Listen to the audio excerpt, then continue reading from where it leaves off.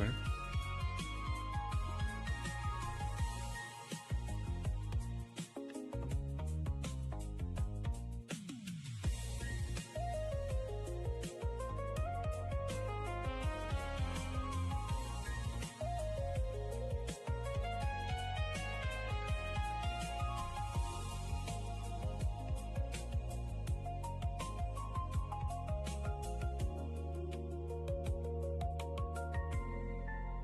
Oh my god, they blinded me. Turning off dark mode.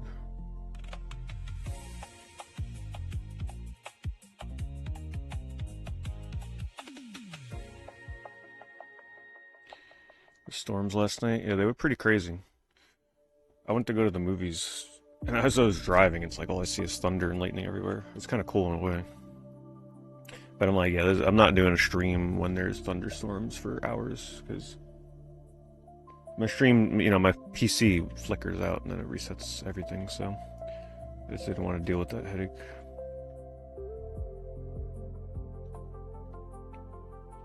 I went to see The Odyssey. It was okay. Not life-changing. Not something I'd be rushing out to see a second time. It was okay. Had some cool scenes.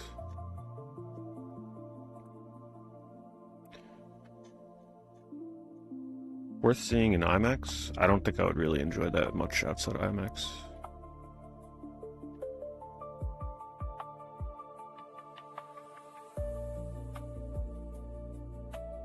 Signed Sid Meier's Railroads. Seems like they picked the wrong game to get signed.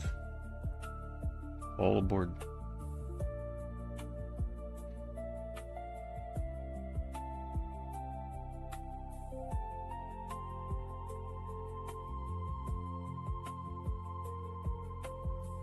No, I haven't seen that in Warvert. Oppenheimer, yeah, it was alright. I'm not a Christopher Nolan fanatic, so it's like, his movies are alright.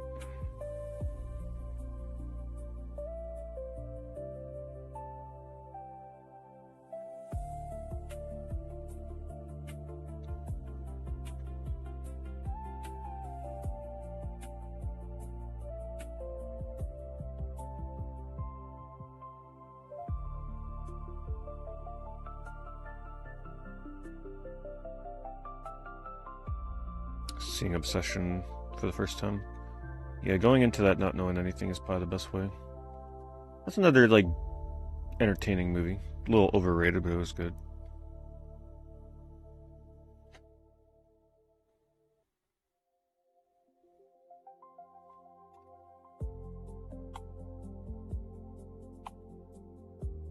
I've seen The Lighthouse. It was okay. Wasn't my kind of movie. A little too artsy-fartsy for my taste at times.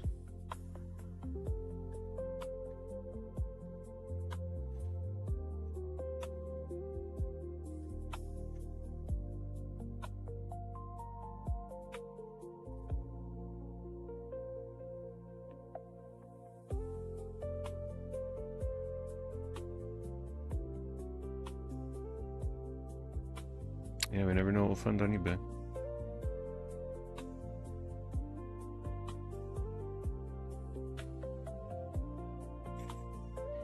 Favorite movie in the last 3 to 5 years? Oh geez, I couldn't even tell you what I've seen in the past year. I don't know. I might have to pick The Back Rooms. That's one of the only movies that I went to go see in the theaters twice. The only movie I did that for was the first Sonic movie, I think, and also the Super Mario Brothers movie.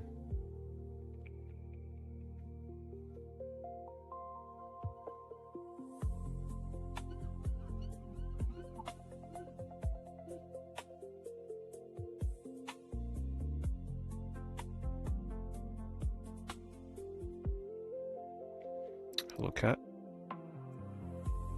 When the first foot will show up. We didn't really see... I don't think we saw any feet last time, so... I don't know. I'll say maybe, hopefully within the first hour. I feel like the sellers are getting a little bit better about that.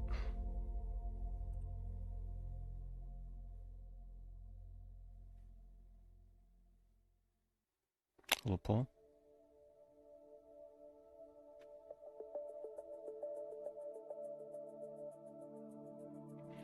Yeah, the Odyssey is definitely worth seeing in IMAX. I mean, a lot of the shots look pretty incredible, and the sound is just like, it's like you got a subwoofer in your head for that movie. Just be prepared. It's enjoyable. It's worth seeing. But I do think it's, I don't know. Maybe for some people it's one of the best movies they've ever seen, but I think generally people, it's sort of like an 8 out of 10 kind of movie. Not perfect by any means, but there are some definitely cool scenes. Am I collecting merch for Sonic's 35th? I actually picked up a couple things. Nothing crazy. Target is actually clearancing out a lot of Sonic stuff, and some of it has been the 35th anniversary stuff. So I plan on editing. I've been collecting footage of going to Target. And I'm going to edit a video together for my Sonic channel.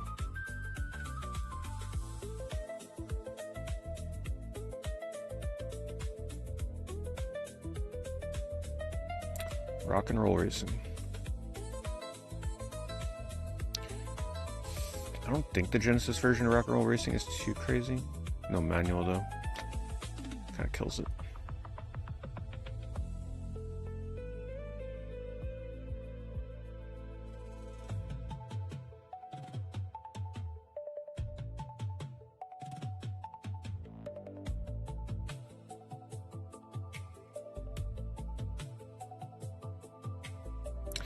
Yeah, that was one of my biggest problems with the Odyssey. It felt like a lot of the characters were very miscast.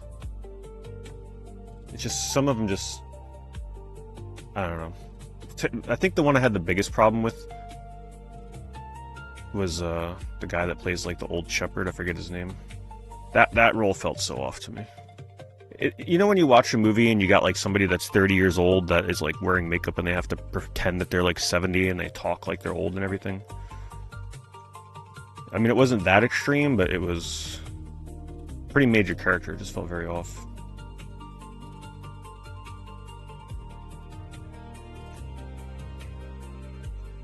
But don't talk about it too much because people still got to go see the movie themselves. I will say though, I really wish that they didn't do that 10-minute scene that they like showed in theaters when I went to go see, I forget what movie it was, where they did like that 10-minute preview in the theaters. Because that's one of the coolest scenes of the whole movie, and I'd already seen it. Splatterhouse or TurboGrafx. Yeah, it's based on the old book. Loosely, somewhat.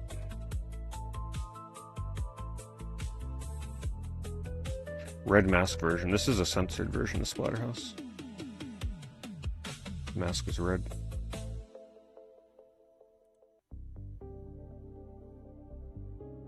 Yeah, that guy. Yeah, he felt very miscasted. Also, Emberg, you would not like this movie. There's actually a ton of like animal violence in it, animal abuse, multiple times.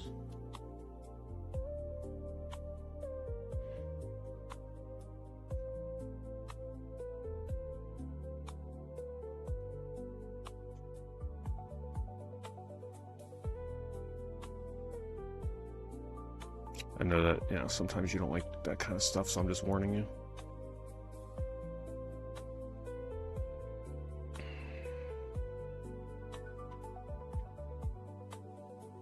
One of them I was like, whoa, did they just do that? I don't care if it's based on the book or not. That's crazy.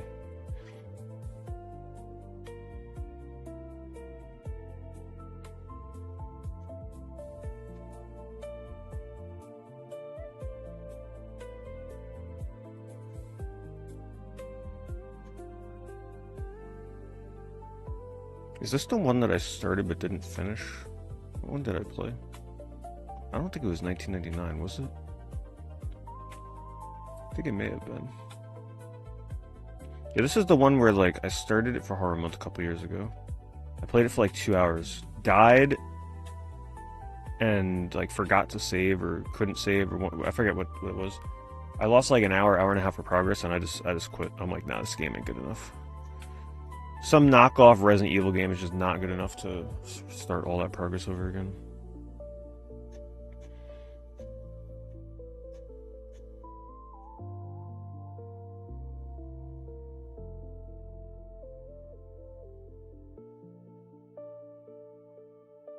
Oh, I watched Buddy. I don't remember what Buddy is.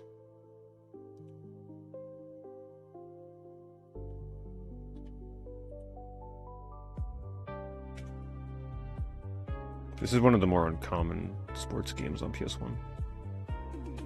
NHL Open Ice, typically around $40 to $50, which would explain why there are bids on it for $28 right now. $8 shipping.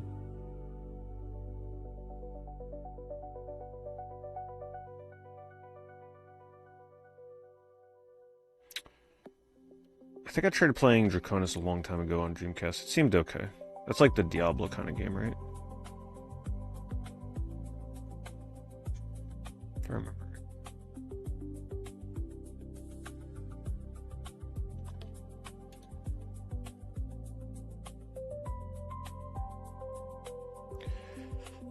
What's up with that last Guardian case?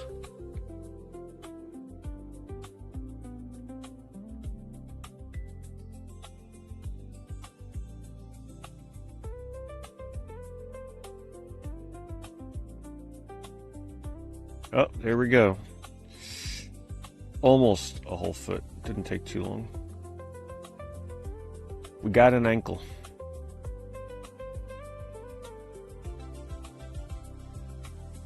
Not quite a whole foot yet. Red and tread. Let's see if it has the manual. Yeah, it does. They actually, they deemed this box... I think they thought this box art was hurting the sales of Ride and Tread.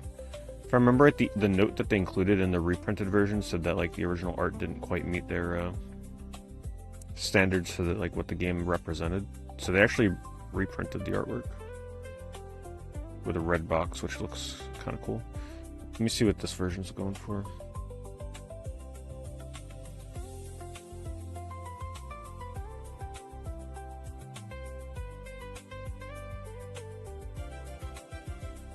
Like game soundtracks, not so much anymore. I used to buy game CDs all the time, but not anymore. All right, so complete in box, you're looking at about $45-50. It's the lowest copy available. Here's the reprinted cover. If you like, how much cooler that looks, in my opinion. Much harder to get that one.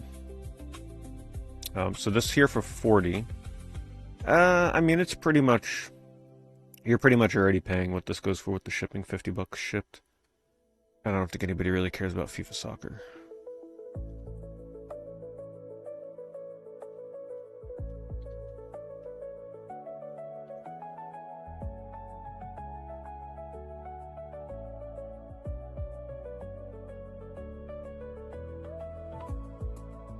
Can I incorporate swimming into my workouts? No, I don't. My gym doesn't. Planet Fitnesses don't have swimming pools. I think LA Fitness is the one that has swimming pools.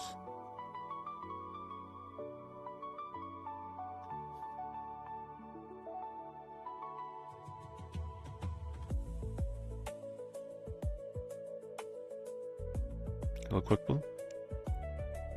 A lot of graded games, yeah, it's getting kind of annoying. I might have to go back to filtering out graded games. They're getting more rampant on here. Cold Winter for $1, $8 shipping. This game's, I think it's closer to like the 20 plus range. Yeah, $20. So this is actually a pretty potential good deal here if any of you want to try and snipe this out from under the person that thought they were about to get it for $1. Link it to the seller, otherwise the link won't work. Let's see what else they got. Oh, they got Gun Griffin. Gun Griffin's also like another $20 game. There is a lot of $20 games here, actually. Not all of them, but you might want to have a look through their other stuff. And now if they see, this is how you get a really good deal. If they offer combined shipping, which I'm sure they would. I mean, what are they going to do? Charge you $25 to ship 3 games? But you never know. If you're able to snipe a few games for $1 and they combine shipping for you, you can get some crazy deals. That's one way to get really good deals on eBay for games. A lot of people... Oops, I didn't put that in all chats. Hold on. A lot of people, when they see sellers that charge $8 shipping for a game, they'll like avoid it. Because obviously the shipping is driving up the price. But if you look at their other items, and you can combo together a few different games because they combine shipping and you're getting other games like $1 or $2, free shipping essentially, that is really worth it. I can't get it to the kick chat.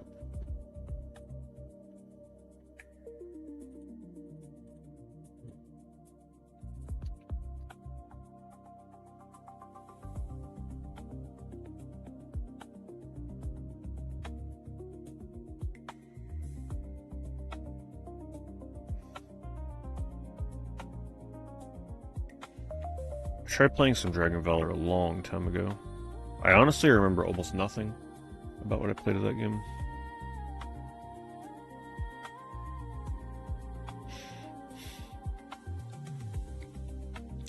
This isn't a bad lot here if you actually care about these 3 games. No manual for Ninja Town. Ninja Town's a great little tower defense game. Wouldn't I want to get the $25? Well, that depends if they want a bad review. A lot of sellers, if they charge somebody $25 to ship 3 games, they may get a negative review or a neutral if the buyer is, upset enough about it. It's not an obligation for a seller to combine shipping for you, but it definitely reflects poorly on the seller if they don't. It's like, imagine if you go to buy trading cards and you buy a bunch of cards for $1 each, but the shipping is $5 for each card, and you buy 5 cards, and then the seller charges you $25 to ship something in a little envelope that costs them $4, right? That's probably negative worthy for some people.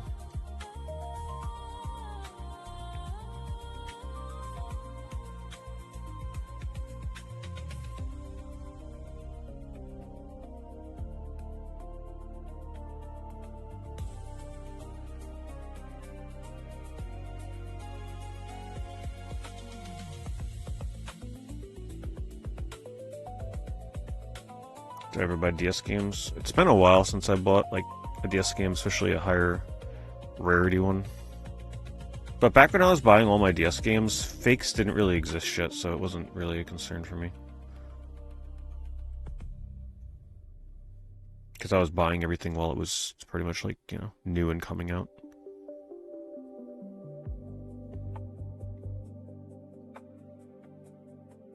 Favorite shooter on PS2? Oh jeez. I haven't played that many shooting games on PS2. Obviously the SOCOM games are my favorite. But other than that, it's like, what have I played? Time Splitters and just like other multi-platform ones.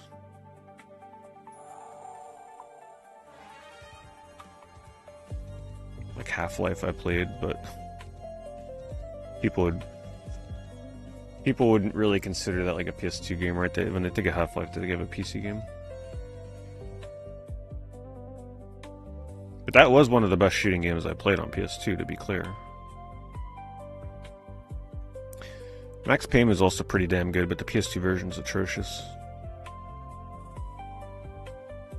Is that a foot? Oh, we got our first foot. And full leg, making up for last week. This is such a cluttered picture. There you go.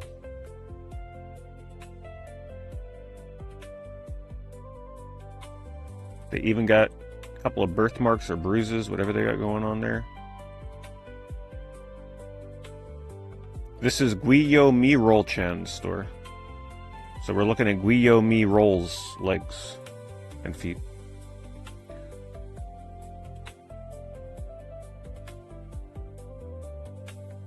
Apparently that's the only listing that they took like that. They were just feeling like showing their legs off for that one.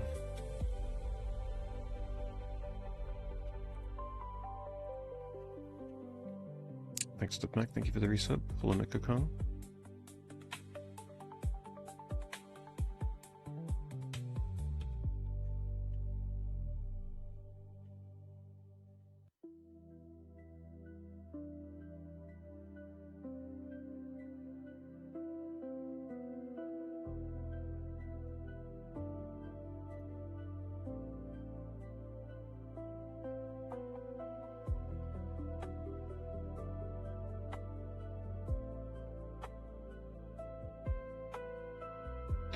$55. It's got Remember Me. Probably is Remember Me Alpha Protocol, Conan. I mean, there's a couple like interesting ones in there. Of course, the rest is all the typicals. But for currently $55, $17 shipping about. Not terrible for that lot of 360 games. If you actually need all this like filler stuff. If you're new to collecting 360. I'll link the seller. Have I ever played Azumi on PS2? It sounds very familiar. I can't remember. Let me just see the cover. If I see the cover, I remember.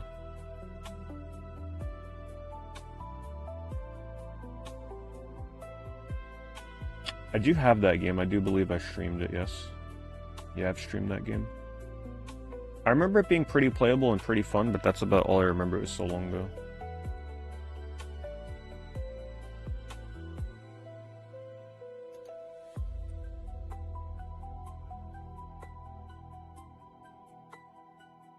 This one has Blue Dragon in the orange box.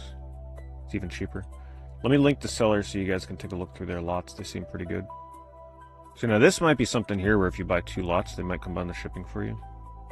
Since they seem to do it based off of weight.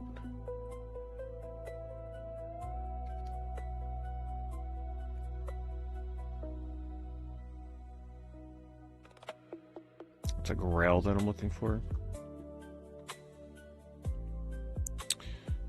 Well, the only like Grails that I'd be after are like actually hard to get games would be complete in-box Game Boy Color games that I would still need that are pretty hard to get. Nothing specific, but some of them are just like really hard to get complete in-box for a good price.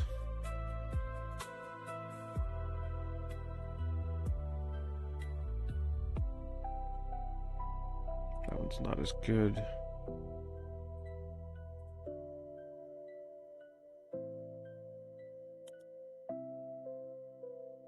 When was the last time I actually bought something while hunting? I don't do it on my normal eBay streams. With these streams, we just hang out and talk about games. If I'm buying something, it's either off stream or sometimes I do it for my members only streams.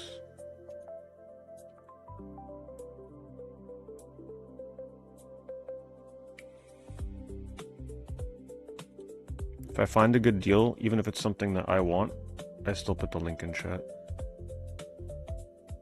It's just, I've always said it's just not a good habit to, like, once people expect me to buy something on eBay streams, it's just like, every time I look at a good deal, people will just be like, buy it, buy it, buy it. Like, no, I'm good. I don't need to buy something every time I stream on eBay. We just do this for the entertainment.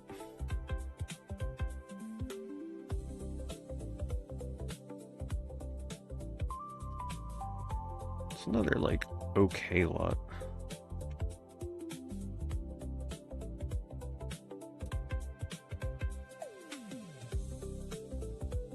Original Xbox. It's got Half-Life 2 and Sadeki in it. Yeah, worth a look. Take a look through these. You might be able to get a pretty good... If you can get them to combine shipping, that would be pretty decent.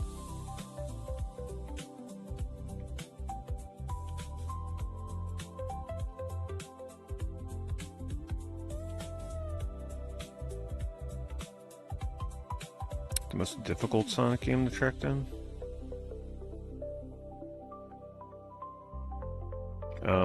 Hollywood Video Edition of Sonic Adventure is probably the hardest. Other than that, a complete in-box copy of some of the Sega Game Gear games are pretty damn hard to find.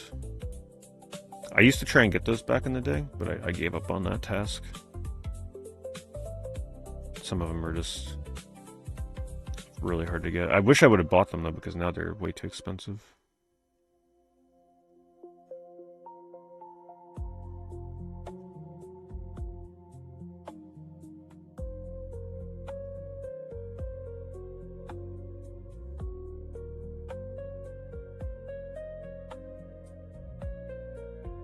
I played the first Infamous, which I do remember liking, but I never follow up with any other games in the series.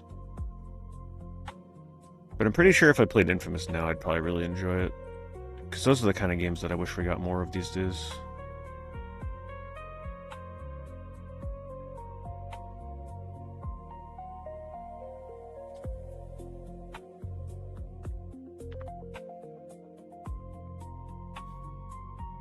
Thanks, Paul. Appreciate it.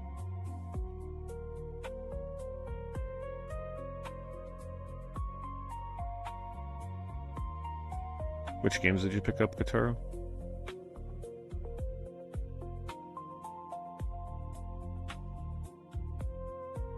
This is a good game.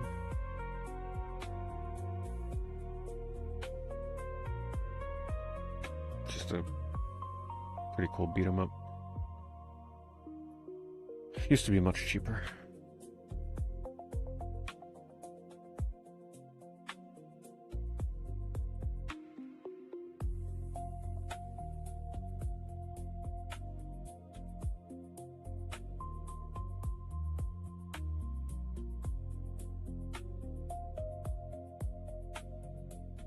Well, that's pretty much most movies are Rapid Fire.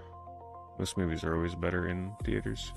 Pretty much any movie with really high action and like really good sound design is going to be pretty terrible to watch at home. I should have like a home theater system. Like I can guarantee you right now, if you're going to watch Odyssey, that movie is going to be pretty shitty if you just watch it on your computer or your home TV. Right, that's a good example.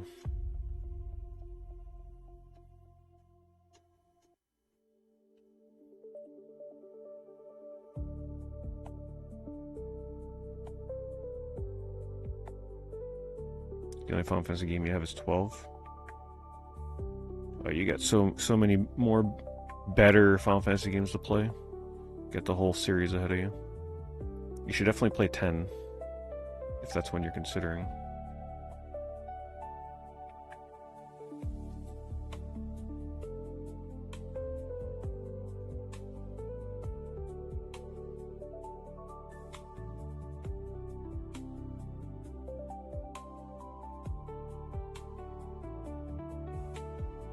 Okay, you got some interesting ones.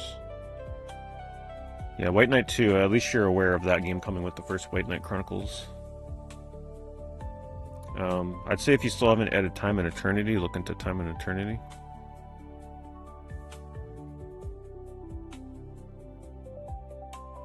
In terms of exclusives, there's not a ton of like under-the-radar exclusives on PS3. I feel like everybody already knows them, because there's not a ton of them.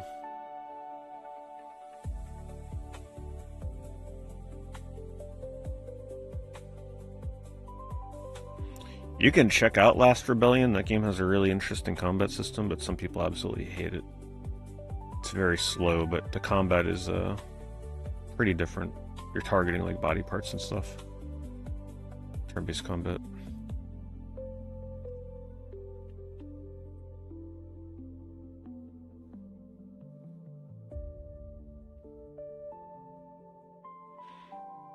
Oh yeah, I used to do it all the time. The Streamlit will be coming back for eBay soon. I just gotta find a day or two to keep working on the cards, because I had to update a lot of them.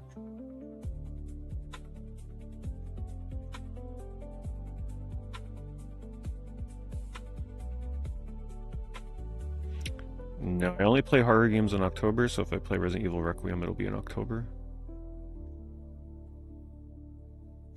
Robo Army. Hopefully yet another game that we will one day see on the AES Plus.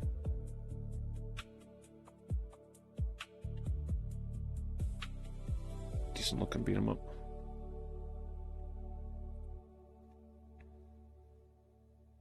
Man, I hope they release new AES Plus games like every month, every other month or something, even if it's just like a couple of them.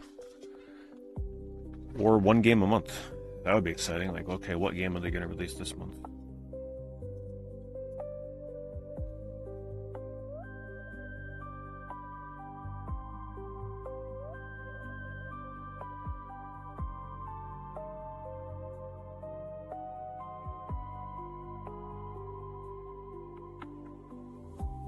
Your favorite PS2 game ever is Blood Will Tell? Yeah, that was a pretty fun game to play through. Just a cool boss rush kind of game. I like boss rush games. I've played Obscure, but I got pretty mad at that game. I don't think I finished the first one, but I like the second one a lot more. The AI is just atrocious and obscure if you're playing with AI.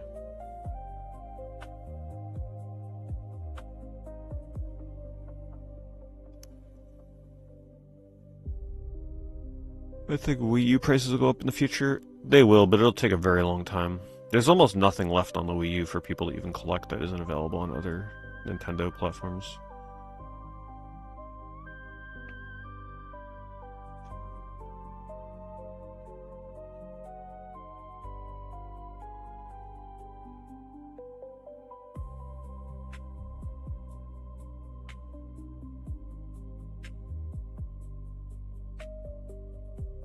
I think one's price on PS2 is justified. I think that game is definitely overinflated price-wise. It's like, it's rare, but it's not... For a game that costs $2,000, it had better be so rare that it's hard to even find a single copy on eBay. It's hard to find that game, but it's not impossible. And the only reason it's that expensive is because it's from software with horror, survival horror, so it's kind of... You know, that blend is pretty unique.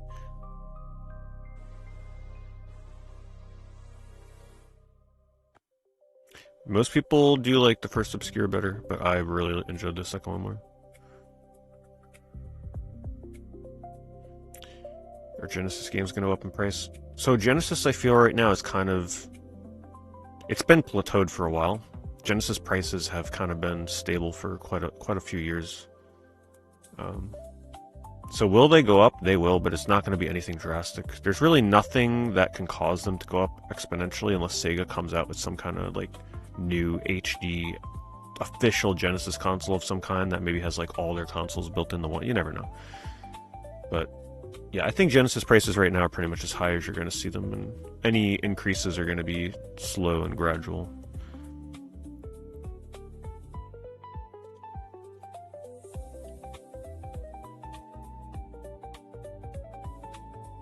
Thank you for the bits, Crazy. Do I like Adventures of Cookie and Cream? It's a fun, unique game, but man, I tried playing that, was it a year or two ago again? That is a rough game to play by yourself. You're definitely, if you want to never get Alzheimer's disease, just play Adventures of Cookies and Cream, like, every week. You'll be good. Just play that all the time. That's the one where it's like, you control two characters at once. And it's sort of meant for co-op with one controller.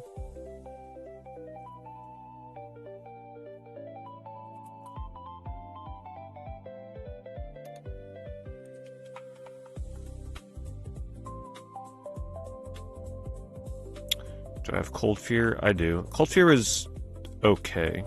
I actually lost interest in that like 4 or 5 hours into it. I don't remember what my critiques were of it, but I'll give it another shot one day. I'm still collecting GameCube. I am. I feel like I'm more likely to buy GameCube games now that I have a GameCube that I know won't freeze on me anymore. So there's probably a few games that I would like to pick up on GameCube at some point over the next year or two. Like Wario Worlds being one of them. I never played Wario Worlds. I still would like to pick up the Pokemon games that I missed, like Pokemon Channel, because I want the little Pokemon mini compilation that they have on there. And even though Coliseum is on Nintendo's like classic service, I honestly like I hate using services like that. So yeah, Pokemon Coliseum would be another one. Or sorry, Pokemon XD and Pokemon Coliseum. I haven't played Pokemon Coliseum. Stuff like that.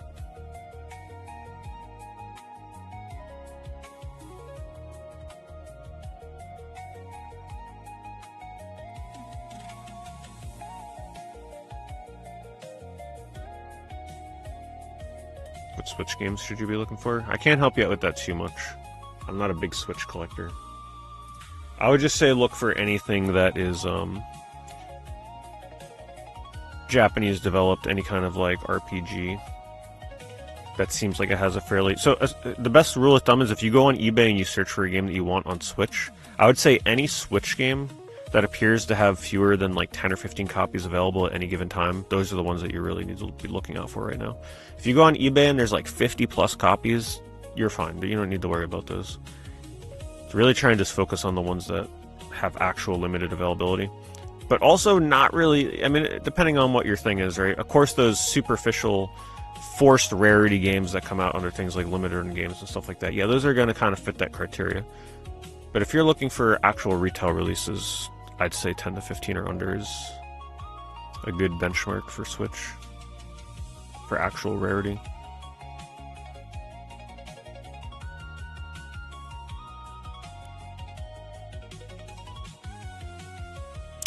Ghost Rider game is so fun. Yes, I watched somebody play a little bit of that. It actually looked alright as like a God of War kind of clone. Any reason I didn't play on Wii with backwards compatibility? I'm just too lazy to hook up a Wii. I'm not gonna lie to you. I don't want to be bothered having to whip out my goddamn Wii remote and fiddle around with the motion crap and the hooking up the... That motion sensor bar is like my kryptonite. I hate that thing. It feels like I put it up on top of a TV, which first of all, it wouldn't even fit on top of my TV. I'd have to find like another place to put it. I could just like put that thing on a shelf, cable's perfectly straight, and then like a week later the cable's all tangled and messed up. I just can't stand having to deal with that with the Wii. So I'd rather just have a GameCube. GameCube, I keep it right here in front of me. I just press the power button and boom, we're ready to go. I've got to fiddle around with any of the other stuff.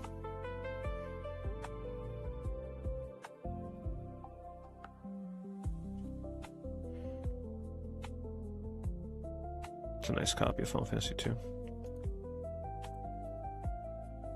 Isn't it insane that we don't, like, we used to live in a time where a Final Fantasy game can come out with a cover like that. Just literally the logo on a red background. Wouldn't that be so awesome if Final Fantasy 17 went back to something like this? Just a solid color background with just the logo. And that is it. I feel like that would, like, really get people's nostalgia.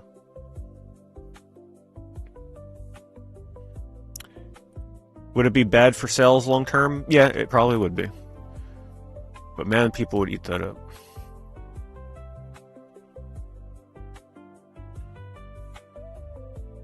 I don't think there's any disputing that that is a real copy, probably, of Pokemon Yellow.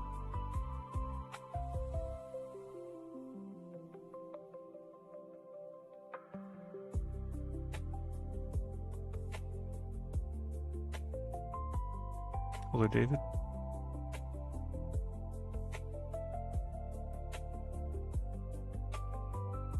Yeah, the white background with the title. Yeah, I've seen the Japanese covers, but I wonder why they don't do it for North America anymore. Like, I don't care about Japan's covers, because I'm not importing a Final Fantasy game. I think the last one that we got was Final Fantasy 3 on DS, right? Do I have 3 here in front of me? Hold on.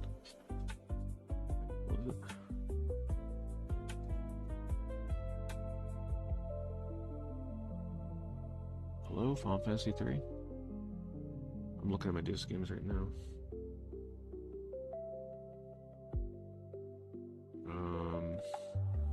Maybe I have it somewhere else. Could be in a bin. It could also be on the bottom shelf. Wait, what's that? It was literally on the last shelf, the last game. Yeah, so this is what I'm talking about right here. Come on. Final Fantasy 17, release it like that. God, that looks so cool.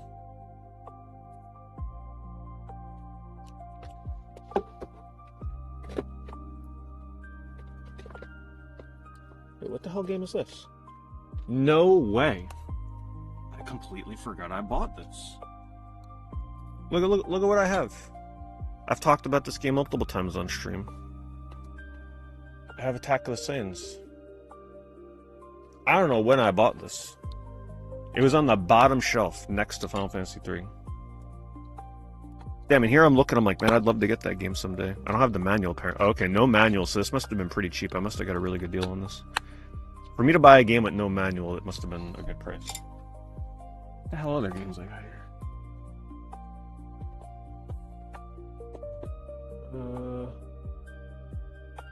Any other surprises that I forgot I even owned?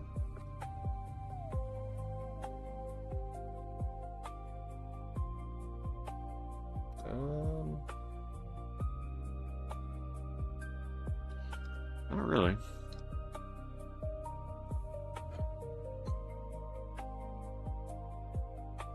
I'm just like double checking right now. You never know. That's why I forgot I owned it, because I normally, like, my DS games are right here in front of me, so I'm like always side-eyeing them, and I'm like always seeing my collection, but I'm not able to see the bottom shelf, so that's why I completely forgot I even had that. Hello, Pacific.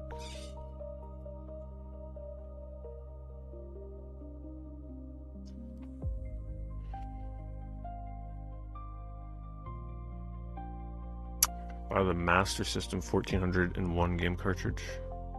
1400 games on the Master System? They must be putting, like, Game Gear games on that. Can't imagine what 1400 games would be.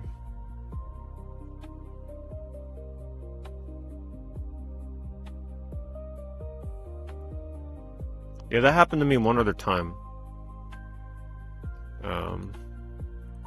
With some Jurassic Park game on the Genesis. Look at this dog. He's like, stop listing your games on eBay and come play with me. His little cage. He looks so sad. Look, he's just sitting up against the wall. I mean, I gotta see if his other items have that dog in the background. Now he's taking the dog out of frame. Is that the dog over there again? Oh no, that's the bathroom.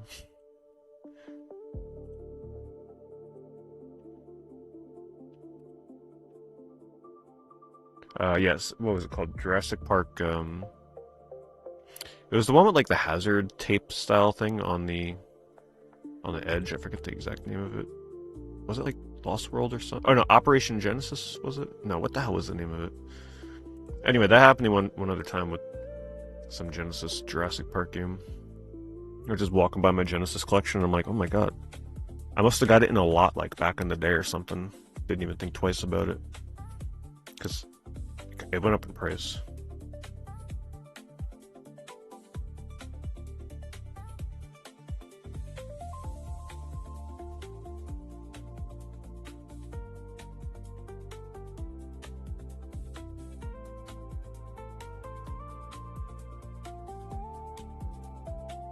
The hell is that? I've never seen that box before.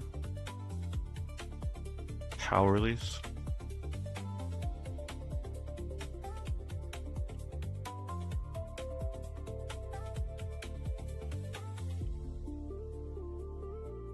It looks weird, but I kind of like it. I wouldn't have minded it if our classic Game Boy, like if we had a classics line that looked like that. I don't hate it. But then again, is the spine? Oh, the spine is red. But you know, if you had a bunch of those lined up on a shelf, it wouldn't look that bad.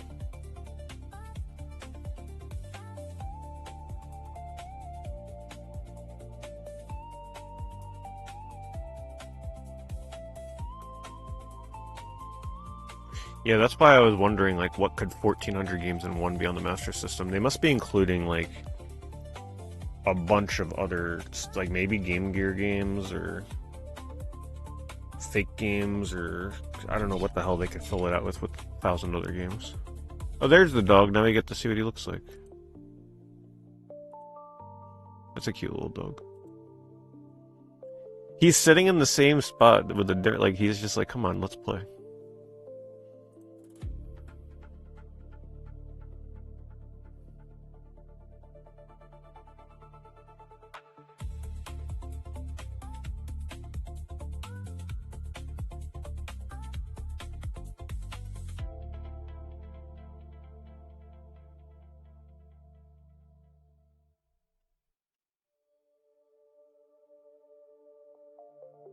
What are they selling tonight? Walkie-talkies.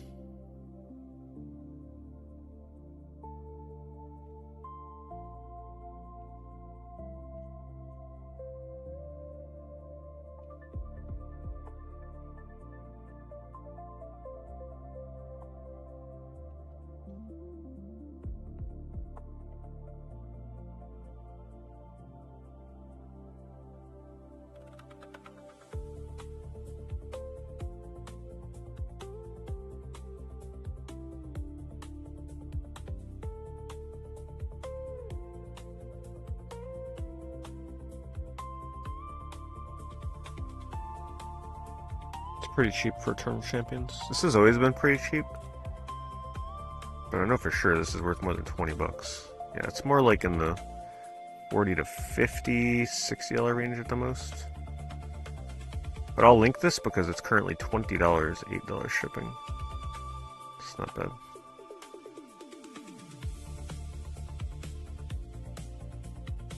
I got a few other long box games. Doesn't seem like they specialize in selling video games. Creature Shock would be a fun one to throw a bit on. I like Creature Shock. You know what? The best version of Creature Shock to play though is actually the CDI version. That has the best video quality for the console versions, unless you're playing on PC. Then I'm sure you can find something better.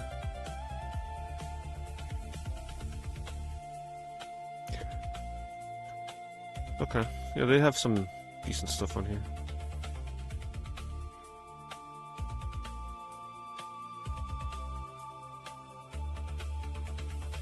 When do I think might be a sweet spot to buy up Switch games? I'd be cautious about waiting too long with Switch games. Because if a year or two from now Nintendo abandons the idea of full game on cart and they really start moving into game key cards, I feel like a lot of Nintendo Switch players and collectors will definitely start forcing themselves to only buy the original Switch games with the full game. You never know what can happen in the future. I definitely don't specialize in Switch collecting. It's just too vast. I don't enjoy picking up a bunch of games for Switch, honestly. I just pretty much get what I feel like playing. I don't go out of my way to acquire things just because I feel like they're a good price. It might go up. So it's just too intimidating, Switch collecting. It's just too much on there. I also hate the cases. I hate the way they look all lined up on a shelf. It's an eyesore. Great excuse to save money on buying Switch games.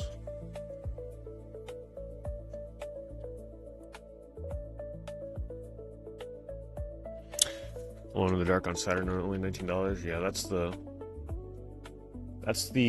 One-Eyed Jack game, which doesn't get much appreciation for that series. I still haven't played that one, but I hear it is not loved. It's not one of the better ones. It's known for being pretty bad.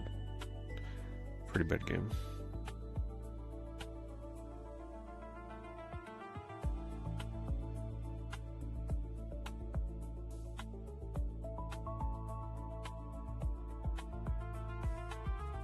Oh, I would say the window is going to be pretty short. Because Nintendo and Switch collectors in general are sort of like their own beast. They're very dedicated. As you can see, when somebody has a big Switch collection, their Switch collection is ginormous. So there will never be a short supply of people ready to throw out their entire paycheck as Switch games. Because I've seen people Switch collections, and they are very impressive. So there will never be a lack of desirability for Switch games. And I'm saying Switch 1, not necessarily Switch 2. The only thing that kind of keeps Switch prices at bay is the fact that there's so many of them. So people's funds are kind of spread thin.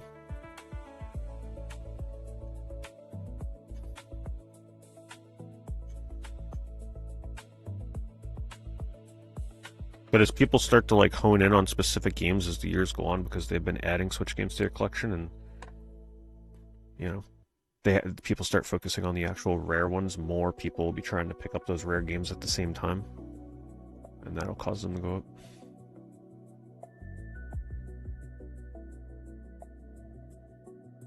But I can't help you with the specific titles. I don't keep up with. There's just too much Switch stuff out there, especially with all the limited release stuff. I got no interest in that. This is a PS2 game that I need to get before it's too late. I'm actually, I'm not worried, but I'm, slightly worried about potential non-Grand Theft Auto Rockstar games going up in price after GTA 6, because you never know what the hell could happen after that game releases. But I've heard Warriors is a fantastic game. Kind of waited a little too long to get that. Should have bought it back in the day when it was like $40.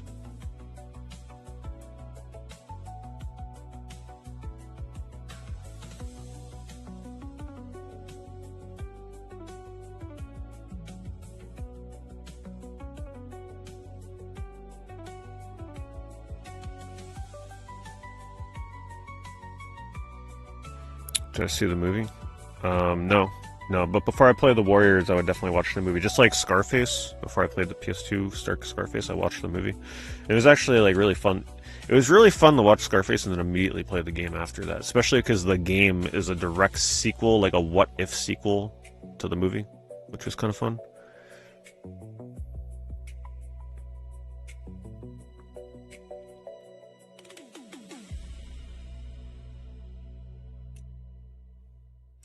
No, so I don't. I've made up my mind that I don't care what version is better. I go for PS2 regardless, even if it's the worst version available. Simply because my PS2 collection is so vast that as long as I stick by buying every third-party game on PS2, I believe I can truly eventually get every North American PS2 game. You know, of course, we're talking like probably a couple decades down the line, but it is doable. I mean, if I really just buckled down and like didn't care about any other systems and all I put, like all the games I bought were all PS2, I could definitely probably knock it out sooner than that. But because I did so much PS2 collecting over the years, I already have almost every heavy hitter PS2 game. The only stuff that I need, for the most part, there's a few that I still don't have, but I can count them on one hand. Most of the PS2 games that I still need are like the really cheap ones, or like mid-tier, like, you know, $20, $30, maybe $40 games. So it's doable. It's not like I have to. I have pretty much every horror game. I have almost every RPG. The only glaring ones I'm missing is, you know, the more expensive .hack games. But it's not too much craziness left for me to get.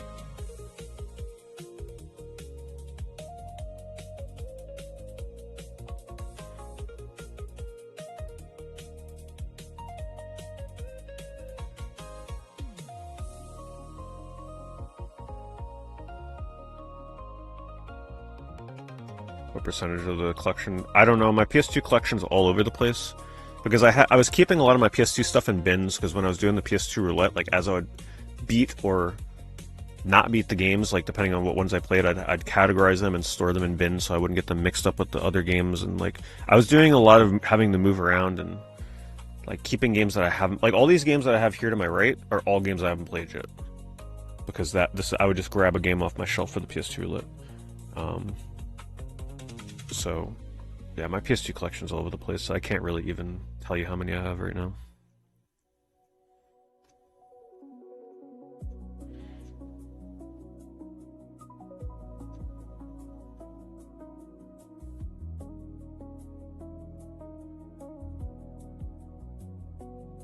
When does the new .hack game come out?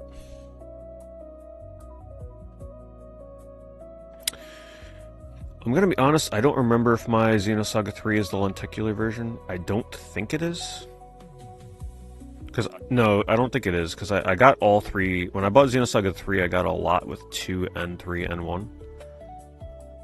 Because it was just like, the price just was too good to pass up, because I had 1, but I still needed 2 and 3. But I don't think it had the lenticular. I'm not too bothered about that, honestly. As long as I have the game.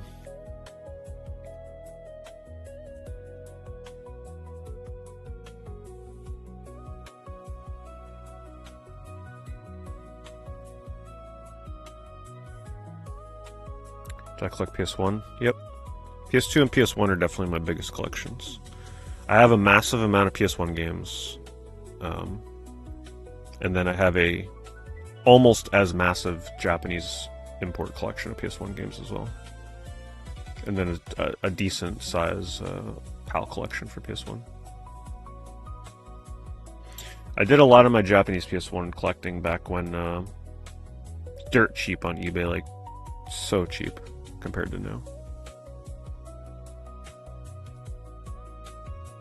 But it's a fully curated collection. It's all my import games are bought individually with a purpose. There's no, I didn't like buy any of those lots where it's like, oh, here's 30 games for $100. I didn't buy any of that garbage. Every single game was bought for a reason.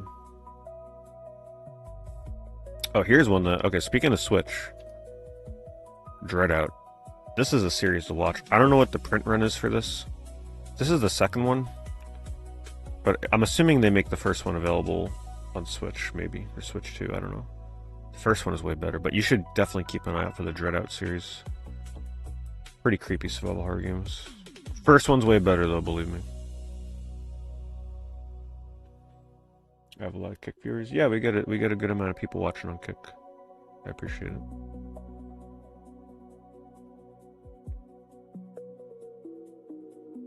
Ever go to retro game shows? The only one that I tend to go to every year right now is Long Island Retro Gaming Expo. Other than that, I haven't traveled to anything too distant in recent years. It looked like it was D3 publisher. Is Revelations Persona worth getting on PS1? Well, there's alternatives to playing that are much cheaper, but if you're a purist, I feel like if you're a Persona fan, that's kind of a must-have. But it's pricey, so you're going to pay a lot to make sure you have the original version.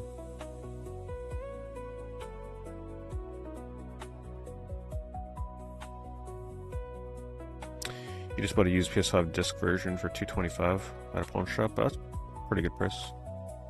It'll be your last Sony system. Currently grabbing used PS4 and PS5 games. Yeah, that's the way to do it. Do it now before the mad rush in 2 years. You found a secret years ago under the 6th area where there's a whole secret zombie dungeon hidden under the village. Really? Did it seem like lost content? Like they've left it there by mistake? Or was it something that you think was meant to be found?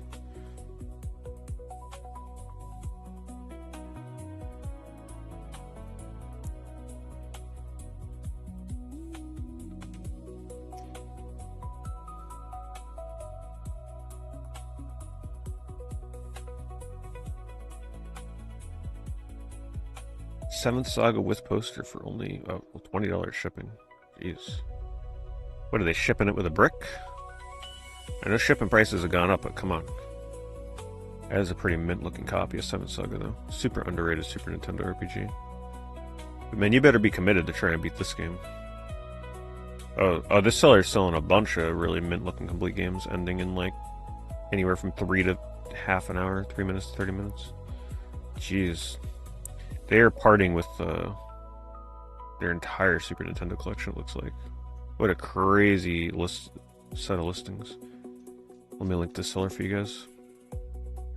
Much respect to somebody that puts their games up for seemingly like probably $1 starting bid and just lets people decide what they're worth.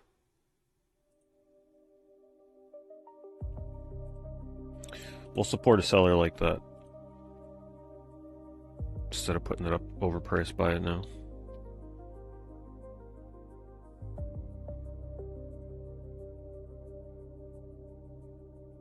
Who's the publisher? Soft Source. Never heard of him.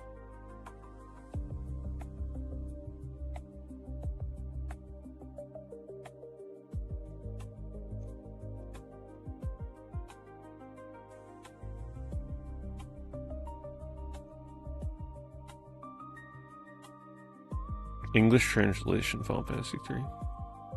Homebrew translation. Cool cover, though. Listen, if you're not going to give us just a white cover, give us some mono artwork. Is that supposed to be a chocobo or a dragon? I think that's supposed to be a chocobo. You see what they did here, though, that I don't really like? The artwork wasn't long enough to go all the way to the bottom of the box, so they literally just took it and stretched it. That's pretty lame.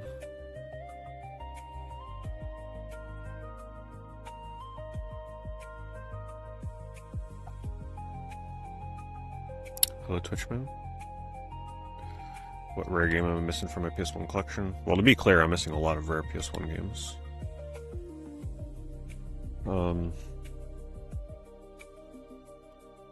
Like, I still would want Batman the arcade, Batman Forever the arcade on PS1, that's actually genuinely one of the hardest PS1 games to get for sure. I'd eventually like to get the JoJo's Bizarre Adventure game, even though I don't really know much about JoJo's Bizarre Adventure. I think that game looks really good. It's a really cool looking PS1 game, which I know is available on Dreamcast as well, but I go by my PlayStation rule for PS1 and PS2 at least.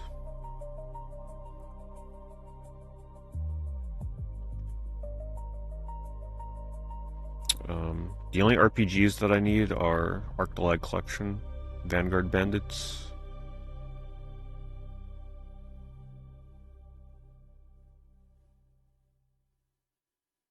and honestly, that may be it.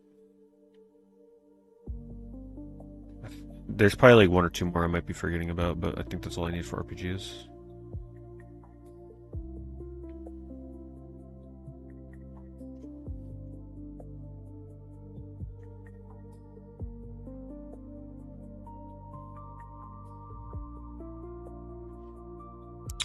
I use my HD TV because I only have room really for one TV with my streaming setup,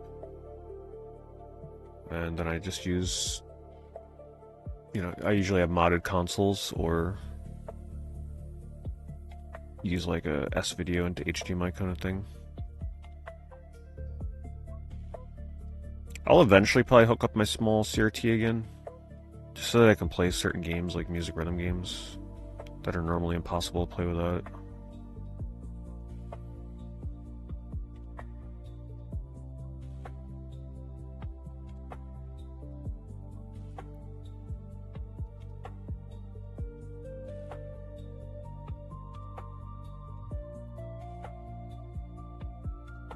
I'd say out of those three games, Never Dead would probably be the most likely. Spec Ops and the Saboteur, they both went up in price back in the day when both Xbox and PS3 stores and all that were shutting down. But they came back down. Those are just too plentiful, those ones. They're not like really rare games. Never Dead isn't really rare either, but the PS3 version is, I believe, a bit more uncommon than 360.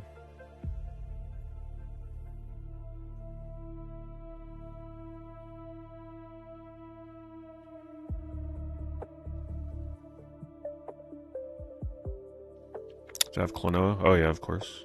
It's one of my favorite games of all time.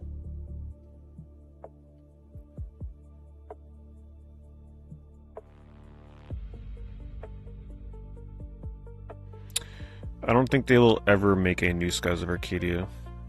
Potentially we'd get a HD re-release of it.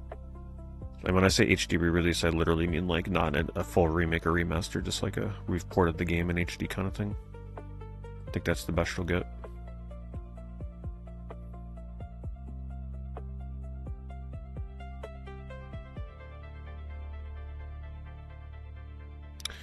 So I can play rhythm games on an HD TV if it's a newer game, but if it's like an older retro game and you're trying to play on an HD TV, like Guitar Man is pretty much impossible to play. Jammer Lammy, Parappa the Rapper, stuff like that, almost impossible to play. But if you're playing like Final Fantasy Theater Rhythm, a game that is meant to be played on an HD TV, then it's fine.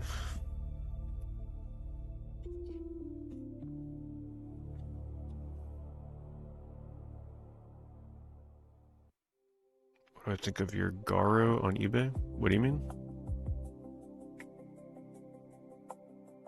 Yeah, I have Haunting Grounds. I need to give it another shot one day. Because when I first played it, I gave up probably like 75% of the way through the game. It got very tedious. But I picked up Haunting Ground back when it was like a $60 game.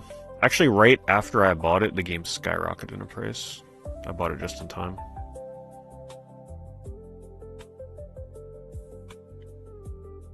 So much so that the game store that I bought it from thought that like the next time I went in there, any game that I was buying, they were like just assuming that that game had either just gone up in price or was about to go up in price, because right after I bought Haunting Ground, the price like tripled. Just coincidentally. I had no idea it was going to happen, so they were they just assumed after that anything I was buying was going to go up.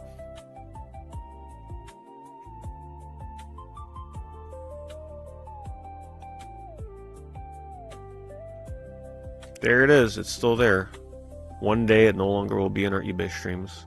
Sun Faded $4 rental copy. You know why I love this rental copy so much? Because this place was... They knew how to, like, swing a deal. Look at this.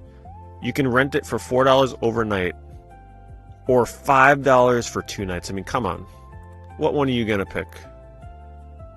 They knew what they were doing. Good business.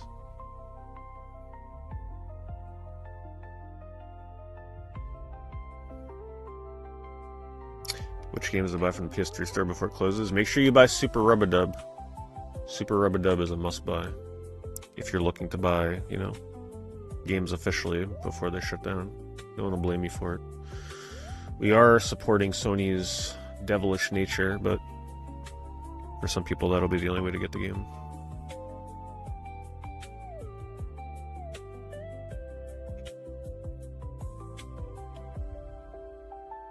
Alright, let's do, so we're good with auctions up until about 2 hours from now.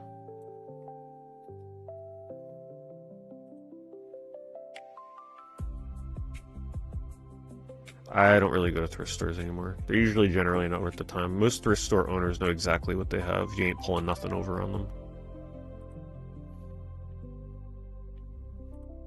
Unless you're finding something so rare and obscure that it's hard to pinpoint a price for it.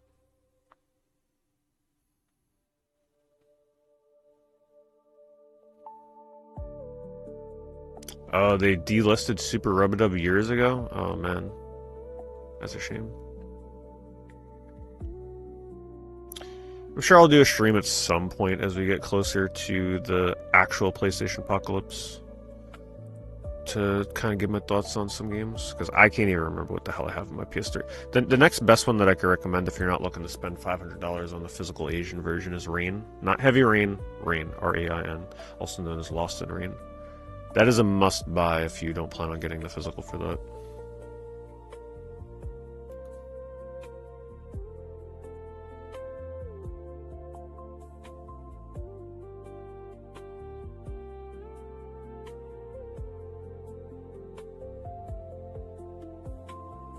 I don't have a region-free PS2. I used to just have whatever. I'd add all 3 regions of PS2s. Whatever I needed to play, I would just have that console ready to go.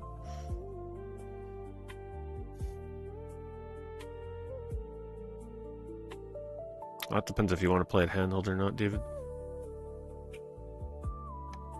That is up to you. What did I think of Screamer when I played it? Oh yeah, my thoughts on that were all over the place. So like at first, I hated it. Not hated it, but I disliked it because the controls were just so intimidating and I felt like I was never going to get good at it. But then I started doing time trials on this one course that really taught me how to play the game, and that like really lifted up my mood for it. Ultimately though, I still feel like that game's controls are overly complicated for almost no reason. And the thing that I hated about the music in that game is when you pick a character, the music will always be the same, because the music in the levels is based on the character, not the track itself. So if you pick a main and you want to use that character or that team all the time, you're always going to hear the same music over and over and over, which I thought was kind of lame. It's a decent little GameCube lot, if you don't care about player's choice copies. Price fairly. It feels like they have this price pretty much accordingly. So making an offer would be best. Kirby is missing the manual. This is GameCube though. I mean, this is what you're looking at. You're not getting any deals with GameCube, but lots. Oh yes, Amy. Yeah, Soul Challenger's got a good recommendation. Wait, Amy? Did they release Amy on PS3? I thought that was Xbox Live Arcade.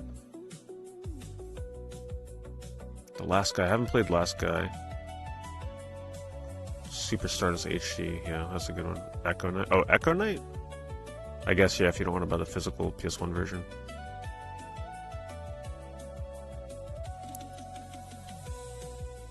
Thoughts on GTA 6 not being released on Switch 2? Oh, that's not a surprise. Right, like, we have to assume this game is going to be so technically advanced that it wouldn't be able to run on Switch 2. I could see a Switch 2 version coming down the line, but it doesn't surprise me.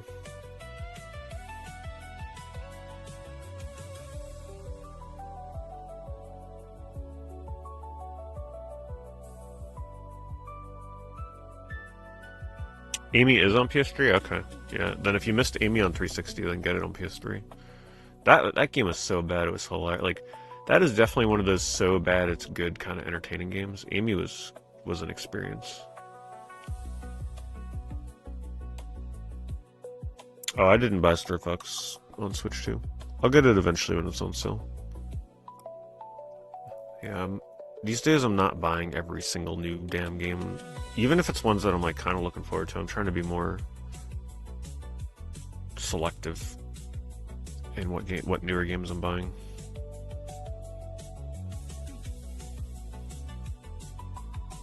And I do think Star Fox is the kind of game where, because of its nature of being mostly a short single-player game with an online that was dead on day one practically, that game is going to crash in value very quickly. So I guarantee you physically you're going to be able to get that game on sale for probably like by next year, $20-$30.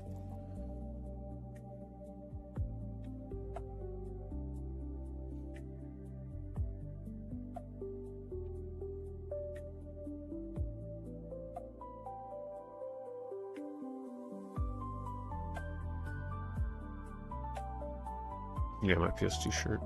I wish I bought more of these. I bought this at a retro game convention. They had a box full of brand new, never opened PS2 shirts, like original ones, $10 a piece. I should have. Oh, I wasn't thinking. I should have just offered them a price for the entire box, just so that I can, like, I don't know, give them out as giveaways, or just have a few of them for myself.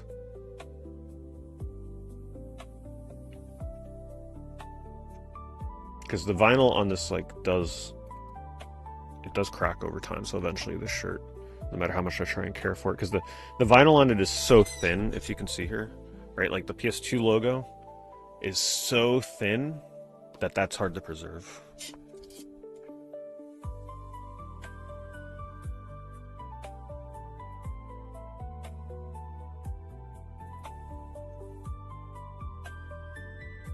Really?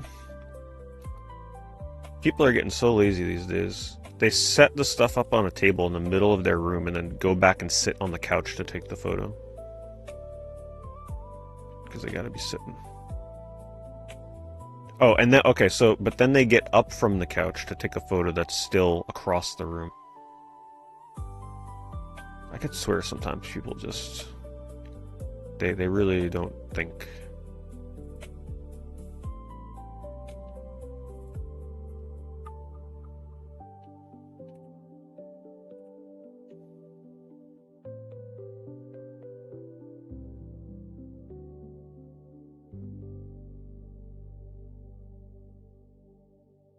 Yeah, table for skill.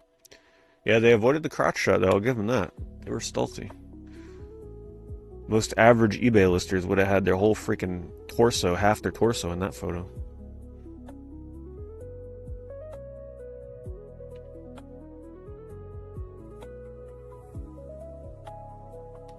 With the wildfire smoke going away, I wouldn't mind walking outside again. It was that stupid tick that had me worried. The one that gives you, like, allergies to red meat. Which would have been fantastic for me to get, right as I'm having to eat a lot of meat for the gym. So I was like, I'm kind of just waiting for that thing to die off.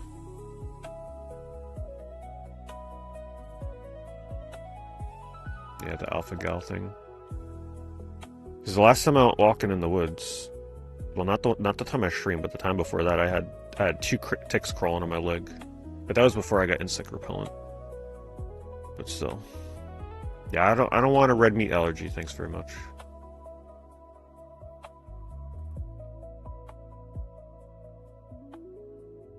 It's a decent little wee lot. Seamus from Canada, $30 shipping. Ridiculous. It's got Spyborg, Sin and Punishment, Soul Calibur, Overlord, Naruto games.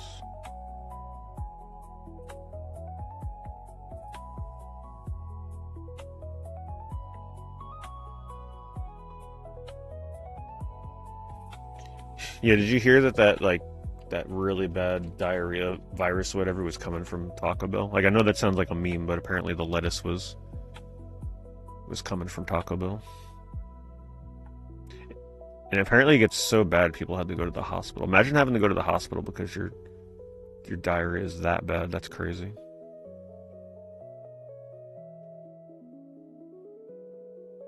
They ask, what did you eat? Taco Bell. Like it's a joke. 7 very rare Xbox games. Naughty Bear, Futurama, Hit and Run, Alice, 50 Cent, Simpsons, Family Guy. For $1,600? Yeah, I don't know about that. Definitely not worth that.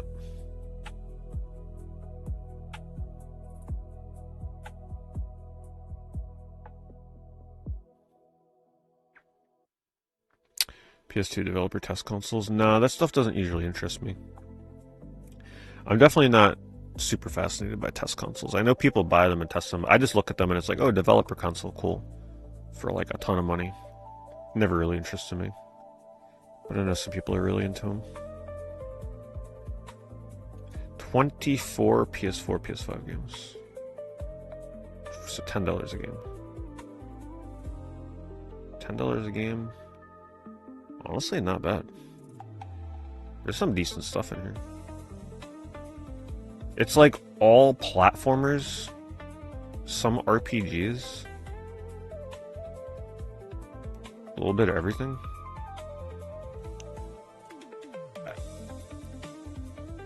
I honestly feel like Alex Kidd and Naruto have reproduction inserts.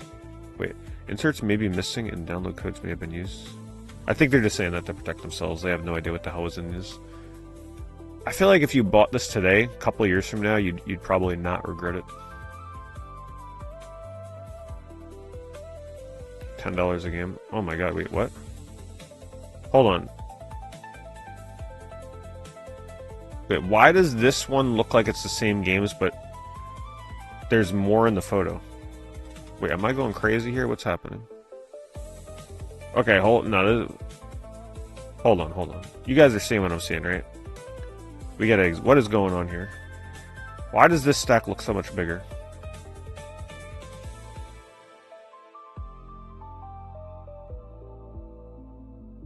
There's obviously sports games in here that were not in this one. Weird. Unless they have multiple copies of some of these games. Yeah, I don't know about that. Everything is 250.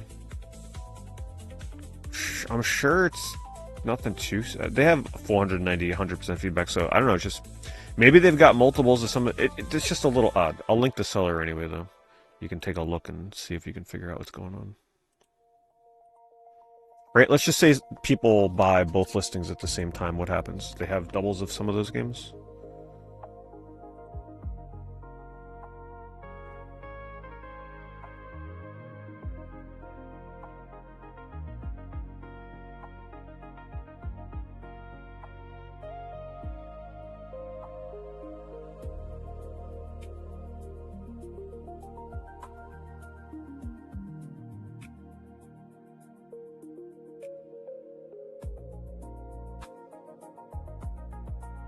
PS2 games.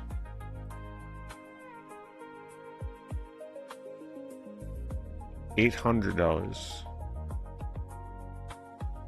Well, here's somebody that obviously has no clue what they have. I don't know how you look at this and think, yeah, that's $800. Wait, hold on. How many games are... Okay, so it's not just what we see here in this photo. Let's see. Still not $800, though.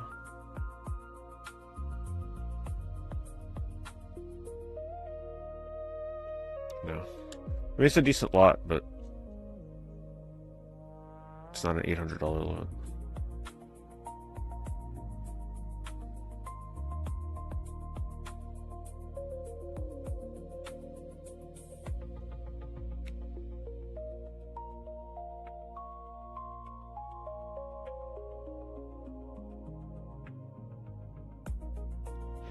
Did I see Puppeteers back up? Yeah, we saw that last week.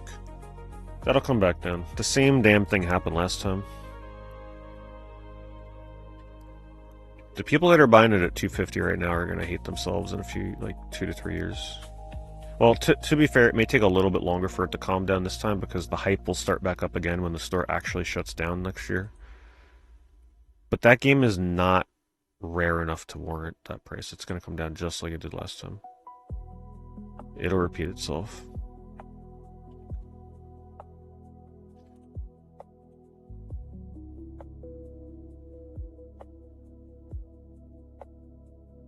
Think of all the people that were panic buying 360 games at like triple the price that are already back down to almost like what they used to be.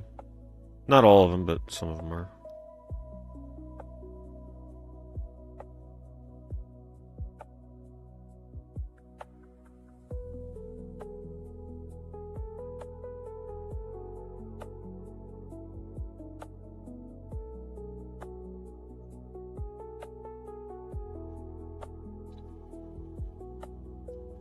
What's my more hype game for what remains? So my most anticipated game that I have not played yet that is still coming out is Star Wars Galactic Racer. For sure. That game is shaping up to be really good.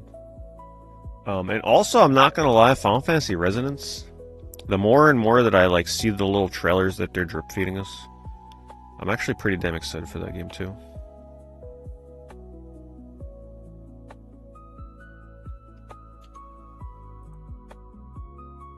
Both of which come out in October, which terrible timing for me.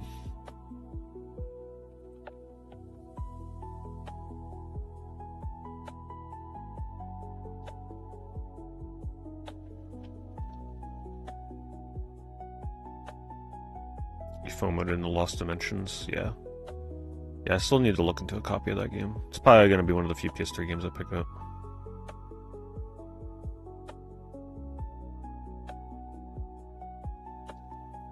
The Star Wars XCOM game. Oh yeah, that one looked pretty good too. Yeah, I forgot about that game.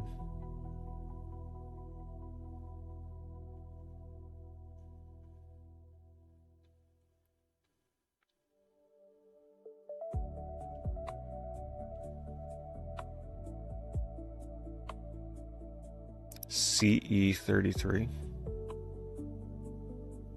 I'm not sure what game that is. You mean Expedition 33?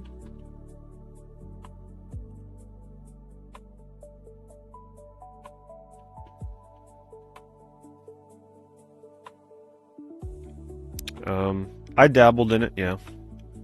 Yeah, so the thing with me and Expedition is I got an early look at that game. Like, I was invited to some, like, creator program thing where I was able to play and stream the game, like, a couple of months before it came out.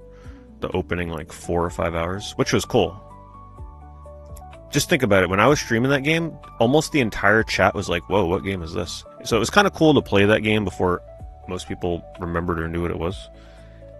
But then when the game actually came out, I kind of regretted doing that because I had to replay the same, like, beginning section of the game again, and I don't know, it killed a little bit of my motivation to keep going in it.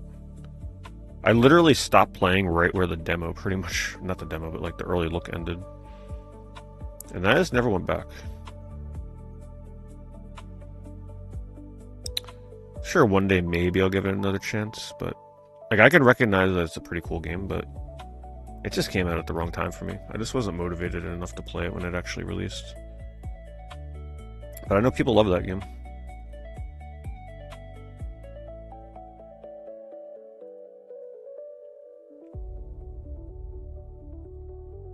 Am I still reading Lord of the Rings? I haven't started yet.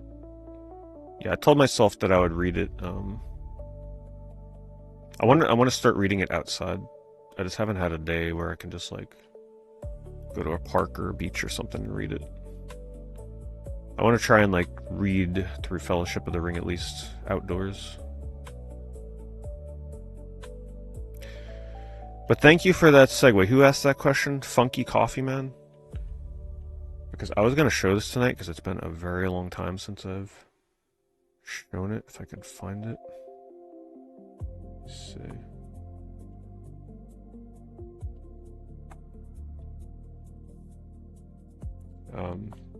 I haven't mentioned Figgies in a long time because I felt like people were getting a little like fatigue and tiredness at hearing about Figgies.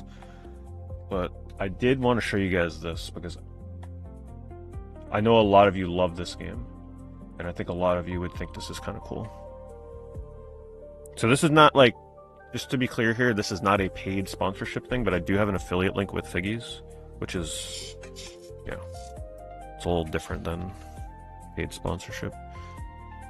But here is the link, and I'll show you on screen here. is it?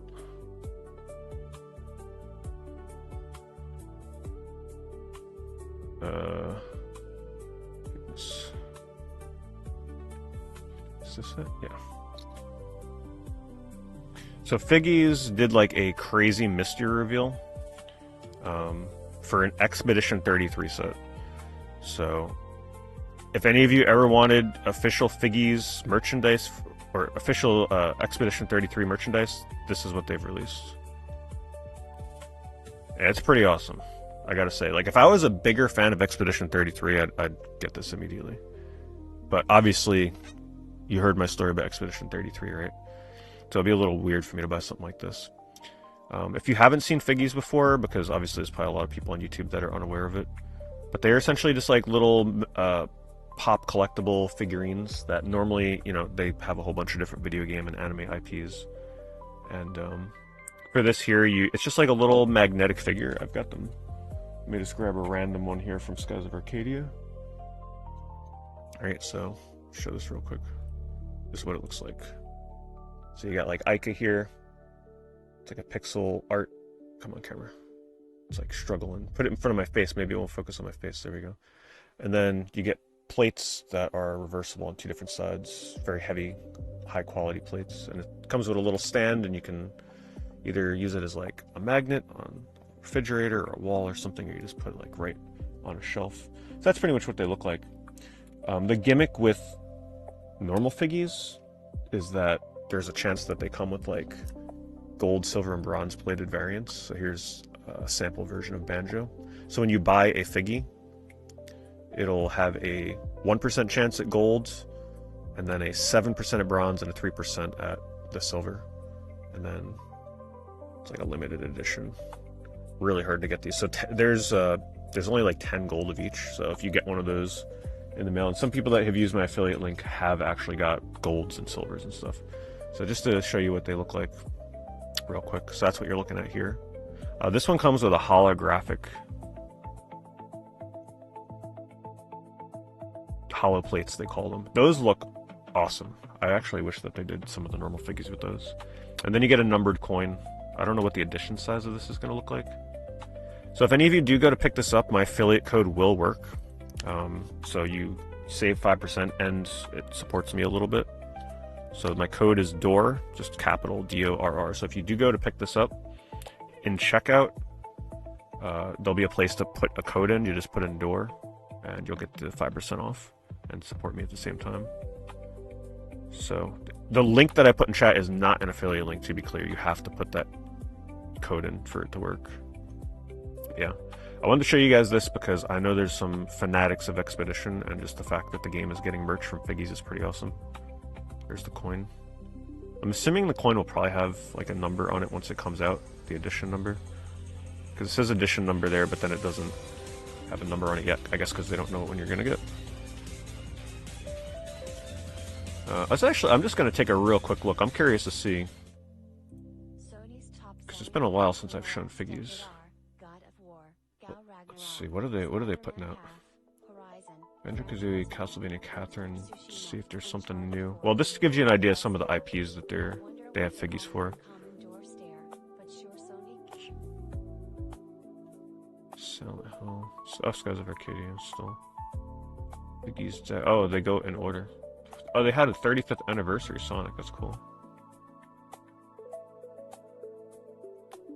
But yeah, it's a lot of video game and anime stuff, so they got like Yu-Gi-Oh! Cowboy Bebop. They sent me a lot of these samples that I've shown over the last year or so. But I was showing them a lot. This is one of my personal favorite ones. Do I have him within reach? Not within reach. He's up on my high shelf. This Supersonic one is pretty awesome. I can't click on it for some reason. Suikoden. A lot of SMT and Persona stuff.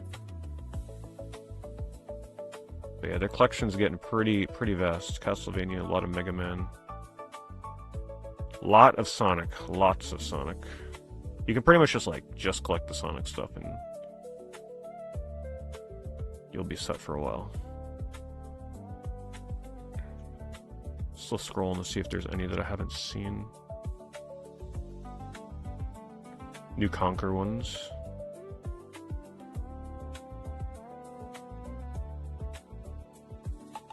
Oh, wow. I haven't seen these. Mecha Sonic and Metal Knuckles. See, now they're getting into the obscure stuff. Yep, there's Fang. The Fang looks awesome. Lots of Metal Gear Solid. Damn, when you see them like this, it really puts in the perspective how many of these they freaking have now. Jeez. And then a modern Sonic 35th anniversary. So there you go. That's Figgies. They're cheap, fun little collectibles with like a rare chance of getting a really limited edition one. So there you go. I'll probably mention them a lot more, you know, as we go forward. I think we've had a long enough break from showing Figgies. Because I was showing them pretty much every eBay stream for a few months because, you know, I was naturally very excited for the affiliate partnership I had with them. And still have with them, but I think we needed a break from it, right? It was getting to be excessive. So, I'll show you guys the new stuff they had. Berserker. Thank you for that resub. Sony's top-selling games for the last decade are God of War Ragnarok, Spider-Man 1 and 2, Horizon, Gran Turismo, Ghost of Tsushima, Uncharted 4, and The Last of Us 1 and 2. Wonder what they all have in common.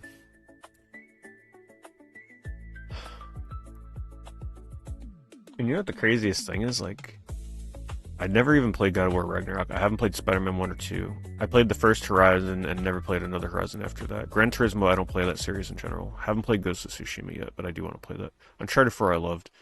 Last of Us 1 I loved, didn't play 2, no plans on playing it. A lot of the first-party PlayStation stuff just isn't my thing anymore. I miss the old days of, like, when we used to get stuff like The Last Guardian and Shadow of the Colossus, stuff like that.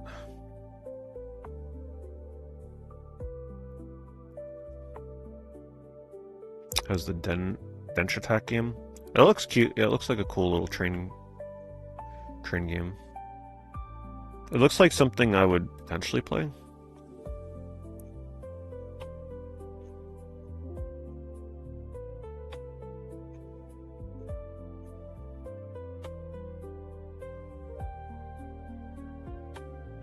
Is the Figgy pins themselves metal? No. So here, let me show you. Let me grab a couple of the other Figgies. Give me a second, because I know there's a lot of you on YouTube that haven't seen it yet. Give me a moment.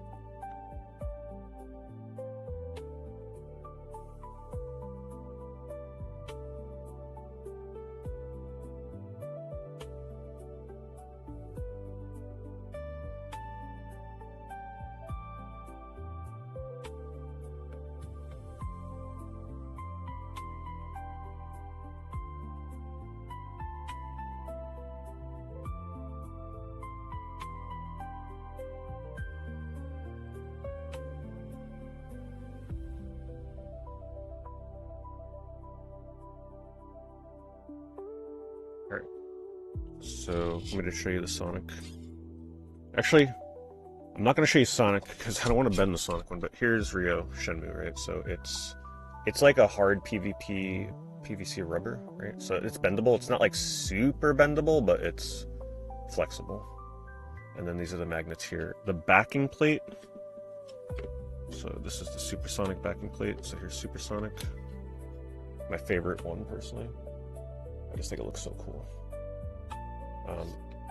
This is a very heavy, sort of like matte texturized metal, as you can see. You can see the kind of texture on that.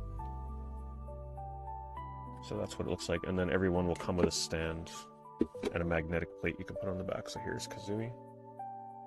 This is the silver plate. So you have like a 3% chance of getting this if you buy any Figgy. And every limited edition plate, like the bronze, silver, and gold, will have the characters on them and everything. So it's not just like a standard one that comes with all the Figgies. It's exclusive to that character. So yeah, here's Kazooie.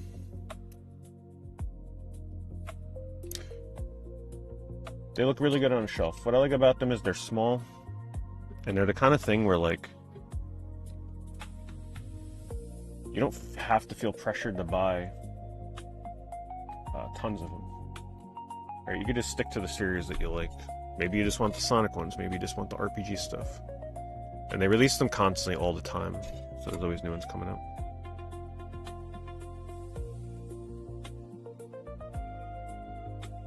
Random lot of 30 Xbox 360 games.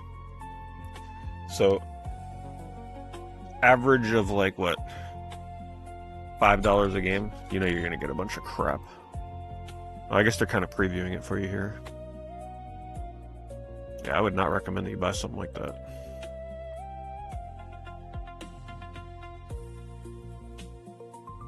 You can throw them on your fridge, yes.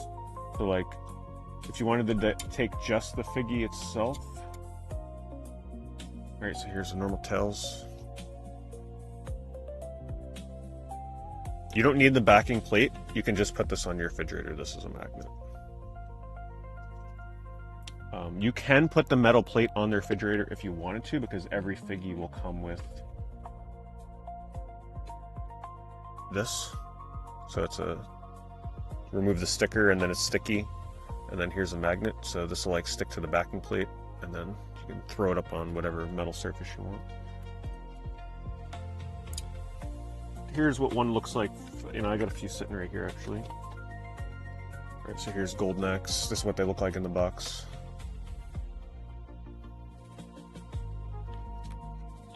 Got some Street Fighter ones. And each one is limited to 1,000. So their philosophy is if they print 1,000 of a figgy and it sells out, then they might do a second wave, like a second edition. But what this allows them to do is it allows them to release more obscure figgies, because they're only printing 1,000. So like if it doesn't work out and it doesn't sell as well as they hoped, well, they tried, right? Whereas if they printed a ton of them and they don't sell, then they're kind of like in trouble, right? So they make 1,000 of each figgy, and then there's that, you know, essentially 10% chance when you buy one that you get one of the limited metal plates with it. You get both plates. You'll get the colored normal plate, and then you'll get the metal plate in addition to it. So that allows them to do some pretty obscure stuff, obscure characters sometimes, because the commitment for them printing the 1,000 isn't too risky. All right, so that's why they can make Sonic characters that are like not super popular. Hello, Tom Bomb. How many do you need? So if I remember right, you have to add 30, 45. I think it was like, I think it's minimum of 50. Hold on, let me see if my command works still.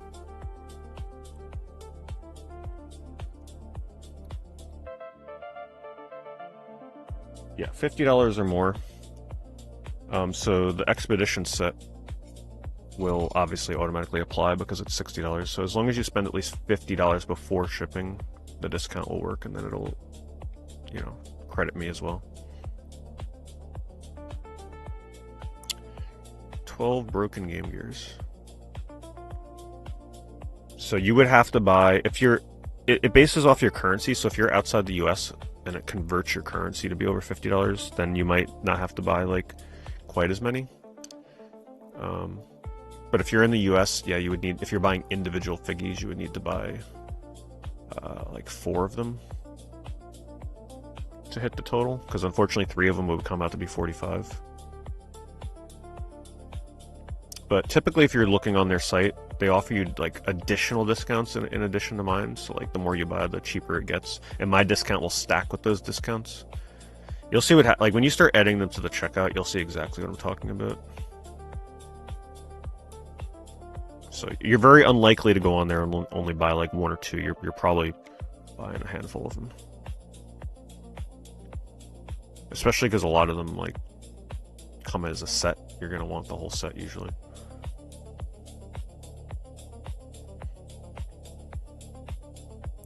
Alright, let's try rare. Oh, look, there's Dot Hack. But this one doesn't have the, yeah, it doesn't have quarantine. Not for that price.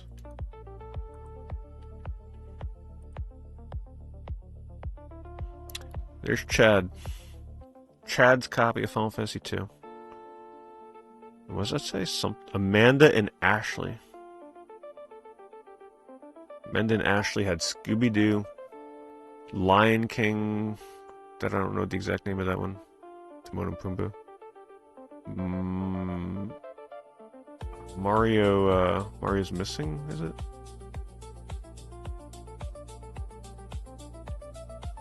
Tiny Toon Adventures, Jungle Book. Yeah, they had a decent little collection.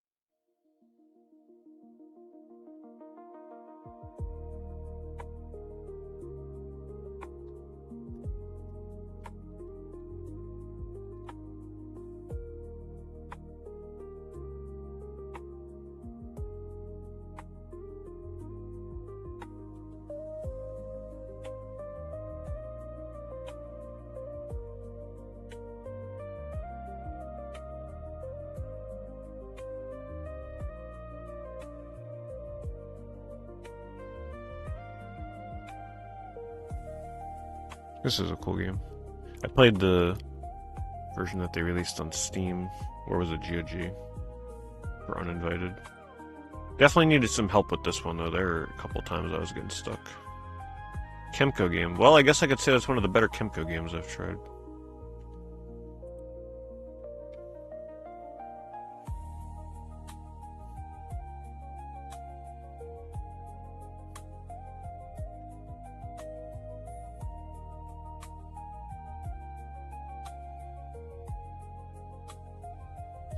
The affiliate link show me what figgy someone bought. Yes, it will tell me what figgy somebody bought.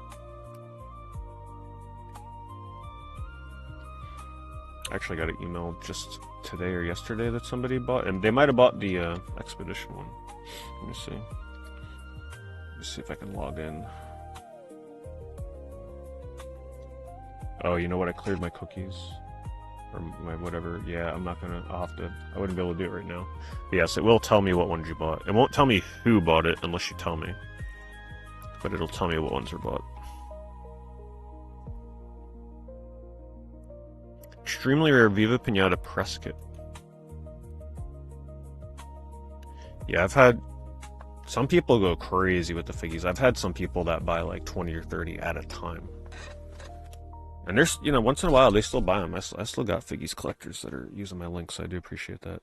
I don't know who is still using it. They don't really tell me, but there are still people that are collecting them as they come out with figures they're interested in. So it comes in a wooden crate with a little tiny pinata. That's cute. I've never seen this. It's gotta be pretty rare.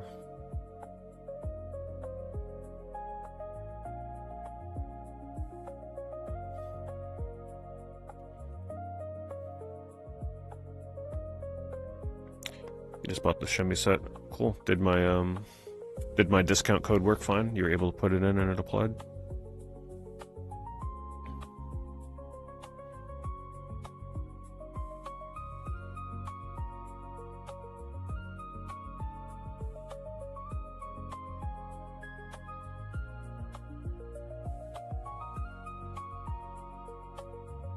Scarface Collector's Edition. PS2 Collector's Editions are pretty unusual. They were not, believe it or not, there were not a lot of Collector's Editions for PS2 back in the day, when you really think about it. This is pretty rare. You don't see this often. It's also a pretty nice looking copy of it. Usually these cardboard boxes get beat the hell up. I'm actually going to link this seller in this because, look, other people want well over 100. This person wants 110. And that's pretty clean shape with everything. So I'm going to link this if anybody's after this.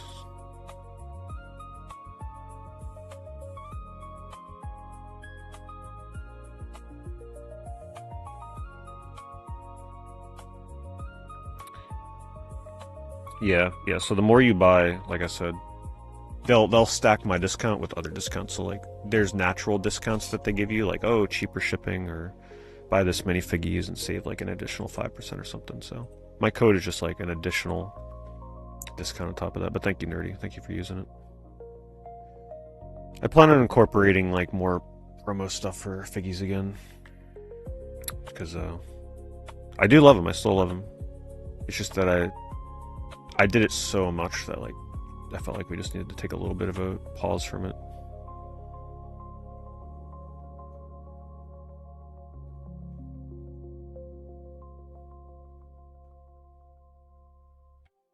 But they're still going strong. You know, a year plus later, they're still pumping out figgies, making their way into like more mom and pop kind of storefronts and everything.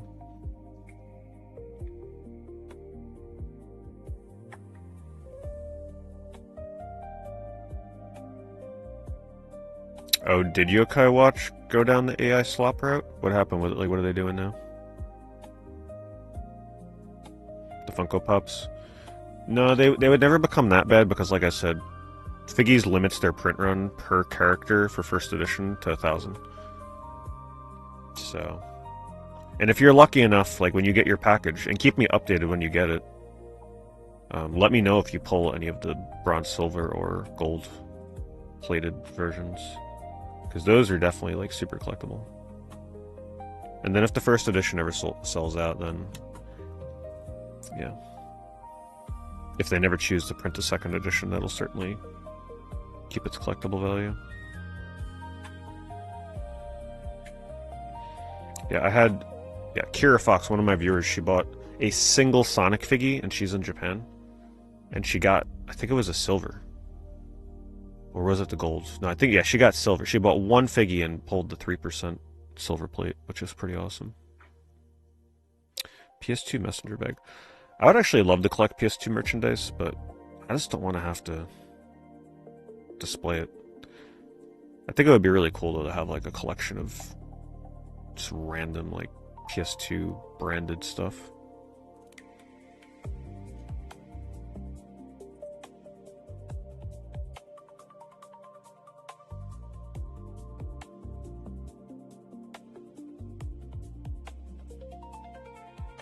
Using generative AI for concept art and background designs. What is Yokai Watch still doing though? Like, what are they producing?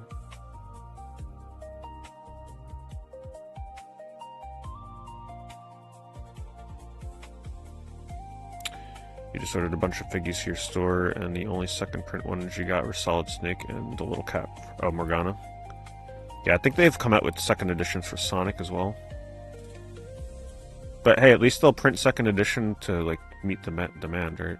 I think their business model's pretty fair for that stuff.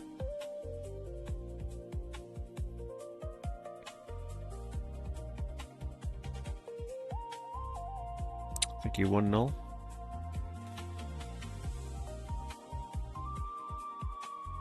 And yeah, my code is good all the time, by the way, so, like, it's not just like right this moment kind of thing. If you ever buy any more from them, just remember to use the code.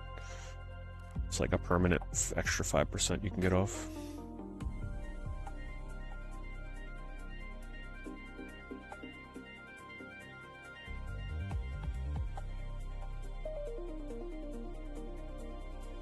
And I just look at some of these prices from some of these Japanese sellers. Just they really, like, it reminds me of the US sellers where they just take a game and, like, make it a few $100s and just hope someone buys it. Like this how do you say this one? Popolocroin. I got this game back in the day for like $20 or $30. Now suddenly this seller says it's a $400 game. It totally is not. It's not even that rare. But the sellers in Japan just, like, I feel like they throw random prices on things and then just hope somebody that doesn't know what they're buying, like, thinks it's worth that and buys it.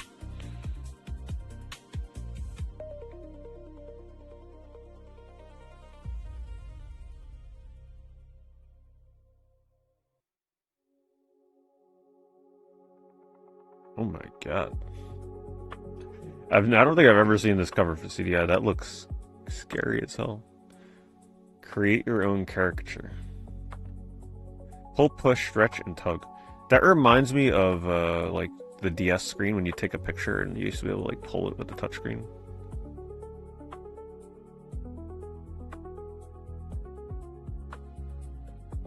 Interesting. CDI's got such interesting, odd little software sometimes.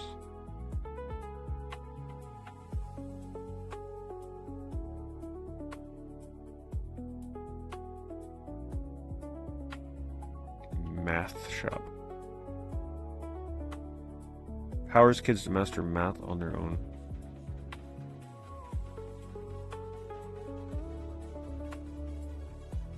No screenshots of what it looks like. Thanks, Monstrum. Thank you for that kick sub. Really appreciate that.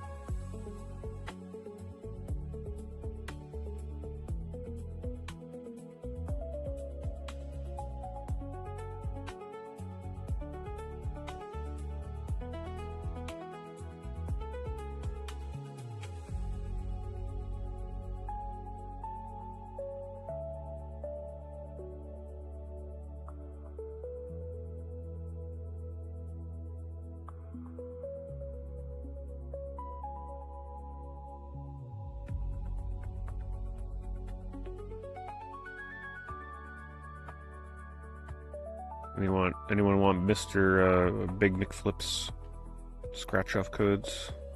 Yeah, I think sometimes you just get points and stuff for that. You can save it up for like free shipping and stuff. You never know what you'll get with those.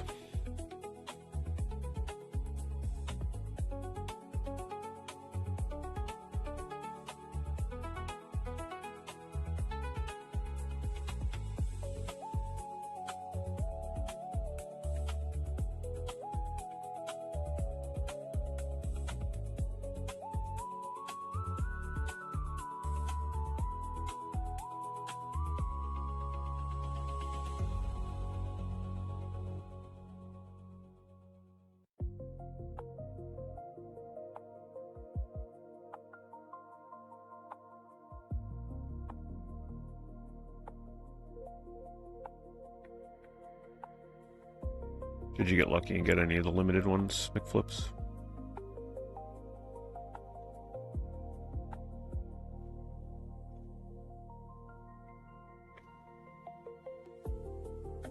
No chases, yeah.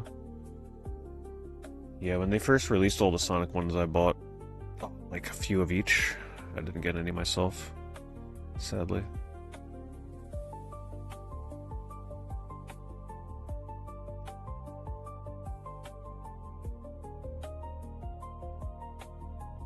Do I collect eco merchandise? Yep. I've got it right behind me. But, you know, eco merchandise is pretty few and far between, pretty limited stuff. I pretty much have the grail that I wanted, which is the standee, counter standee. As long as I get that, I'm happy.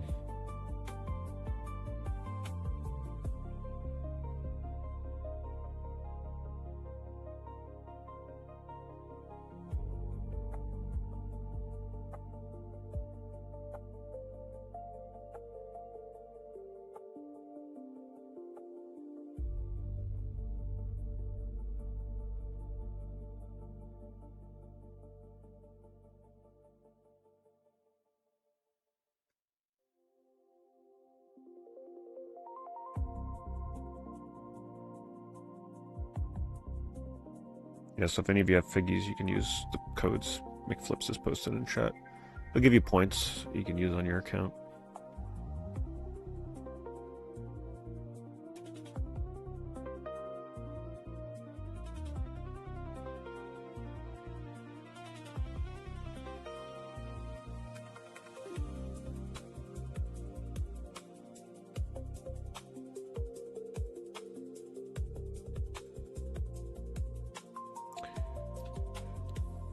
I always wanted to try playing Dark Seed, but man,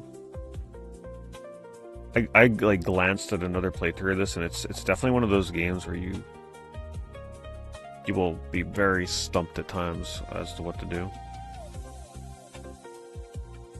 Dark Seed. It's just like, first of all, not an easy game to play. I had the Amiga CD32 version, which I always had a hard time running correctly. But even it's not available on Steam or even GOG, if I remember right, unless they added it recently.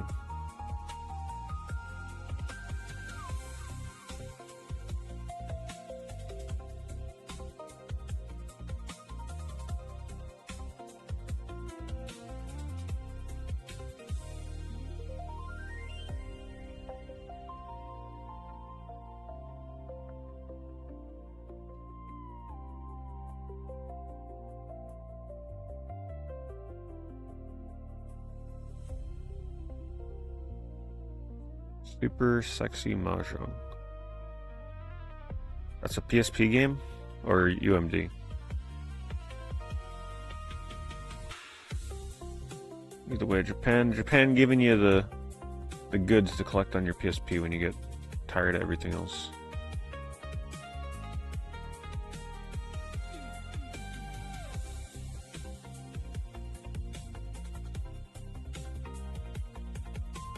Purchased it, nice. Yeah, that was a very clean looking copy. I'm glad someone here picked it up. They just listed it, so I don't think that would have lasted too long. Yeah, usually those cardboard boxes are like dented or whitened or the corners are bad. That looked like it was like mint.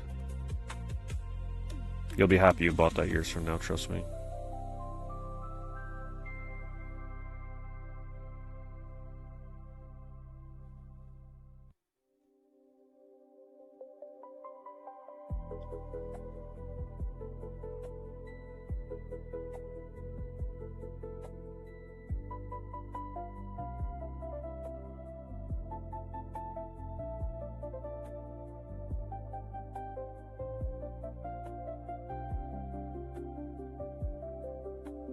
Blemish on back. Look at last photo. I love their commitment to making sure that you know exactly what you're getting on this. All capitals. Okay. Yeah, I guess it's pretty important that they make sure you know that's there. Not everybody reads the description, so putting that in the title in all caps. I commend them. Sacrificing search terms to make sure you're not buying something you don't realize you're getting.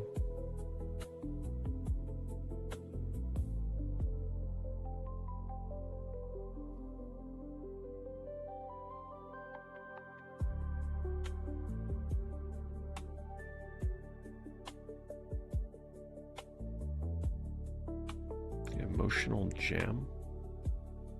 What kind of Gundam game is that? Emotional Jam? It almost makes it sound like it's a music rhythm game.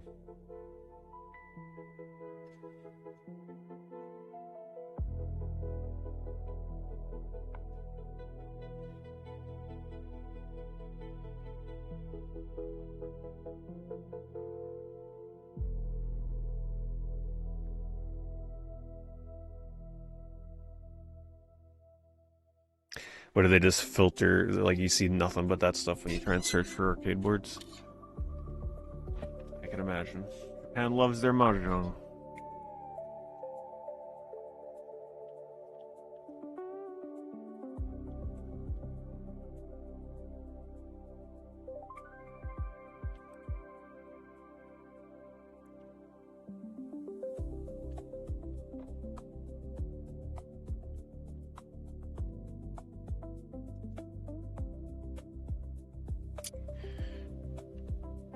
Yeah, this is a game that I wish I bought the physical. We never got a US version of Bleak Faith, but I feel like this is definitely a physical PS5 game. I mean, you can already see what people are asking for this, but this will maintain its value into the future. For me to enjoy a Souls-like, you know, it's going to be pretty decent. And it comes with a physical comic inside. That's kind of neat. Yeah, I really enjoyed what I played of that game.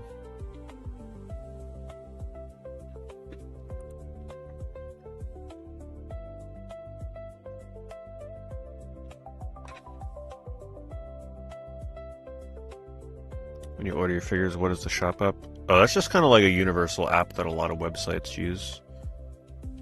If they're forcing you to use it, it's no big deal. It's essentially just like an app that will help. It'll send you notifications like when your item is shipped, when it's getting ready to arrive. It's also just a sort of like a two-factor authentication security kind of thing. You know, a lot of times when you order things online through like non-eBay websites, you have to use it these days, so it's not bad to have set up. It'll usually have you like verify through a cell phone or something just to make sure it's you that's ordering.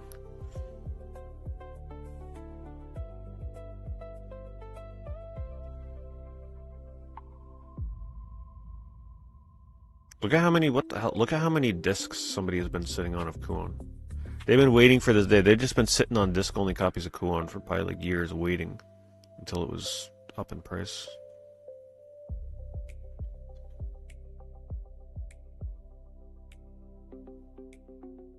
I was just gonna say, I wonder how much my original Puppet Combo disc is worth. This is what I have. So, you know how popular Puppet Combo is now, right? Back in the day, if you wanted to play Puppet Combo games, you had to order this, or you had to buy directly off their website. So I actually bought this, and it was pretty cool. You know, it's just a physical PC game. But it came with 5 games. So these are the Puppet Combo games that I streamed a long time ago. One of them was like crazy. I couldn't even stream it now. Hard Massacre. It wasn't that one. That one was scary. Stay Out of the House. Buzzsaw Bloodhouse.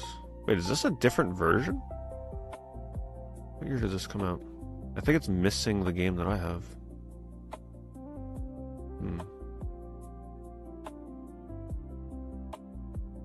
Texas Butcher. I think they did remove this version. Doesn't have. There's one of the games that they had on there was like an unfinished game that just had like straight up pornography on it in the game. So I think this is an updated version that doesn't have that game on there. Because I think the Texas Butcher game is not on my version. And I don't remember Buzzsaw Bloodhouse either, to be honest. It was the one where you play as like... It's a really creepy, weird game. Parasocial thing where like you're spectating a girl in like some kind of torture house and like you can see the chat on the side like talking about how they want her to die and all this stuff. It's something crazy. I don't know if they ever fully finished that game. I didn't particularly like that one.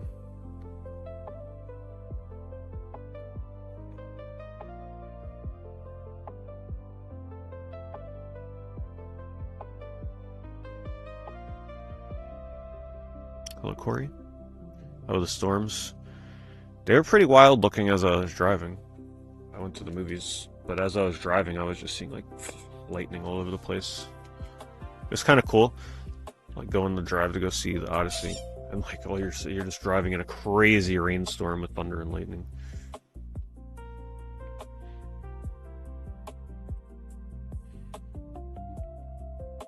Which is funny because a lot of that movie has crazy waves and thunderstorms and rain.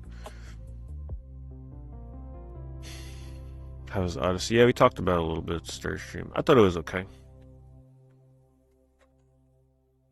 I'd say it's like an 8 out of 10. It's definitely the kind of movie you want to see in IMAX. I don't think that would be nearly as decent of a movie if you watch it outside of a theater. It's okay. It's not something I'd be jumping out of my seat to see a second time. Not life-changing, not better than Lord of the Rings. But it was, it had some cool scenes.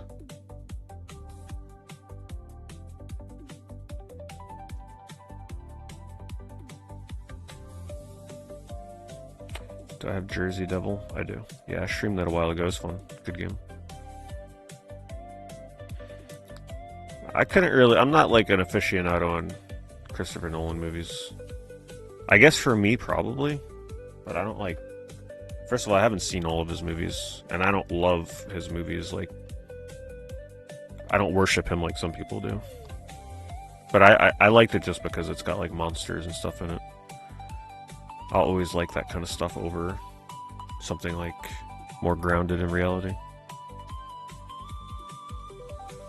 Dark Knight. I did like Dark Knight, yes. Which, honestly, I think most people would probably put that above the Odyssey. I'll just say, like, just temper your expectations. It's a good movie, but don't get too overexcited over these curated critic and approved audience scores on Rotten Tomatoes. Like, it's good, but it ain't no, like, one of the greatest movies of all time kind of things like they're trying to lead you to believe. But it's worth seeing in IMAX.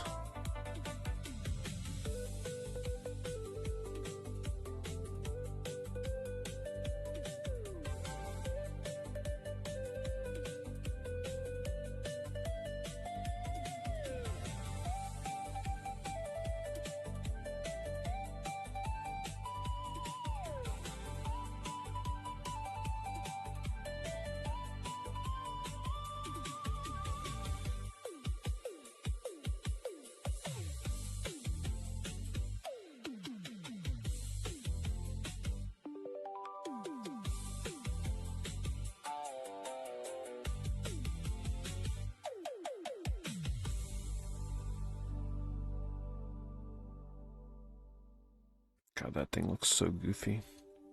It almost makes you want to go back to the time where Xbox was still trying to be a knockoff experimental, kind of like, let's copy the Wii with our wireless remotes and Kinect.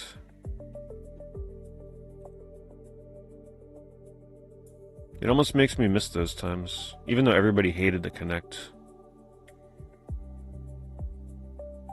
At least it's kind of more exciting than where we're going now, with no physical stuff.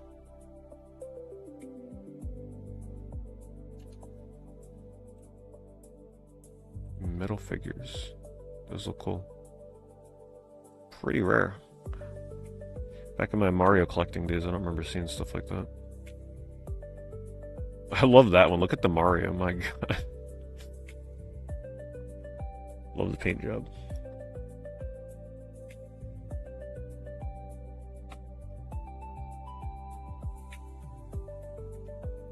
I don't know what Street Skater games I have. I probably do. Those are pretty common.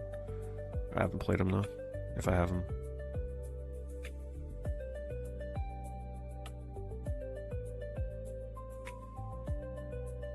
No, there's not a lot of Shenmue merchandise. Yeah, that's like one of the only things out there you can buy right now.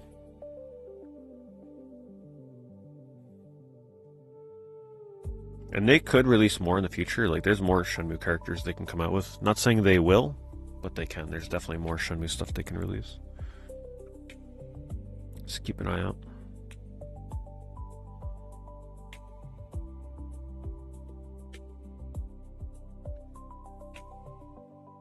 Godzilla for PS4. This is a game that had no manual. This may be what, like, I truly feel like this is gonna be one of the more expensive PS4 games in a year or two from now, because it is genuinely rare. Right, like this is definitely low print run, and it's Godzilla. 280 is pretty damn reasonable for this. I think other sellers are asking more for this at the moment. I'm gonna link it. It's the only thing the seller is selling. But don't say I didn't warn you. I used to warn people about this game all the time back when it was still a $30, $40 physical game, and the people that bought it are very thankful that they did, because I used to warn people about it all the time. My prediction is this game will not stay 280 into the future, that is for sure. It used to be 200, and that was 2 years ago, so it's already seen a pretty big increase.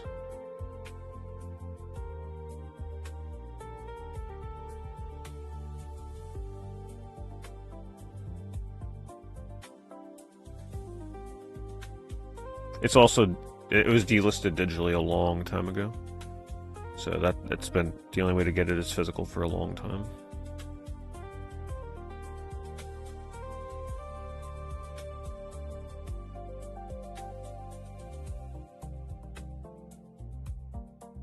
There's not much I can do there, Mac. People are going to be snatching up stuff like that right now. Asura's Wrath is not a rare game. You just got to be patient with that. Unfortunately, it's probably going to be pretty hard to find for the next couple of years if supply is dried up. You're probably going to have to wait about 2.5, 3 years before that game is readily available on eBay again for like a decent price. And Lost in the Rain, you're probably also kind of out of luck with that one, because that's a pretty rare Asian release that's going to keep getting snatched up into the future.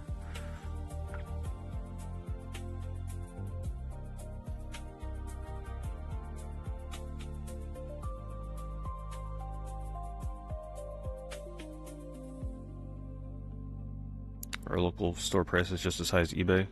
These days, yes, you're not getting much of a deal if you're walking into a retro game store. Most retro game stores today won't even price their games. You bring the game up to the register and they look up the price there on the spot, so it's kind of hard to pull one over on them. Honestly, if I walk into a store like that, I almost never go back.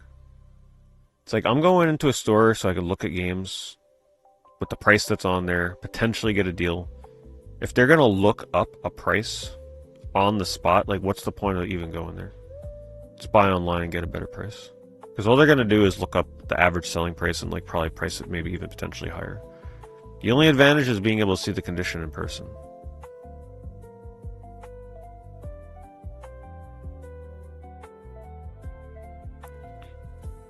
I had an insane encounter on my trading card game channel. I did a live stream on there a month ago.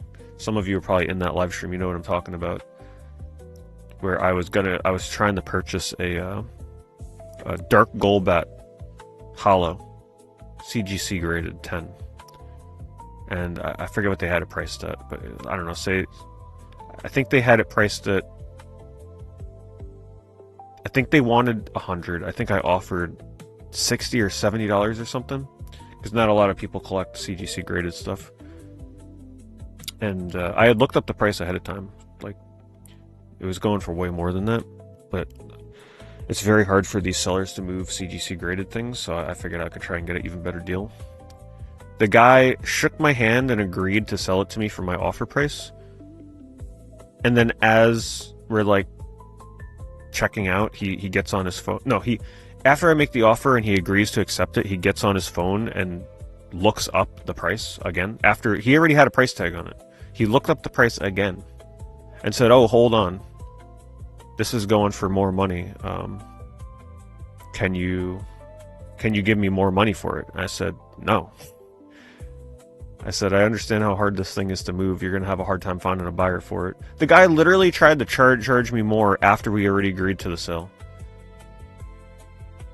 But I didn't back down, so I got it for my offer price. But that just shows you how scummy people are now. So I'd imagine it's the same thing in video game worlds.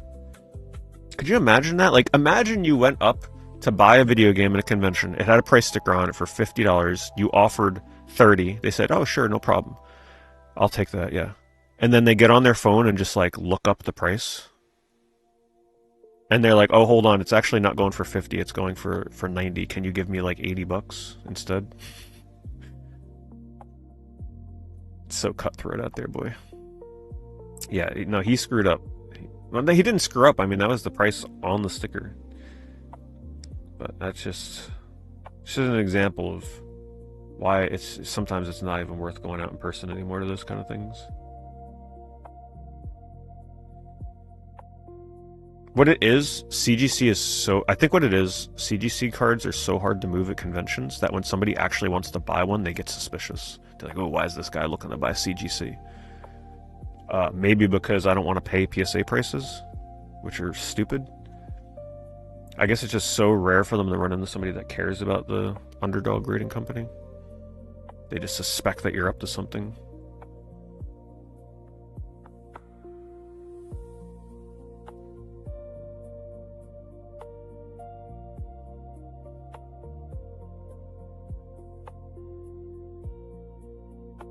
Rule Rose and Kona are expensive. Oh, yes, they are.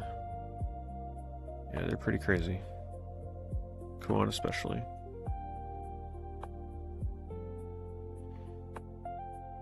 Yeah, I don't do any cross grading stuff. Plus, PSA grading is just such a ridiculous scam at this point, how much they charge and then the upcharge. I'm not really grading it to sell it, so I'm fine with CGC. Buying the card, not always the grade, as long as it's in great condition. Plus, I still believe in CGC. Like, I believe CGC 10s. Actually, pristine 10s. For all the people that used to... For the, like, 5 of you that understand what I'm talking about right now. I promise we won't talk about cards for too long.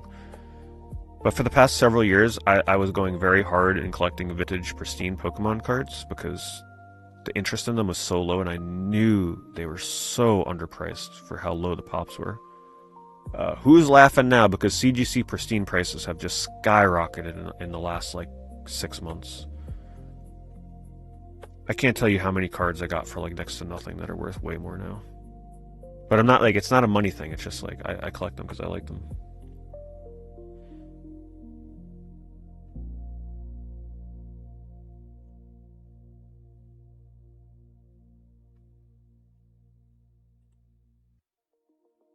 If it was a money thing, I wouldn't collect CGC. I would have been collecting PSA from the start.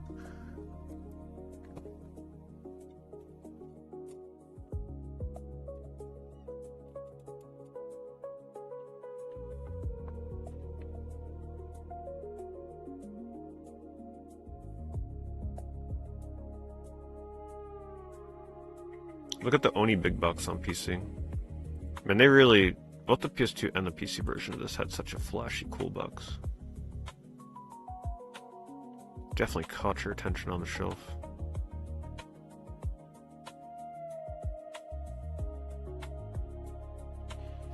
I haven't seen the new Mega Man Watch, no. So you could actually play, like, the first Mega Man on it? Yeah, the PS2 game is actually a port of a PC game.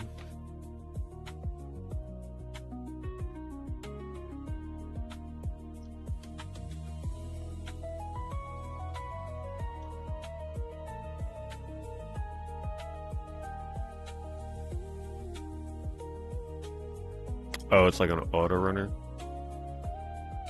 Interesting.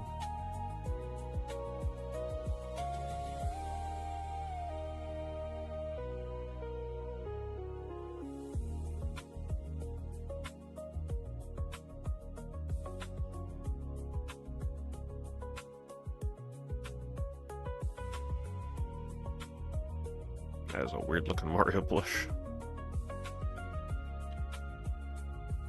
These are official, by the way. I know these look fake, but they're not. I think they're meant for, like, the bath or something.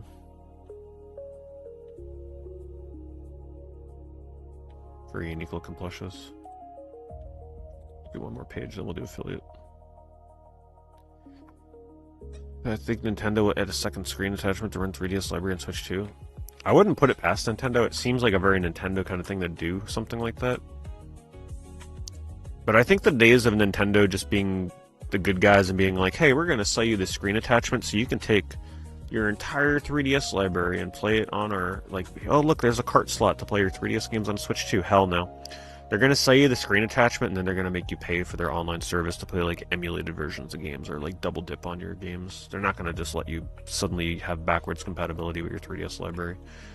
Those days are done with Nintendo.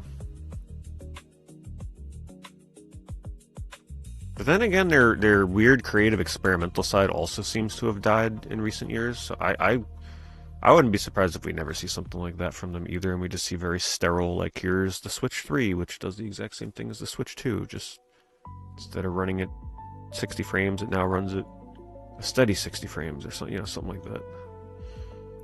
Hate to say it. They seem to have lost a bit of their creative oddball spark. I think the Nintendo Labo really got to them. That's probably going to be one of their last crazy experiments.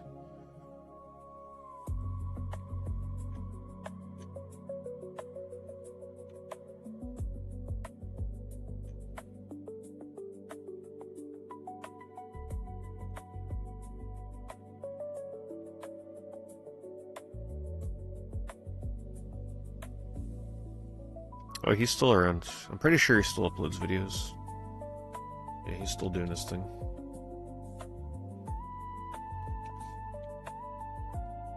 I have not played Project Cross Zone, no.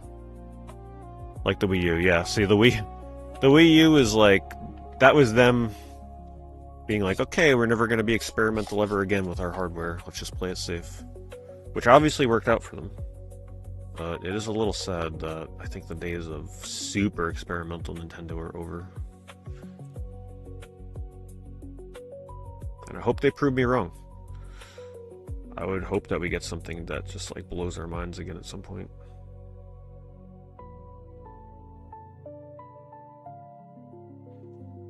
Yeah, the IMAX, I think that's the first time I've ever seen an IMAX movie in full aspect ratio like that. I thought that was one of the better qualities of that movie. Glad you liked Caleb. After Virtual Boy, what else can they release on Switch Online? Yeah. I think they fumbled that Virtual Boy release, honestly. The fact that you can't play it on your TV just baffles me. Can't believe that. I would have, oh man, I would have loved to have been able to play those on my TV.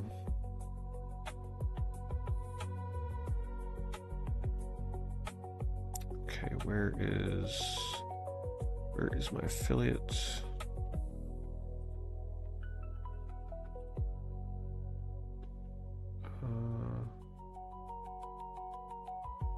Where the heck is it?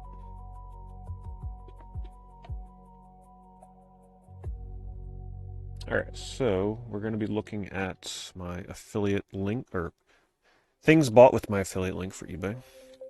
So if you're seeing this for the first time, essentially we're just going to be looking at items that people bought using my affiliate link, and we're going to see what they bought, what they paid, Did they get a good deal? Did they get a bad deal? What's the most interesting stuff that was bought? For the dates of July 5th and July 11th. And if you want your stuff to show up on here in future eBay streams, on YouTube, I always have my affiliate link in every stream and video description. And Twitch, it's in the About section of my stream, and then also the eBay command that pops up like every 40 minutes in chat. Starting us off, we've got Herschelwood Hardheads $1 million. Oh, is that a wrap? Okay, hold on. Herschelwood Hardheads $1 million later CD. I'm surprised that dollars is spelled with an S and not a Z. If I've learned one thing over the years with all the rap CD pickups, they like their Z's. And it's from Yo Thang. Followed by Sengoku on the Neo Geo AES. Interesting pickup. This must be a...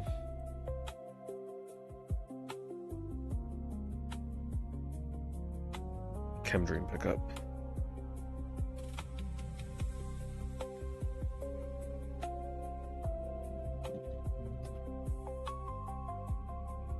Yeah, Chemdream's trying to pick up all the Neo Geo games that seem like they may not get an AES Plus release anytime soon, if at all. Cool box cover on that. Also, like, in terms of AES, reasonably priced. Which I know sounds crazy. But for AES standards, yeah, $450 isn't terrible. Ape Escape Pumped and Primes. Is that the one that I played? I think it is. I haven't played all the Ape Escape games. Just 2 and this one. Yeah, this one. I played this one. This was a weird game. I think generally people are not the biggest fan of it though, because it kind of so different from the other Ape Escapes. Tracking card 3 for 90. So be preparing for the future, because that is one that is potentially likely to go up. It's exclusive and everything. Devil May Cry for the PS3 for $5. Minigame collection. Yeah, I knew it was something weird. Couldn't remember what it was. GameCube Clear Console Region Switch. Yep, people still buying the GameCubes. Seems like we've had at least one of those every affiliate review.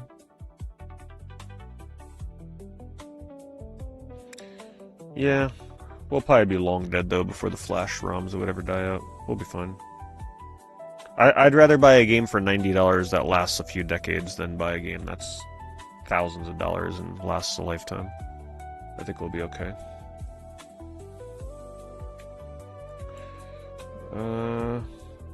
Pokemon Fire Red box of manual only for $280. Wow.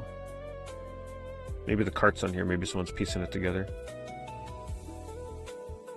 Saturday Night Slime Masters for Genesis. Cart only. Yeah, that's a pretty rare game actually. Getting that game complete in box on Genesis is not easy to do.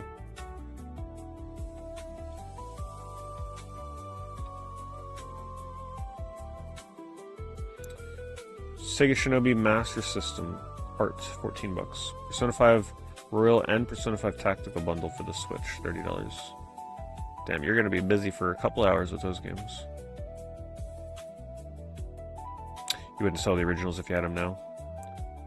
Yeah, I'm very curious to see what's gonna happen to Neo Geo pricing, honestly.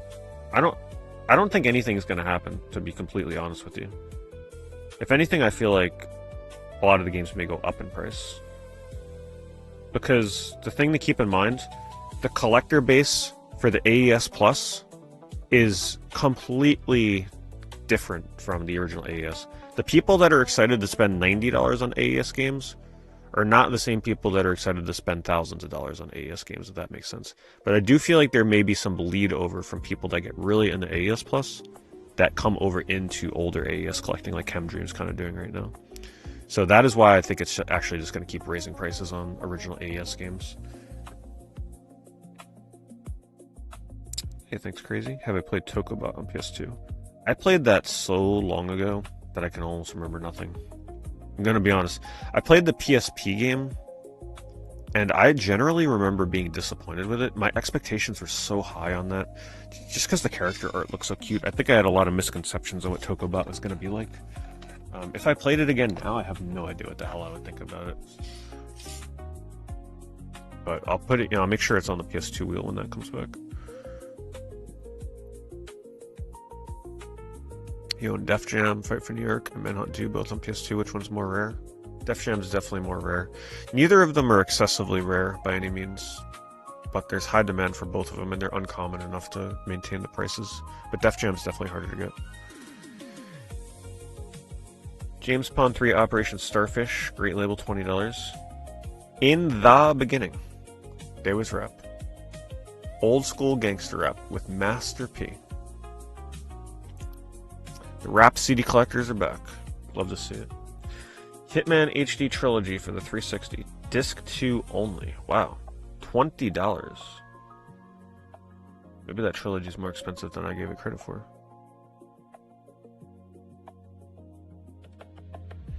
Right now, my plans for the PS2 wheel, just judging based on like how much time we have left for this year, it just doesn't make sense to bring it back right now because we're going to do October. And then after October's over in November, I'm going to be very busy in November, December playing games that came out in October. So I'm telling people right now, probably like January 1st is what I would aim to bring it back. It just makes the most sense. Final Fantasy XI Dengeki Brigade Fashion Art Book? Really, Final Fantasy XI art book. The art book collector has taste. We're starting to whittle down who it may be. For them to buy an art book for Final Fantasy XI.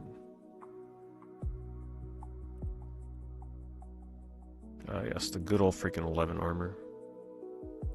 It's like hideous in its own beautiful way sometimes, some of the armor. Final Fantasy XI Subligar armor, especially. Cool book.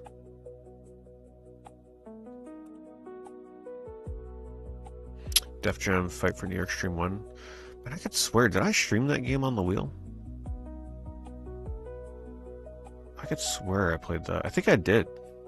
Yeah, I think I did for a few hours. If I ever heard of Dual Hearts, yeah, Dual Hearts is a bit on the uncommon side. I streamed that a couple years ago, some of the game. I made it further than I ever did. That is one weird game, super weird. Mech and Mech Global Gladiators McDonald's Sega game complete box, $20. DJ Clue presents backstage mixtape, inspired by the film CD. Doom Troopers on Genesis, $30. KB and Lil Flea of Street Military. From Dirty to Clean by PKO. Pack Pushers by QB, also known as the Queen Boys. Boo da Boss Playa. That's my favorite one so far. A Hustler's Prayer. Now, if they were really into rhyming, they should have done Playa. Sorry, Prayer. Boo da Boss Playa, A Hustler's Prayer. Come on now. They gotta get with it. Trauma Center New Blood for the Wii. $2. Damn. It's a good price. The Lost G's. Watch Them Boys with the Z. Told you. Texas G-Funk Rap Rare by Big Pokey, Missouri.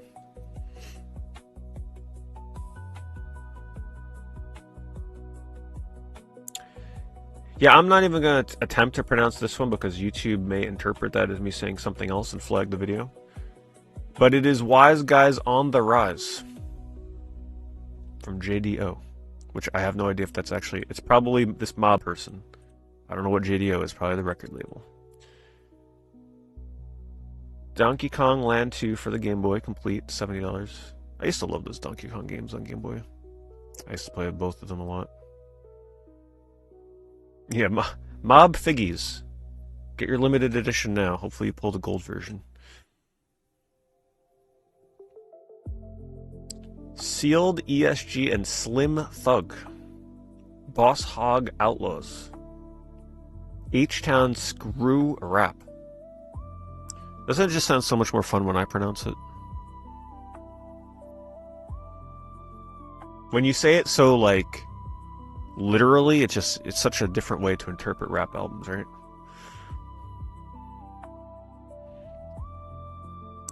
Yeah, this person's rap collection is certainly probably very impressive at this point. Rumble Roses Double X. I did pick that game up when they were closing the 360 store. Look forward to playing it. PS2 replacement game disc case with memory card holder 1. You know, you could have just bought like a sports game and gutted it, but paying $3 is also fun. Mega Man Legacy Collection 1 and 2 for the Switch, $15. Lots of content there. Actually, that was probably, I forget who mentioned they bought the Mega Man collection. I wonder if that was the same person. Ravensburger, Disney Lorcana, Winterspell, Illumineers, Trove Factory. Thank you, Bovine. He's addicted to his Lorcana right now. Midnight Resistance Game Gear. Oh, that's a great game. I love the music. The first stage music in Midnight Resistance is like the reason to play that game. Great game. Neo Geo AS Joy Kid complete. Oh, cool. Yeah, oh, that was the copy that you bought on the last eBay stream, or like the one before it. Yeah, I remember you like bid on it and won that stream as I showed it. Song right now is Ocarina of Time. Title screen music remix.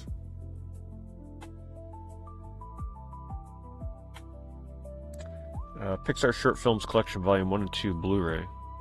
$14. Disney Lorcana Winterspell Illuminator's Trove. A Solid State Drive. Puppeteer for $40. There you go. It's the Japanese version. But still, better than spending $250, right?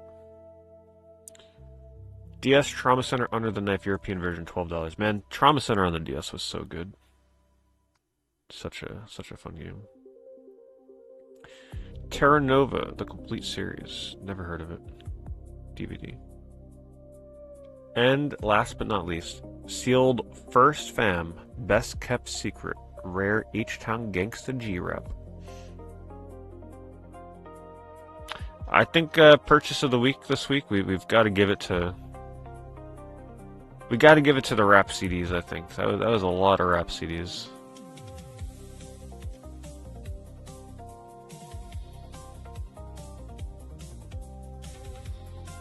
Runner-up being the Neo Geo games, because it's not often we see Neo Geo games being bought. Thank you to everybody that used the affiliate link. Appreciate it.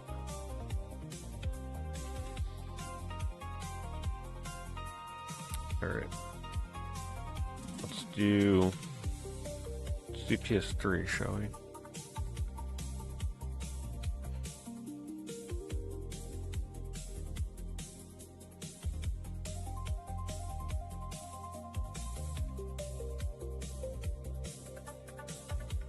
Corey asked, what is my all-time favorite Resident Evil game? Thank you, Corey. Thank you for the super chat. Oh, man. Should I give my troll answer? So I have different answers for that. One answer would be based on nostalgia. One answer would be based on, like, so bad it's good, kind of like meme answer. And another one would be the true answer, like the true ending, right?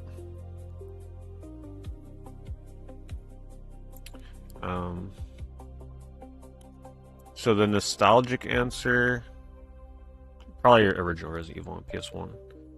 The so bad it's good answer, Resident Evil Survivor on PS1. But the real answer, man, after playing it, it's gotta be Resident Evil Remake on GameCube. I'm so glad that I finally went back and finished that up.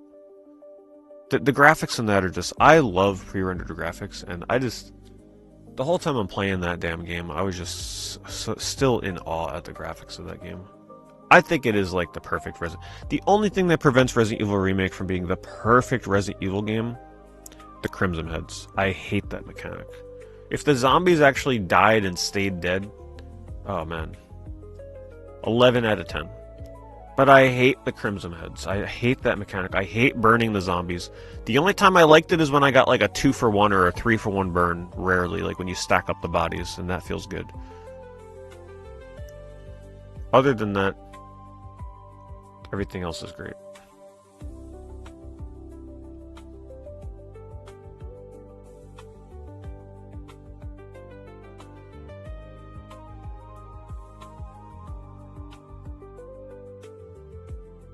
Well, I'm sure Resident Evil aficionados like the Crimson Heads because if you know that game inside and out and you know everywhere to go, it's kind of like a walk in the park. The Crimson Heads add a bit of variety and like randomness to difficult encounters. I just don't like them. That's the reason I quit playing the game back in the day. I couldn't stand those stupid things.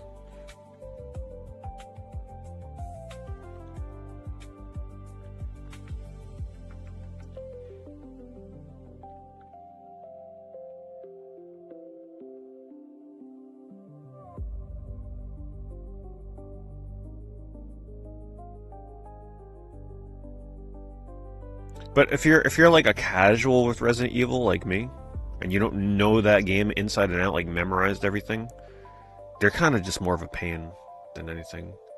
Those things I think are really for like series veterans. I wish there was a way to turn them off personally. I'd play through it without them.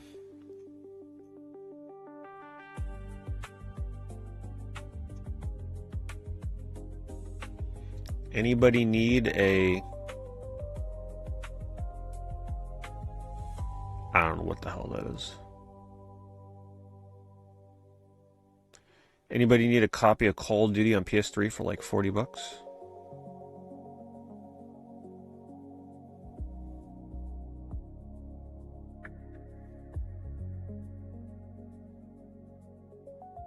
Hey, what's up, Mace? Glad you can make a stream. You made sure to burn everyone. That's pretty challenging, though. You can't burn everything. Unless you avoid enough zombies.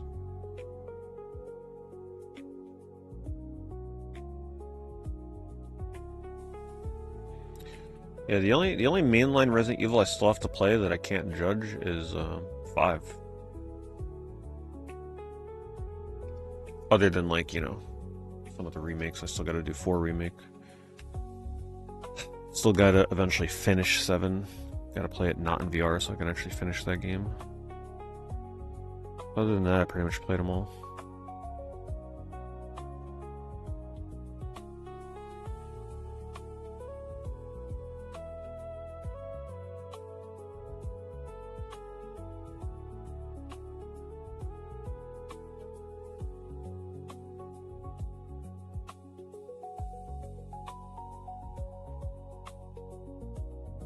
This Force Unleashed Sith Edition is pretty uncommon. That does seem like the kind of thing that may go up in price and not come back down too, because those kind of limited. The steelbooks were still very uncommon around the time of PS3. That's something you see a lot of.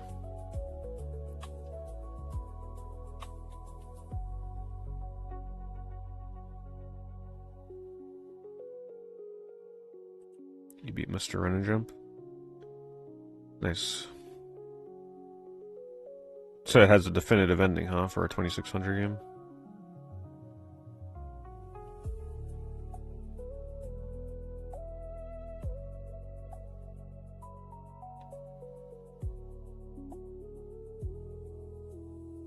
Oh, right, yeah, I still didn't... I never beat Code Veronica. I'm not sure if I'd ever go back and play the original Code Veronica, though. I think I'm just gonna wait for the remake. The original is just so... It's a long-ass, convoluted game. I don't think I would enjoy that. Oh, I still gotta do Resident Evil 0 as well. So I still got a decent handful to go through. Which is good, because I'm running out of Silent Hill games to beat. I pretty much beat every one of them at this point, except for Book of Memories.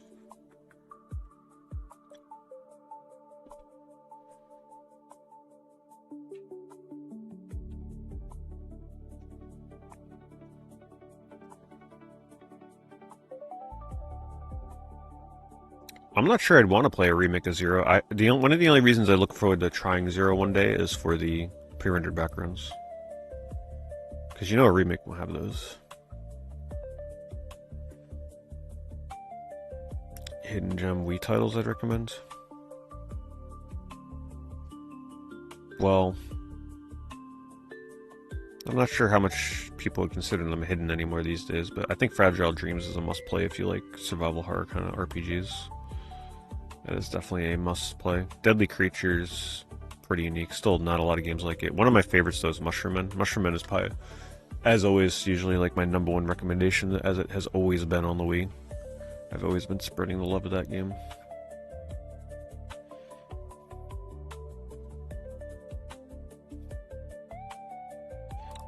Let's check the selling. What's selling on PS3?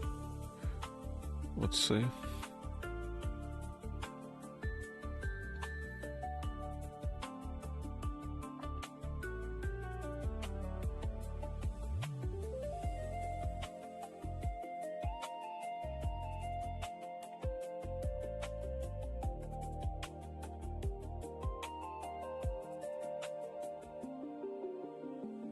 See, look at that. Even a Call of Duty Black Ops game, because it has like some kind of slipcover limited edition, is selling for over $50. Colin, you don't underestimate those slipcover kind of like steelbook games around this era.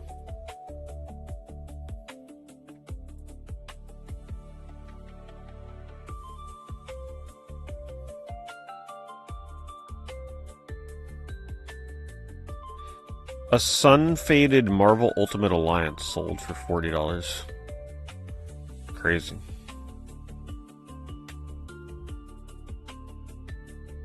I'm very excited for the Neo Geo launch, yes.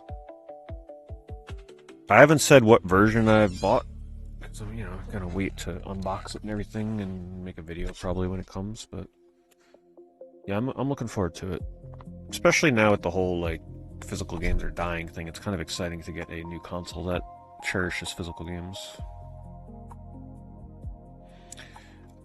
I'm also especially excited for it because I had to sell myself out of, like, I had to get rid of my AES back in the day, because even back then it was just too insane to collect for. So this is, it's just kind of, it's exciting for those of us that always wanted to own some Neo Geo AES stuff.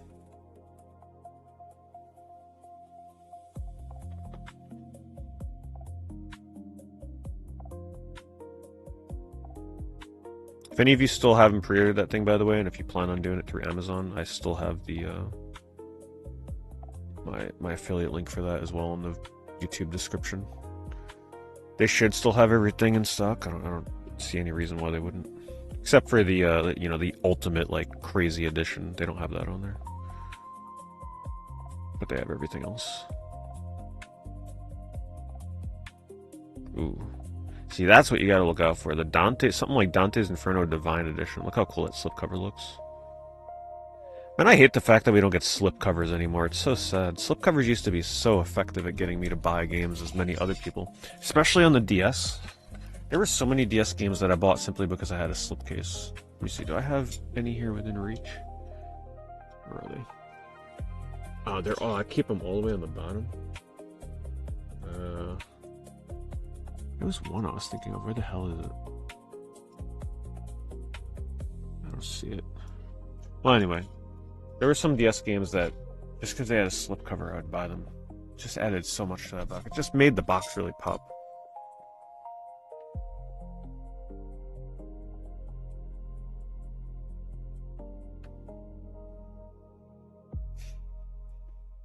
It's the first game or piece of memorabilia you own that made me think I need to start collecting this? Oh, that's a good question. I'm not sure.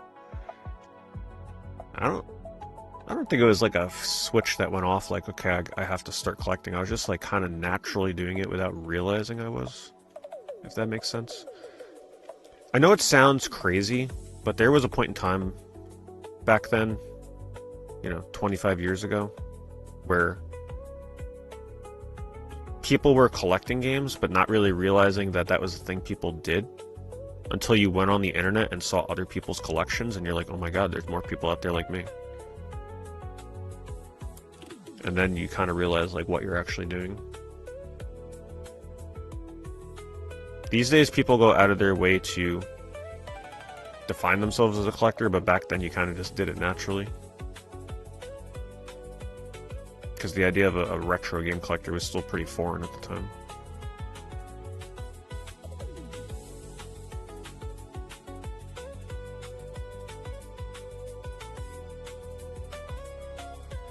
The only way to get inspired for collecting games back then was literally to, like, go to a site like Digital Press and see pictures of other people's game rooms. That was pretty much it.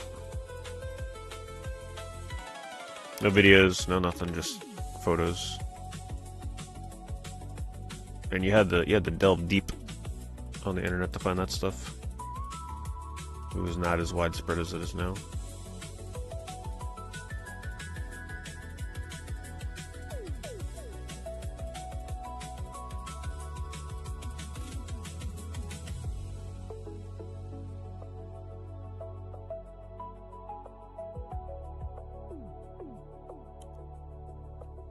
Dark Cloud 2 display. Yeah, I know exactly what one you're talking about. Yeah, they sadly with a lot of displays like that at conventions, they tend to people charge crazy money for it. The Dark Cloud 2 display is actually not that rare. It's a cool display. I know exactly what you mean. They have a large version of that, and then they have a counter standee version of that too. It's the original Dark Cloud 1 standee. This is one of my holy grails in my whole collection. This damn thing right behind me. I'd grab it, but it's kind of like it's positioned in a way that it would risk breaking my Journey statue. But you can kind of see it up there. It is missing a component. It's supposed to have Shao to the left of Toe in there, but the standee is so freaking rare that you can't see it. You can see the name up there. The standee is so rare. I've never seen another one. And there's a website that like documents Dark Cloud collectibles and merchandise. They reached out to me because and I sadly forgot to ever get back to them about it. I was supposed to give them photos or whatever. They've also never seen one, and in all my years of collecting, I have never seen another one of those. I bought it on eBay, and that's what I love about merchandise collecting, especially like standees. Some of that stuff is so rare, it almost feels like you literally own a one-of-a-kind official piece of merchandise. Because who knows? Maybe there's only like 10 of those out there that survived. Maybe they only made 100 of them for certain game stores. Maybe 90 of them got destroyed. Maybe this is the only surviving one that's left. Who knows? That's the exciting thing about it. You have no idea.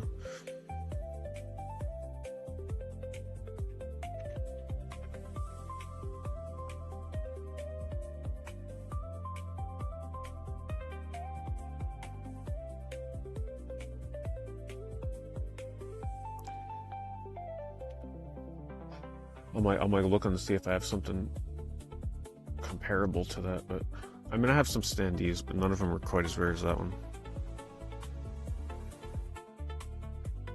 Well, that standee would have been made before or at the time of Dark Cloud's release, so that would have been sitting on a game store counter to promote the game, like for pre-orders or for when the game released.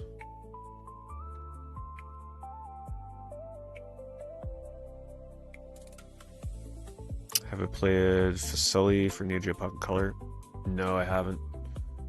No, I've always wanted that game. It's definitely one of my like grails to get for Neo Geo Pocket Color.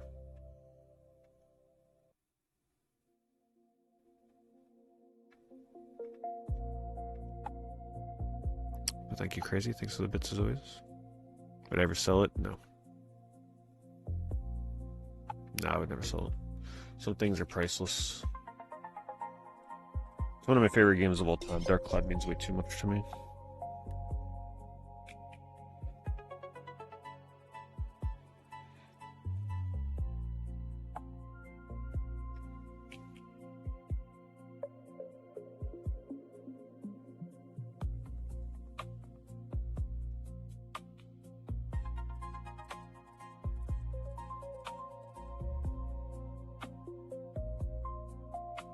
Making videos change the way I collect? No.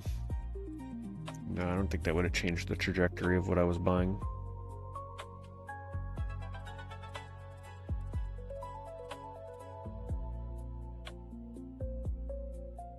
That's a cool cover.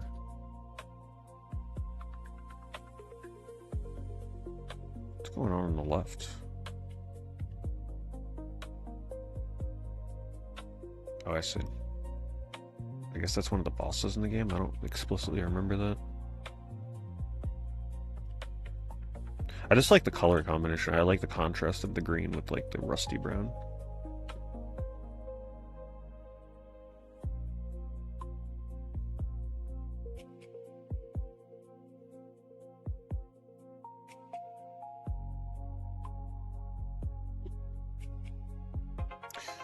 Paper Mario Cindy? For the first game or for Thousand Year Door?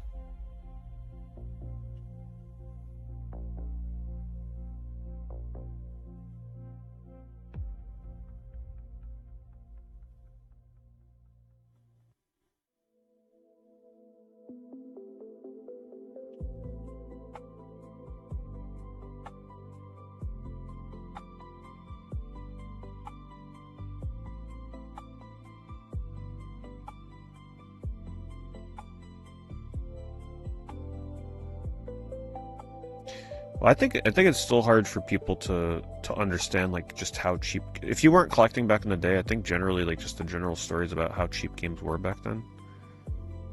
Like when we talk about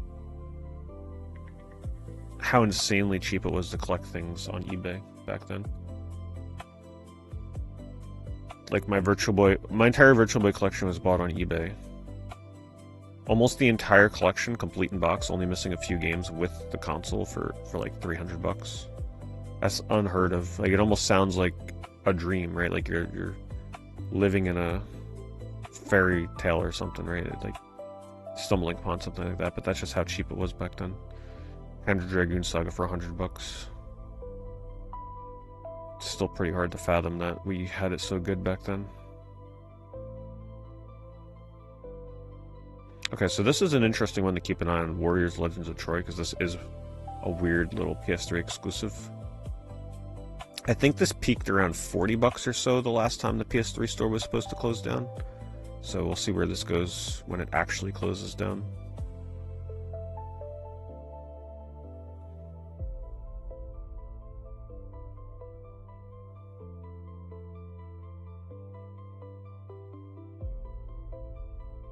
Scariest game I ever played? The PT demo, for sure. Followed by Visage. Probably be the two scariest. PT's no joke. Imagine playing PT the day it released. Right? It's one thing to play PT now and you kind of like know what to expect because it's just so widespread. Like you've either seen people play it, you've watched videos, whatever. Playing PT on the day that the demo launched, by yourself in the dark, not streaming, was one of the most horrifying experiences ever.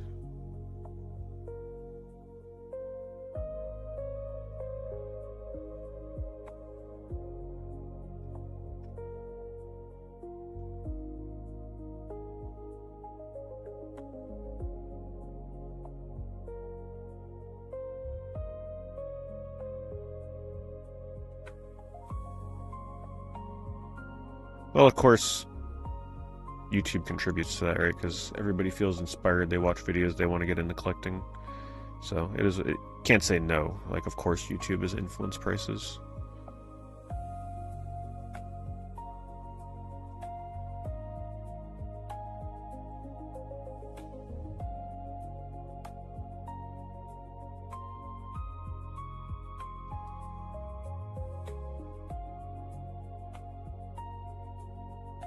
But I don't think the small community back the retro game community was too small back in the day to have a meaningful impact on it.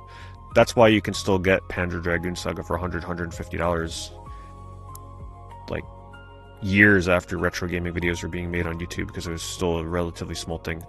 It was once it started becoming more mainstream when like the channels that were starting to get millions of subscribers came on board. That's when things started really changing.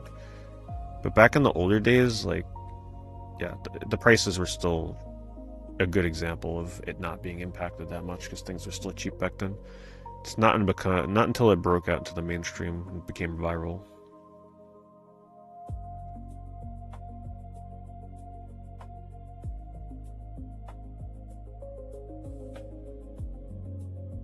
This is an interesting one. Quantum Theory. The last time the PS3 store shut down, this game was pushing like $60, I believe, like $50, $60, and here's one for $15. It's kind of interesting to see what ones are like not moving quite as much this time. Oh, okay, this is a warning. Somebody is buying out Quantum Theory. Someone's trying to corner the market on this right now. Because look, they sold one after the other. Quantum Theory, Quantum Theory, Quantum Theory. Someone definitely just bought like the 3 cheapest copies on eBay, so get ready for that one to go up.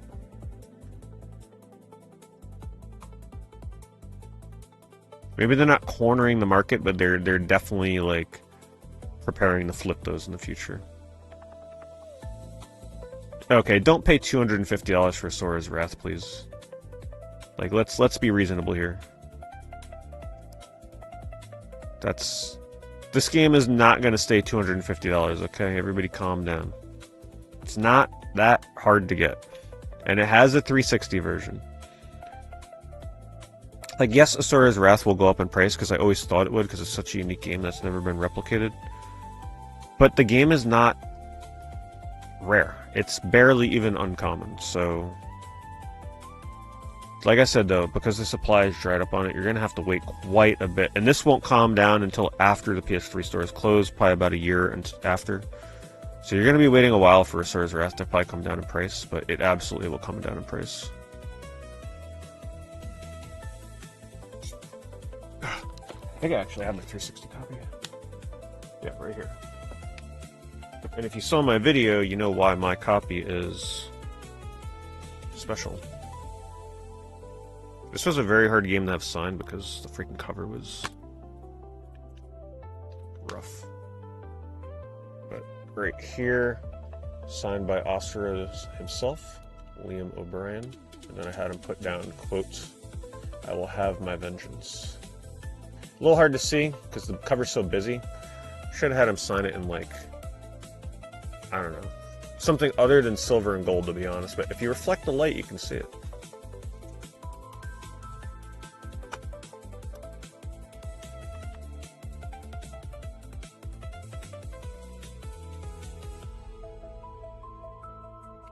I do not have them sign the plastic. It's always on the game cover. Always on the paper.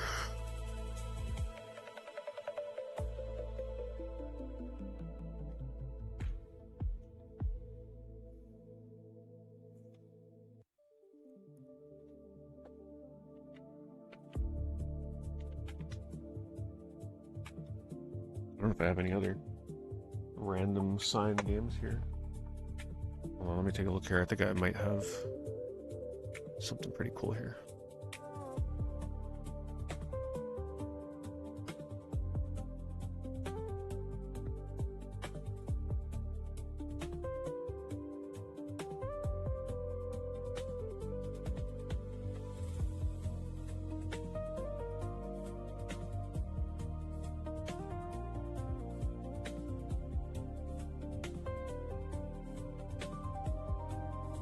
No, sadly, I don't see it. I was going to show my Ratchet and Clank. I've always wanted to do a video on like the signed games that I have, but they're kind of like all over the place. I don't have them all together, so just been too lazy to try and locate them all.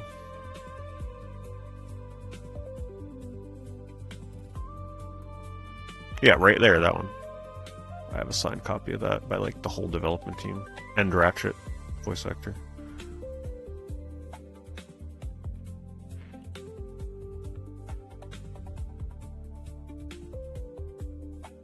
Yes, Asura's Wrath backwards compatible on 360. Yeah, please, if you're going to buy Asura's Wrath, please just buy it on the 360.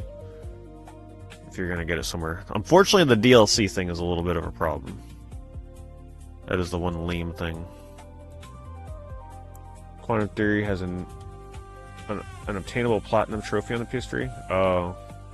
People buy multiple copies as self-boost online trophies. Oh my god, really? Trophies and achievements have an effect on the value of a game. Do they really, though? Like, are there really that many people that would buy multiple copies of Quantum Theory? Thank you for the insight, though, Blizzard, and thank you for the generous super chat. So you're theorizing, your Quantum Theory is that someone bought 3 copies of that game to self-boost online. See, are you telling me that they have 3 PS3s and they're going to do like some kind of online co-op or online deathmatch trophy boosting with themselves? That's some next level. Listen, if they're doing that, they deserve it. That's some next level dedication. You can still buy the DLC on the Xbox store. Yeah, which is why if you get it on 360, You gotta pick up that DLC soon, because one day that may not be available.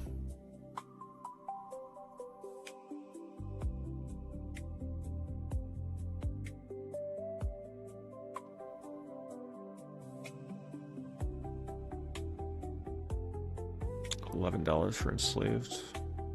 Such a great game. See, now, nothing against Lightning, but once again, imagine how cool 13's cover would have looked in the US. I actually don't remember what Japan's cover looks like. If it was, like, just take Lightning out of the picture, and it's just the 13 logo with that cool holographic effect. Like, how awesome would that look?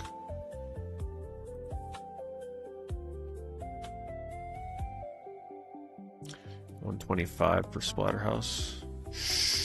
Yeah, I've been warning people about Splatterhouse, and I truly believe that Splatterhouse, once it goes up with this like store getting taken down thing, both the 360 and the PS3 versions are not the kind of game that you're going to see crawl back down in price much. Just because of the series and because of the fan base, this is the definition of a cult, like classic cult favorite. This 3D beat 'em up Splatterhouse got such crap back in the day, but my god, if you play it now, what a fun beat 'em up. They just don't make them like that anymore. I believe that 3D beat 'em ups like that are going to become like the next, not quite horror genre or RPG genre, but I do feel like if there were 3 genres that go up in price because of the genre that they are in, RPGs, horror games, and those like button masher beat 'em up, 3D beat 'em up games like Splatterhouse. It's like the holy trinity of just because of the genre it's in kind of thing.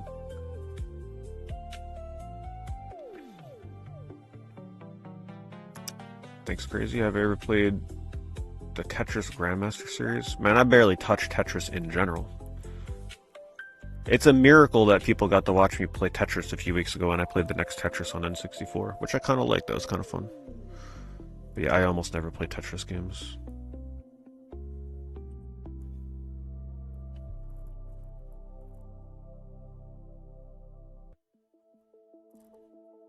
Also, please, take my word for it. Do not spend $225 on Puppeteer. Please. It is not a rare game. The only reason this is going for so much is because, as I've mentioned, there are not a lot of actual, like, desirable, somewhat uncommon, teetering on uncommon PS3 exclusives. Puppeteer is one of the few that is exclusive. It's a cool little cute platformer, so of course it's going to get a ton of focus. And I believe there is a lot of market manipulation with Puppeteer. I really do. I feel like a lot of copies of this have been hoarded for this moment, for them to sell it to you like this at huge markups. Because the game went back down to $30 or $40 for years, right? If a game was actually rare and that desirable, it would not shoot up to over $100 and then come back down to $30 or $40. That's not how it works. You'll be kicking yourself 2 or 3 years from now if you spend this much money on Puppeteer. Trust me.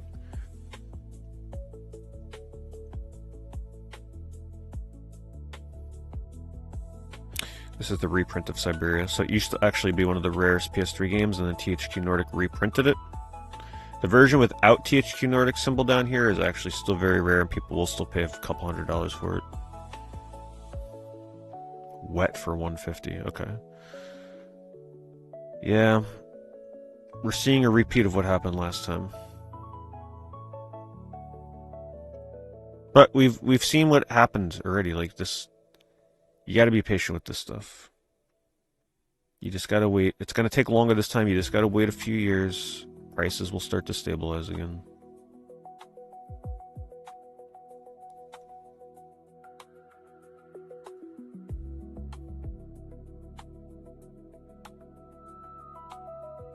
What last time went up to about $80, I believe.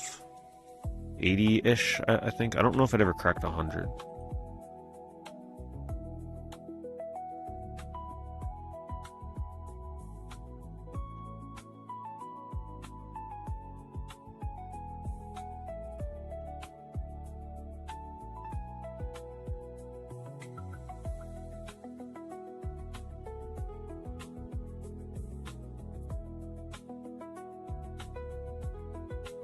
Oh my god, what the hell? Oh, my top monitor just went like... You know the TV static effect where like your TV, old tube TV or something, has like that black and white fuzzy look? My top monitor just did that for some reason. I've never seen it do that before.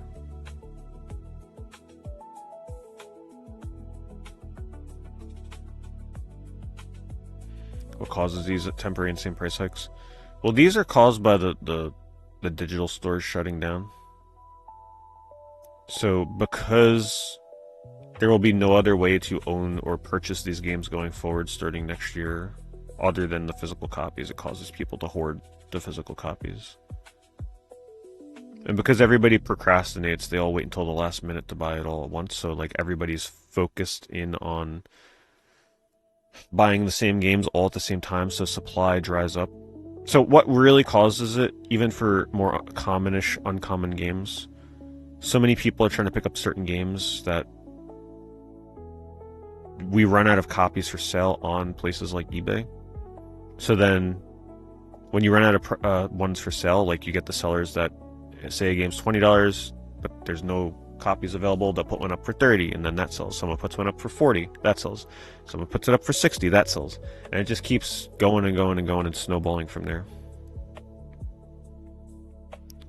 So that's how you get these insane price spikes, because people get desperate, they panic, and then they buy whatever, like the cheapest available prices, even if it's super overpriced. Let's do one more page. Yeah, there's not a lot of PS3 exclusives that are worth, picking up. And I don't say that in a bad way. I mean, it is kind of true. There's just, compared to the 360, most games on PS3 are actually multi-platform. So that's the reason why on PS3 you see so many multi-platform games end up being more expensive than 360, because the people that choose to collect PS3 over 360 for whatever reason, maybe they're loyal to the PlayStation brand, whatever, there's many reasons. That's why you see a lot of multi-platform games get more expensive on PS3, because they have less options to spend their money on. So that's why you see PS3 versions of Asura's Wrath going for way more than the 360 version, because once they buy those few exclusives they really want, what the hell else are they going to buy? The third-party games. On the 360, there's way more to buy that is only on 360.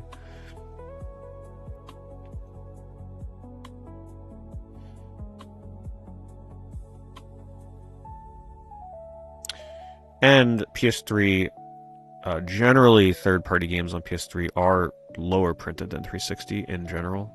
Typically, if there's a game on 360 and PS3, usually the PS3 copies are a bit harder to find sometimes.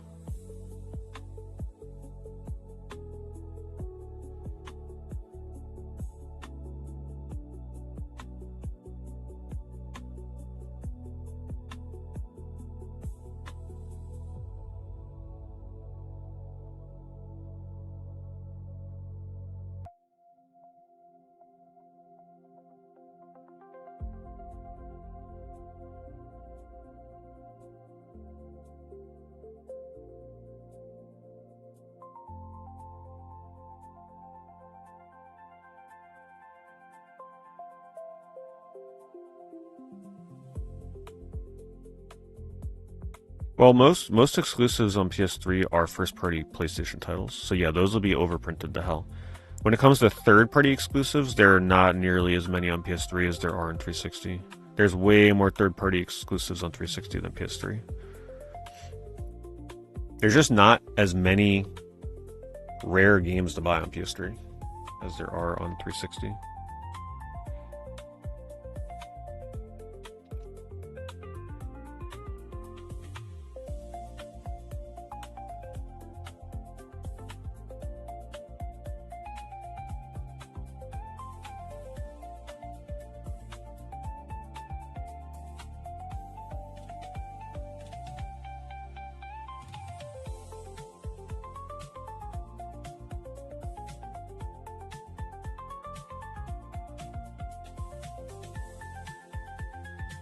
As soon as the PS3 store closes, they'll release 13 Collection. 13 Collection is so overdue. I don't know what they're doing. And 13 in Japan is like... People love 13 in Japan. I think at least.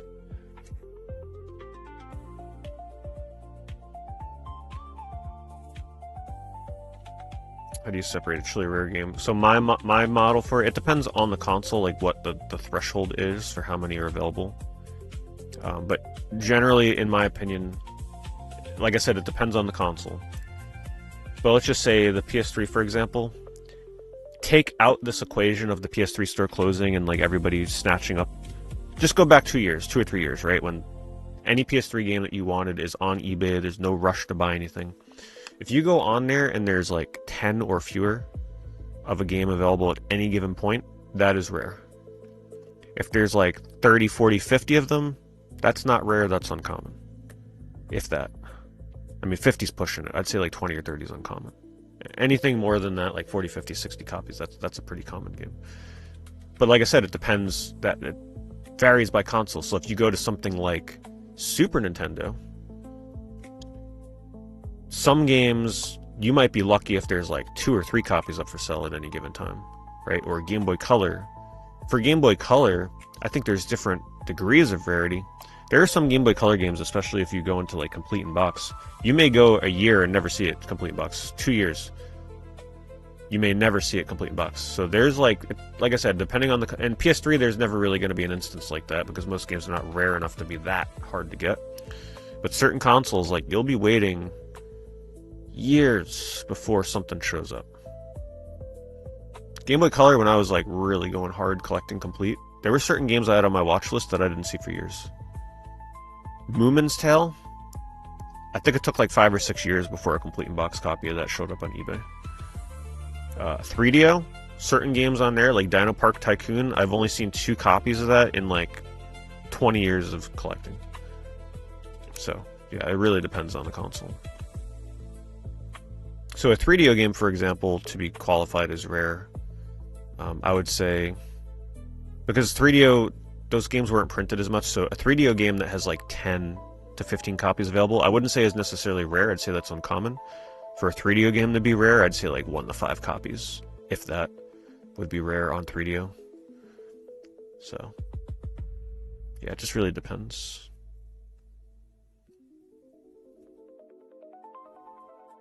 Have I played Shenmue on stream? Yep. Stream Shenmue 1 and 2. I played 2 for the first time on stream. Beat Shenmue. I played Shenmue in the past, but never beat it. Beat it on stream for the first time when the HD collection came out. I tried so many times in the past to try and beat that game. I never did on the Dreamcast. But streaming it on the PS4, I really loved it. And 2 is just as good. I don't like 3, though. But I like the first 2 games.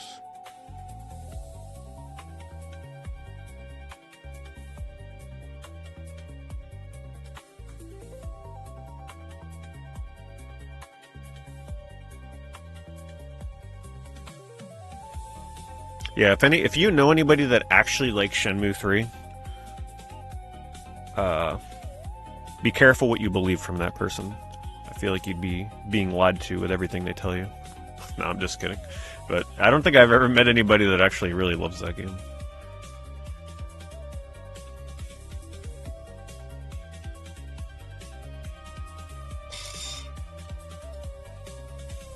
Bored out of my mind with Shenmue 3.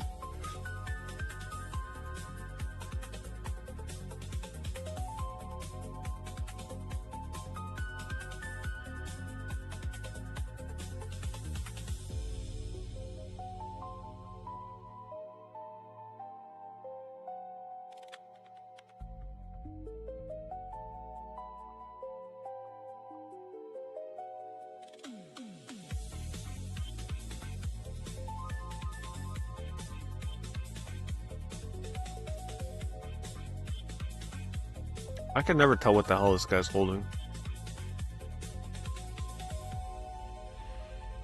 He looks like he should, like, star in a... If they ever need somebody to play Trunks in, like, a live-action Dragon Ball Z movie or something. This is the guy. I always forget that Rygar is on the Wii. I think you should definitely play the PS2 version, though. Definitely prefer the design in the PS2 version. Kind of forget what they changed other than the character design in this one, and obviously having waggle controls. It is funny how they tried to repurpose that on the Wii, though.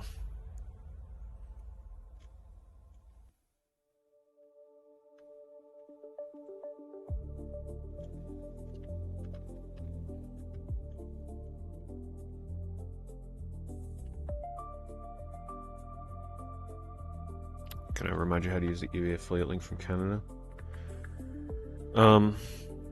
So in that case, you'd have to use my link tree. So if you go into the description of my YouTube stream, I should have the link tree link there. Click on that, and there should be a link to the Canada eBay affiliate link. Or on my Twitch page on the About section, there's also the Canada link. I appreciate you asking, though. Do I think the Wii Mini will ever be worth anything? No, there's way too many Wiis out there. Yeah, for Wiis to ever see any meaningful increase in price.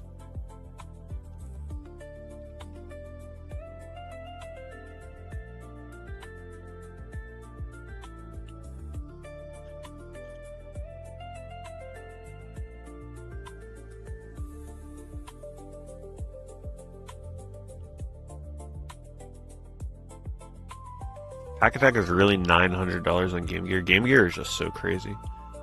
Just too far gone, unfortunately. That's something you would have had to be collecting 10 years ago. It reminds me of Game Boy Color. It was so cheap for so long because nobody cared about it, and then boom, out of nowhere, it's just crazy.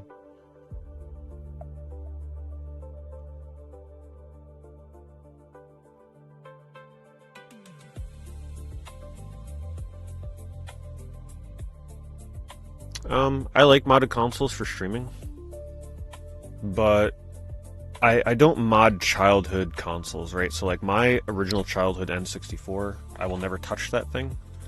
Not even to like remove the piece of plastic so you can play import games in it. So if I'm gonna get a modded console or something, it's gotta be in addition to my like original. I don't mess with my original consoles. But for streaming, like, I kind of have to mod or have modded consoles for the outputs. Otherwise, I would be pretty miserable with how many wires and things I'd have to have laying around here. And also, I value video quality over anything else for streaming.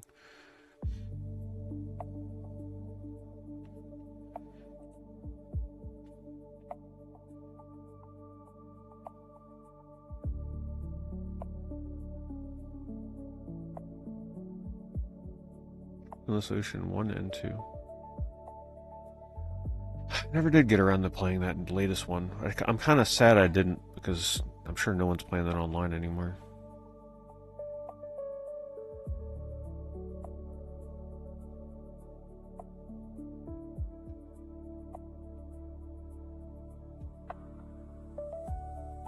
Would I ever try Wii Fit? No. No, I don't need Wii Fit. I just do my own Wii Fit 5 days a week regardless.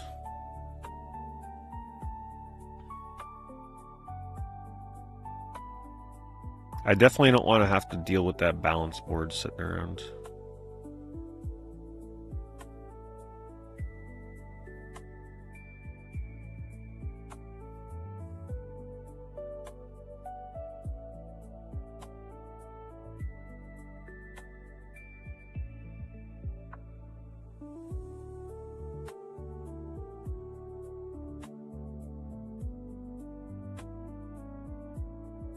This is Nostalgia Radio. I can give you the link.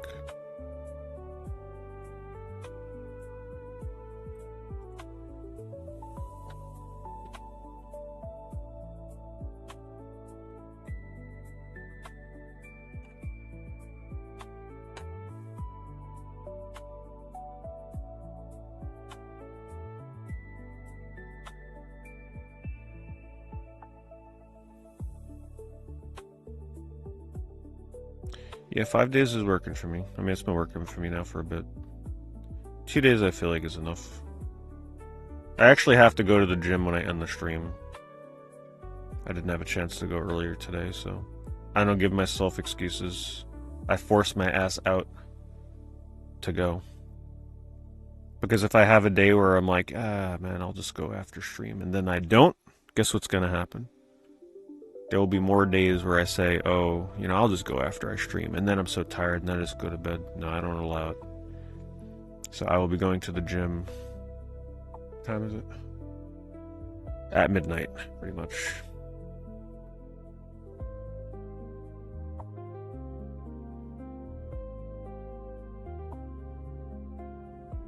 For leg day, by the way. Yeah. Imagine, I mean, at least if it was like, you know, literally any of the other days, it's literally for leg day, and I'm still doing it.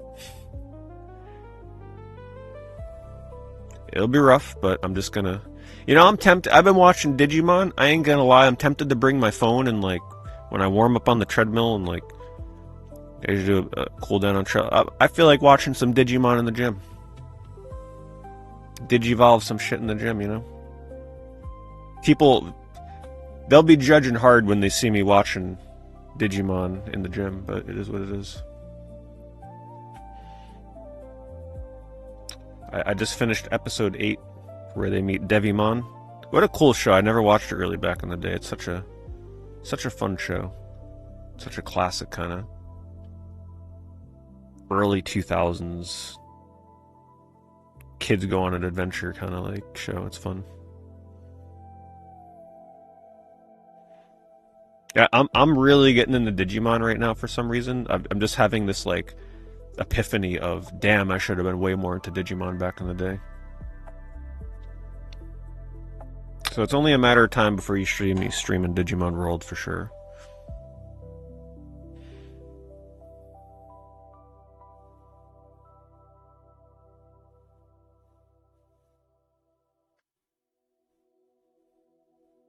Your favorite game is Crow City Angels. That's an entertaining game. It is definitely that is definitely a video game. I'd actually probably like that game more if it wasn't so difficult. I found that game pretty hard.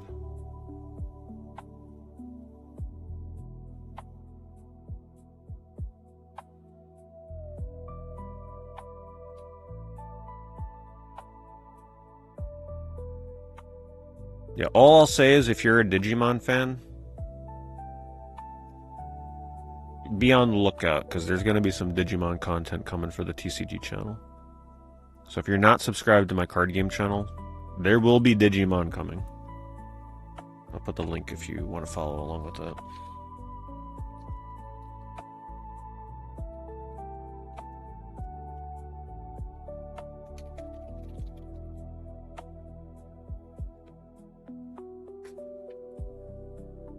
Hello, Simon.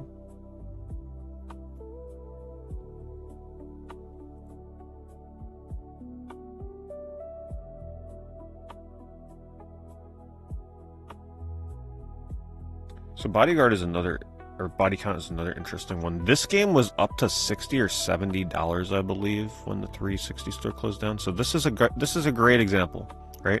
Remember when everybody was panicking over 360 games? I'd say Body Count is relatively uncommon. It's not rare. This is a great example. This game was $60 or $70. It's now back down to about $30. You just gotta have patience. The same thing will happen to PS3 games. I played Digimon Data Squad, yeah. I actually kind of liked it outside of the combat being atrociously slow. Very slow.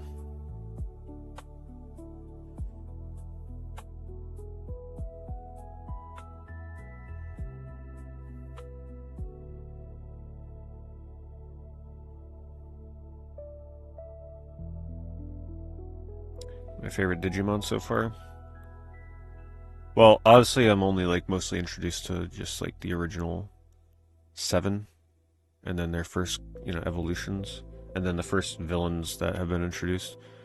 I like Seadramon design-wise. When it comes to the originals, I kind of like Biomon just because it feels like one of the underdogs that like nobody likes, and Birdramon is pretty awesome with its goofy teeth. So I'm a pretty big Birdramon fan. When it comes to the like before they evolved forms,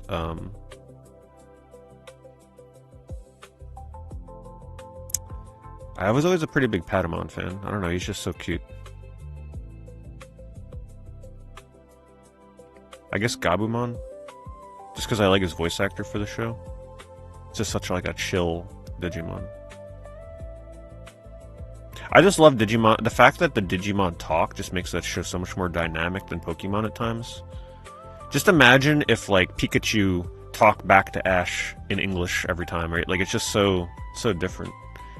There's just crazy dynamics when you have 7 main characters and then 7 more main characters with their freaking Digimon. 14 freaking characters walking and talking amongst each other is just such a crazy dynamic. Compared to just like Ash, Misty, and Brock. And then like Pikachu screaming once in a while, right? Like it's just, there's so many more characters.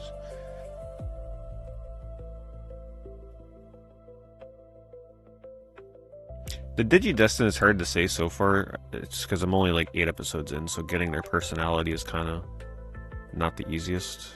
So I can't really answer that one quite yet. I don't really think I know the characters enough at the moment.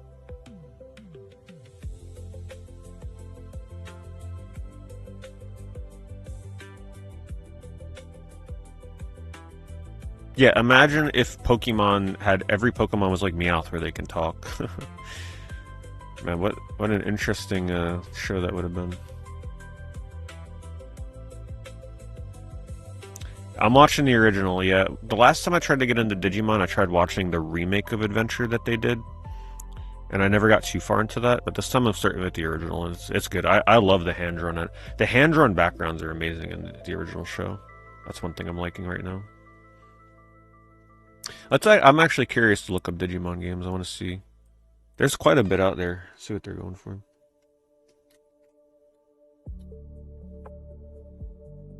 Yeah, so this is Data Squad. This plays like a traditional turn-based RPG.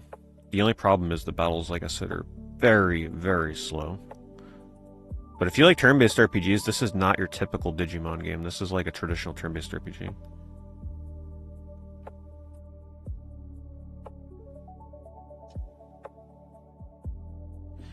I haven't really heard many people talk about Digimon World 4, so I'm assuming it's just not that great of a game.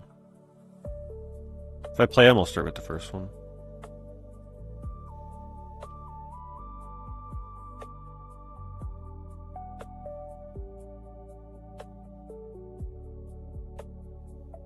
Yes, Time Stranger. I need to work my way up to Time Stranger, though, because that uses a lot of newer Digimon and stuff that I'm not going to be familiar with. And the newer Digimon designs are like so much different than the old school ones. I don't want to just jump straight into something like that.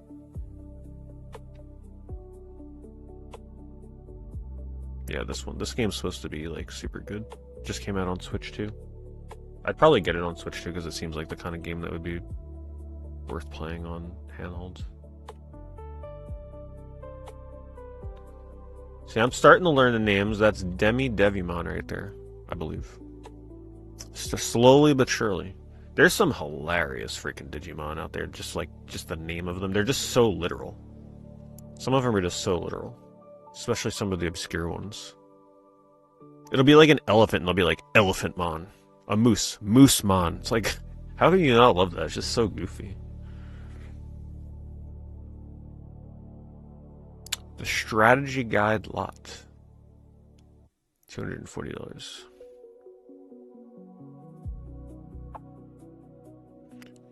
I can't remember if I might have like one of the Digimon World games. I don't remember which one it is. I hope it's not the third one because that's like the cheapest one. I hope I have one of the other ones.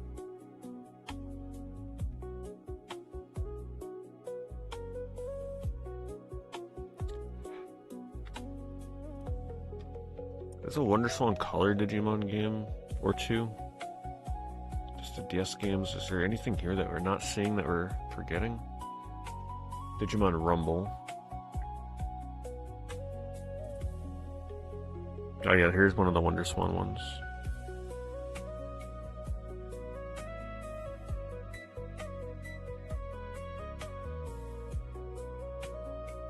Forget this guy's name.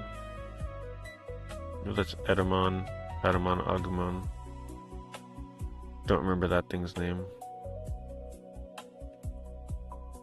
Oh, actually looks kind of cool. Hold on, don't tell me. I just saw the episode with this guy. Starts with an M. Mazemon, I believe it was. Crazy episode with that thing.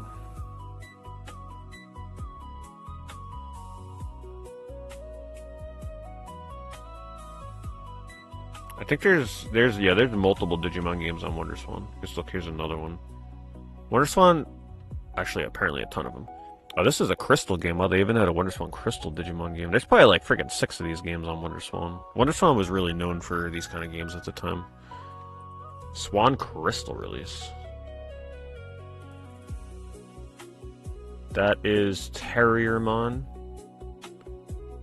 I can't remember that thing's name. No idea what that is. See, now, because this is a Tamers game, right? D Project. Yeah, that's one of the later series. So some of these, no clue. Crystal game, damn. If it wasn't so pricey, I'd take a chance on that, but...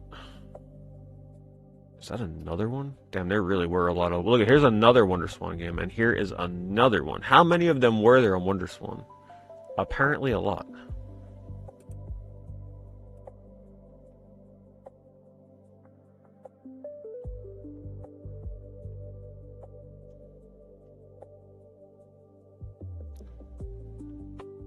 There's another one, Digital Partner Box.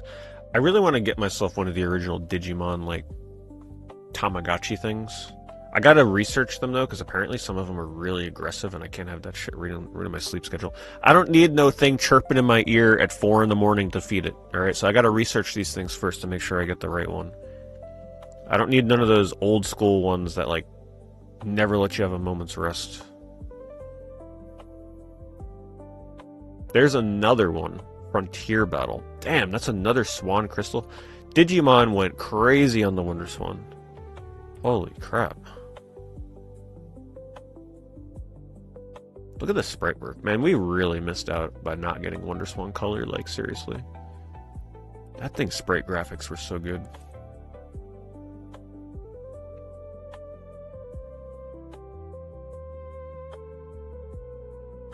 Why are we seeing nothing but WonderSwan? Like, where's the other Digimon games? Wait, did I search WonderSwan?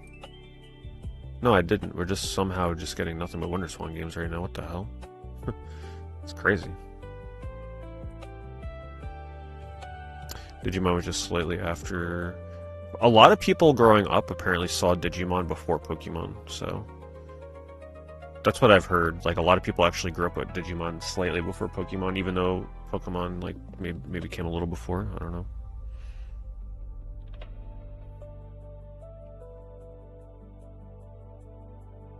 Yeah, I gotta research these because there's just so many of these damn things.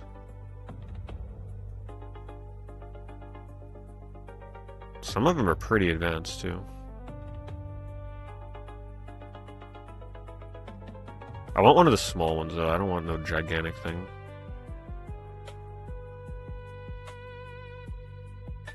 Oh my god, look at this one. Digipets? Did this ever go mainstream? Look at the little fish. I love this one. It's got, like, actual pictures of pets on the cover. Look at that. The rat is on a piece of cheese. Or the mouse. That's so funny. Oh, look at the little sprites.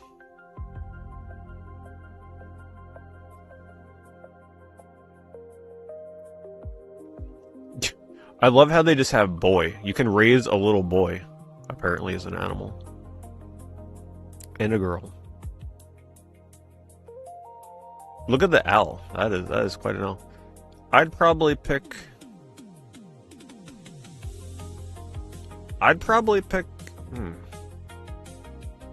the penguin. Yeah, hedge pig, penguin, ox.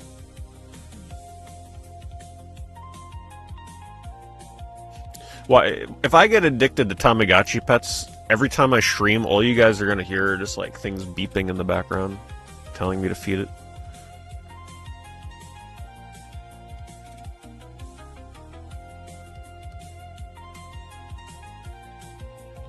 Yeah, dinosaur. Yeah.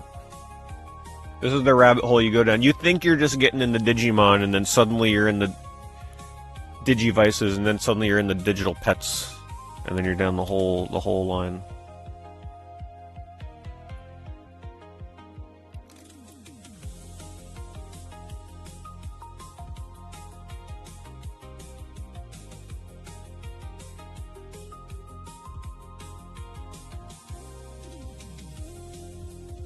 I bought one of those a couple years ago. I bought one of the newer Tamagotchis. I think it was called the Uni or whatever the hell they called it. Those things are pretty advanced now. They're fully backlit, full color display. They connect to online, so like you go online and there's like little mini games with leaderboards, and you can trade with other players, I believe. And it was pretty neat. It was neat for a few weeks.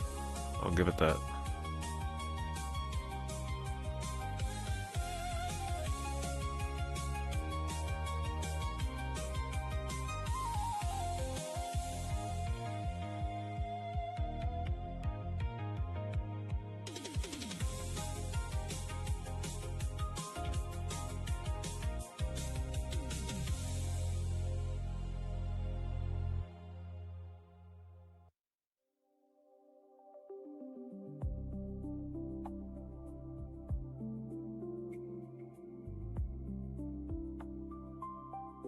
Oh no, there's not much to them. It's just like a micromanagement grind.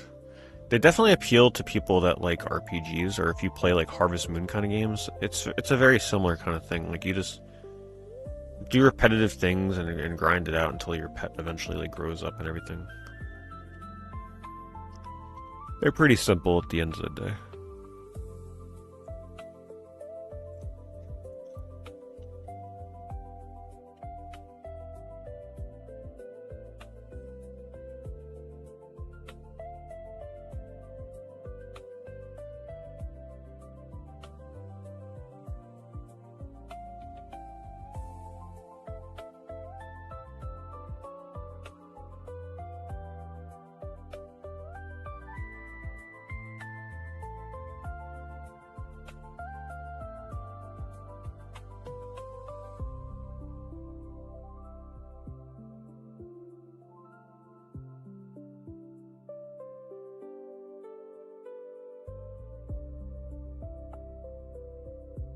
Yeah, how Sega has not brought back the Chow Garden yet is just baffling to me.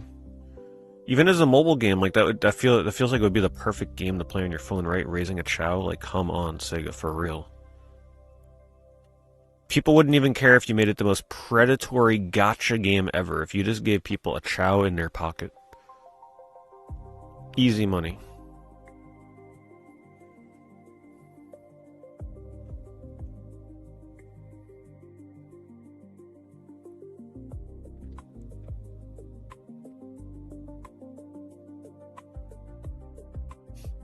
This trackball is giant, by the way. That's a trackball controller for CDI. It's a little over the top. There's a much better trackball controller you can get for it.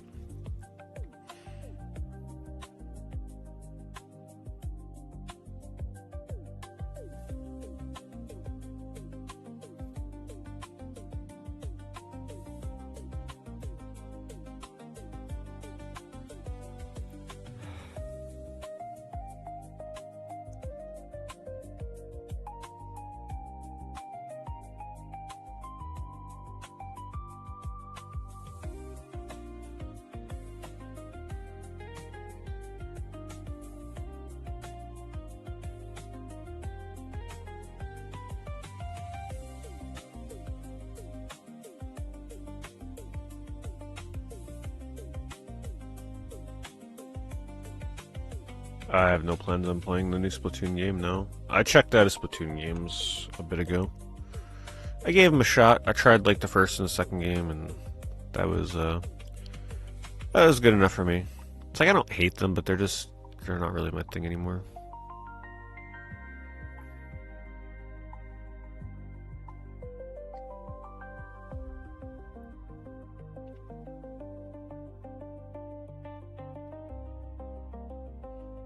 Poor Two Worlds 2. They're like, what about me, everybody? Aren't I a desirable PS3 game? Nope, sorry, Two Worlds. Maybe if you were the first Two Worlds, but not the sequel. I gotta revisit that game to remember why I didn't play much of it. as most people didn't. I think I remember being really disappointed with the online integration.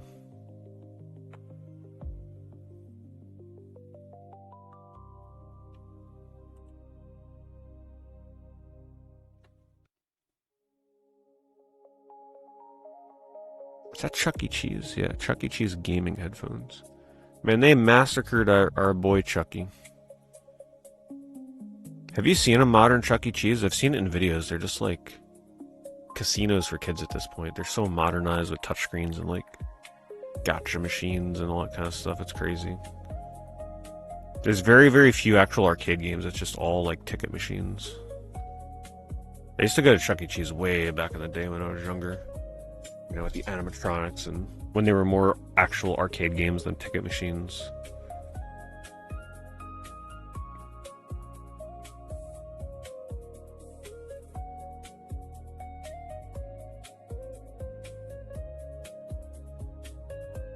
There are die-hard Chuck E. Cheese fans out there too that, you know, go in and just like they drive across the country to like document the final Chuck E. Cheese that have animatronics before they get ripped down and everything, like original displays and stuff.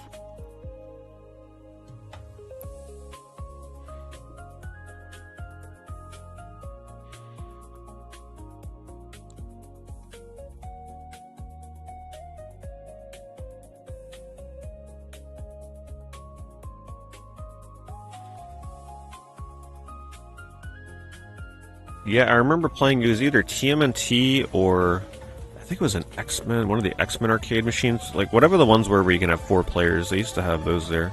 Those are awesome. Thanks, Hobbs. Thank you for that resub. Thank you for the 92 months.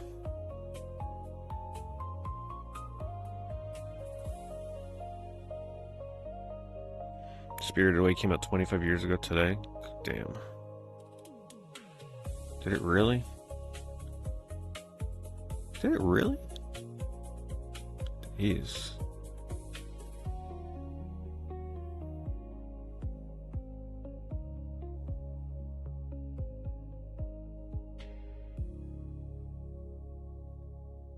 Oh, maybe in like the Japanese release. Because that came out when I was in high school. I forget what grade I was in.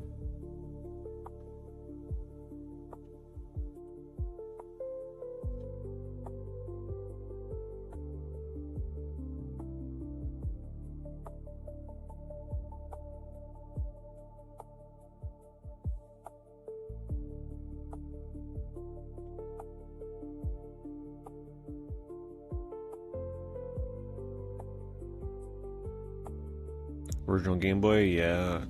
Plus, there's just too many alternatives for original Game Boys.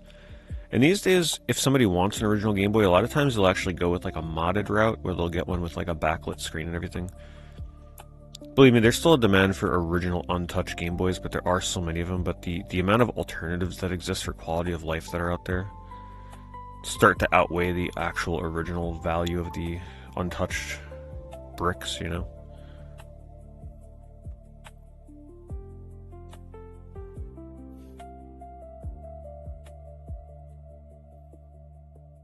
Your earliest arcade memory is Turtles in Time at Chuck E. Cheese. I'm trying to remember what my earliest arcade memory would have been. Actually, it was probably at a laser tag place playing one of the Mortal Kombats. Yeah, man, I miss those kind of places. Laser tag, my goodness.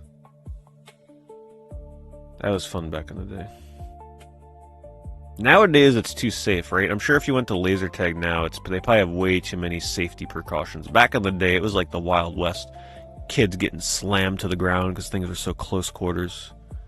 Everything was very tight. Now everything's like very open.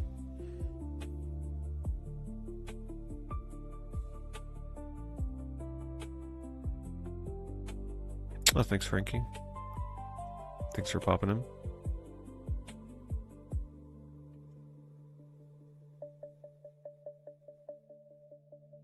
Man, those places are it was just like laser tag, arcade, and pizza.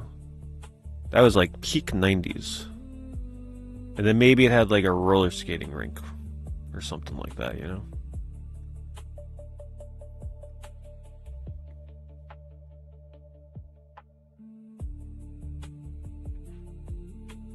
You know what's absolutely peak 90s? I don't know if any of you remember this. When Pogs were so popular that there were actual pop-up retail stores that only sold Pogs for like competitive Pogs. I remember one opened up by me. It was only open for like a month or two before it shut down. But they did exist. They literally opened official Pogs retail stores.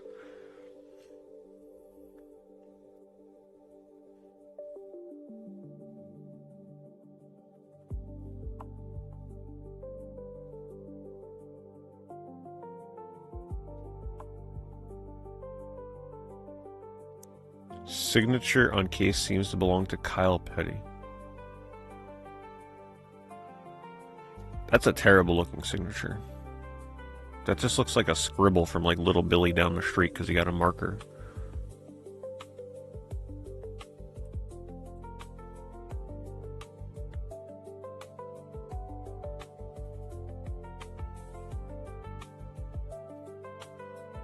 Yeah, I guess it depended where you like lived or where you were brought up. But I guess if you were in a populated area where Pogs were popular, they'd open up a store. They did not last long though. I actually did a random Pogs unboxing on my card game channel. Because, hey, they're cardboard, right? So it kind of like is the same thing. There weren't too many good ones in there, but man, was it nostalgic just going through a random lot of Pogs that I bought at a thrift store. Because I got rid of all... I regret it to this day. Even though they're not really worth much, but still. I got rid of all my original Pogs on eBay. I remember I sold everything. I had multiple of the giant tubes. I sold them all on eBay for like $20 like 20 years ago. They were so worthless. They're still kind of worthless, but I love them.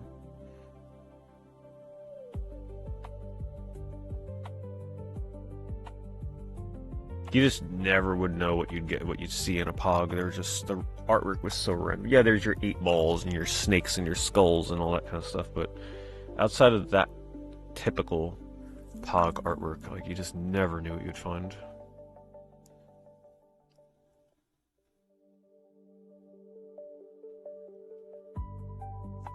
What's a Pog?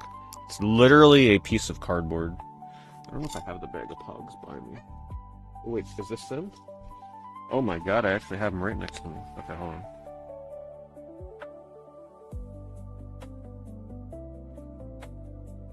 So I'll just take a random stack here. So it's like a piece of cardboard with a random artwork on it. See if I can find a more interesting, typical Pog. Right, so here's just some random pirate guy. No idea who that is. Hold on. Put them down on the table here. Let me sort out. Here's a snake. Here's a shiny skull that says poison, which is another very poison formula. Here's the yin yang, which was also very popular for Pogs. Here's an eyeball. And they had a lot of IPs, like there were Sonic Pogs, Mario, like pretty much every 90s IP you could think of probably had Pogs, official or unofficial. Trying to see if there's any other interesting ones here. I got a World Cup 1994 Pog for Mexico. And I got one for Russia, and I've got one for Bolivia and Greece. Apparently I got World Cup ones in here. This was from a random thrift store. Here's a cool one. There you go. I like the holographic ones. And then there's slammers. Unfortunately, I don't have any slammers in here. These are the middle ones. There was a game you can play with these. Most people didn't play the game. Most people just collected the Pogs. Just looked at them. Let's see what else we got. Dinosaurs. Some of them are shaped like this, where it's just like a shuriken. That guy. Like I said, you never know what you're gonna get with Pogs. I like the shiny ones. I mess with the idea of just like buying random lots of pogs on eBay and just like only going through them, like seeing what is in them until they get here. Because like, man, you never know what the hell is gonna be in a pog slot. Here's a turtle. There are video game ones. Lots of them. Just this lot doesn't have any. Let's pull out another. You can see me go through all these. I have a giant bag of them. I have the video on my card game channel going through these. If you were like that curious about pogs, you can watch me sort through these things. Let me find one more cool one. These are pretty standard. There's actually not too many like standout ones in this bag that I got here. Man, the ones I had as a kid were so cool. Oh, here's a weird one.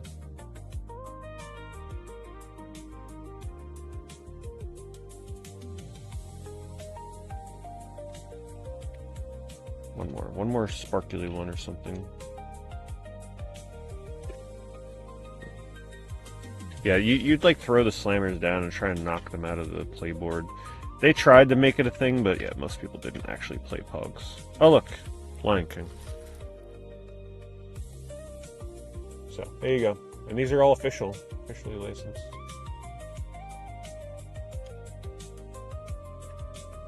Anyway.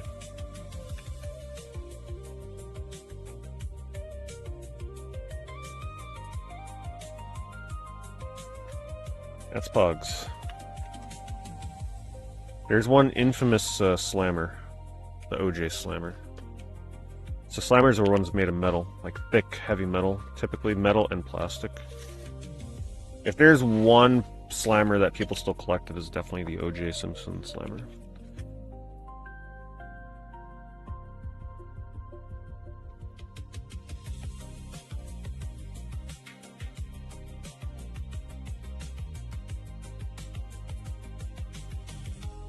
I have Sonic Pogs somewhere.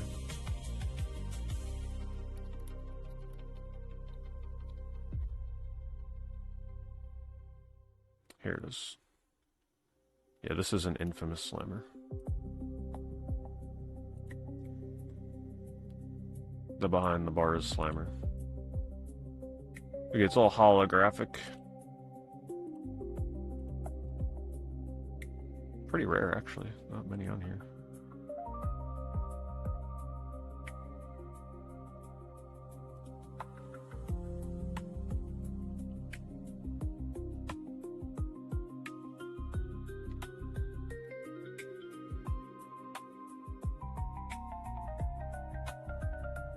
Sonic Slammer, foil slammers. I don't know if I have those. Oh, we're under video games, no wonder. Like, where are all the slammers? Yeah, you'll probably see some cooler things on here. Here's Spider-Man ones.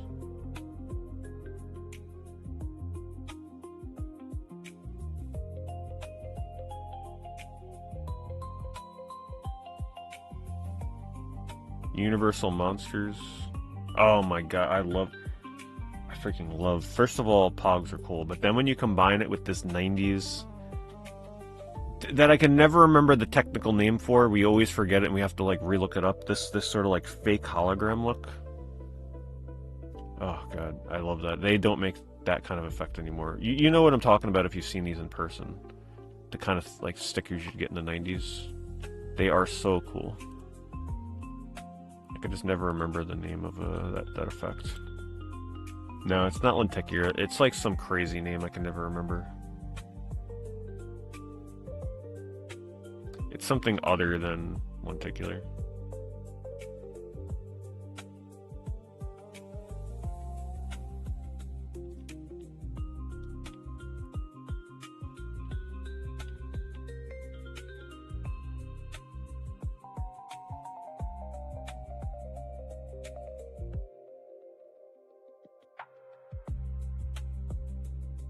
Look at that pog lot. Like, look at how much fun you can have. See, now if I saw a lot like this, how I would do it, if it was cheap enough, I would just look at the like initial thumbnail image here and be like, yeah, I'll throw a bid in for $10. And if I win it, I don't look at what the hell the pogs are until they show up.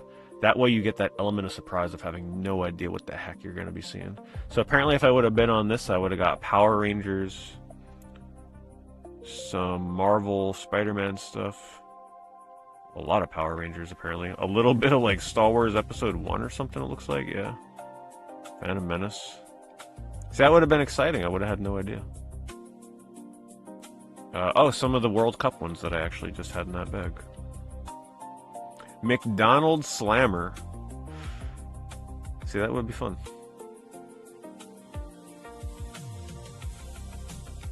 Mickey D's Slammer. That would have been good.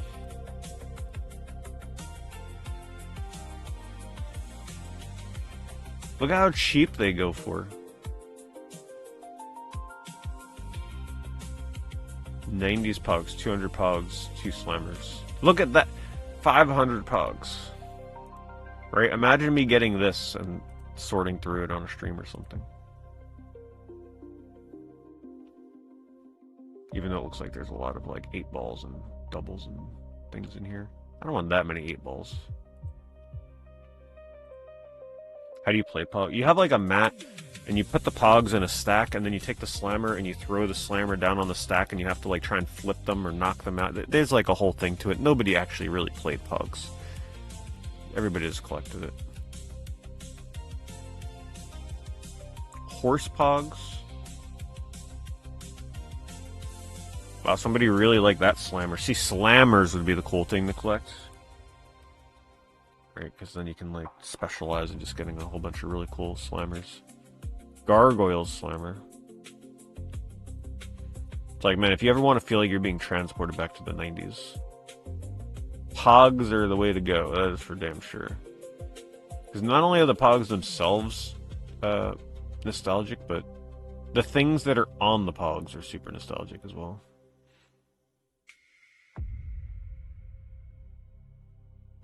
Let me see. Hold on. Let me search Slammer and. Oh, I am searching Slammer. Let me sort it by highest. Let's just see. Well, I'm glad you enjoyed Eco Chicken. There's been a few people playing that for the first time. Diffractive holographic. That sounds like it might be it. Yeah. So this is an official Pog case here. So that's like official Pog branding. Look at this one. How many of those things?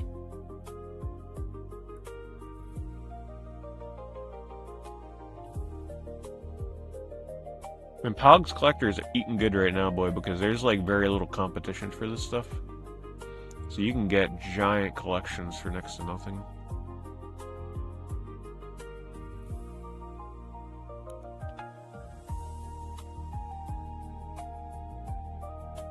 Anyway. Someone asked what Pogs were, I had to show it. How could we not? But look at these ones. Chrome Holographic Slammer Collection.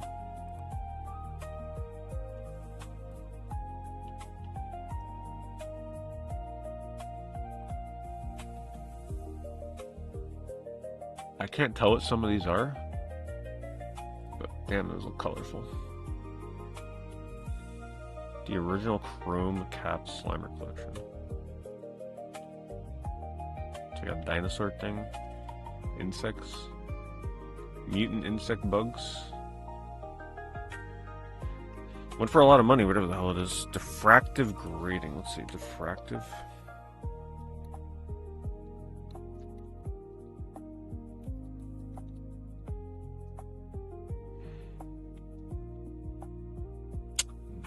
No, not that.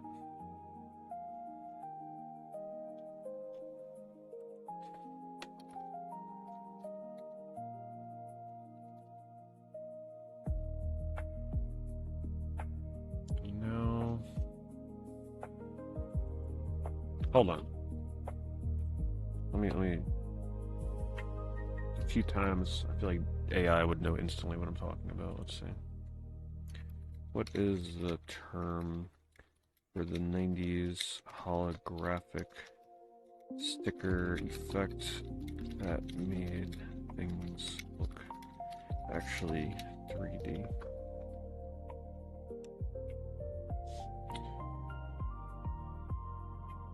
Diffraction grading, like someone said, prismatic or laser flow. You know what? I think it is diffraction grading.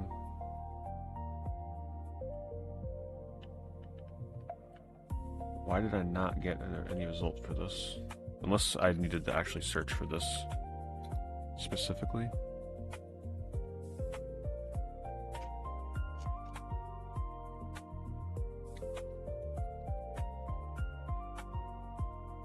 Why am I not getting any results?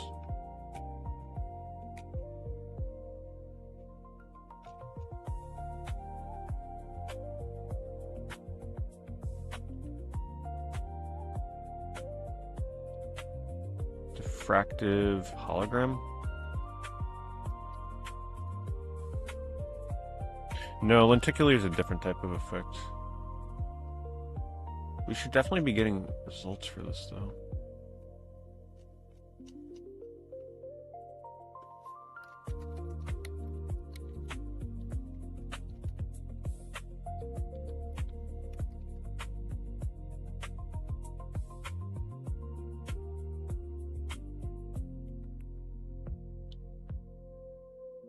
Yeah, like something like that.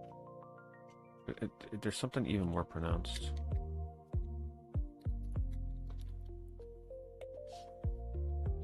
That. Polaroid. Is that it? Polaroid 3D? Yeah, Polaroid. It's really hard to do it justice in a photo, but my god, if you see these things in real life, you know what I'm talking about. Polaroid.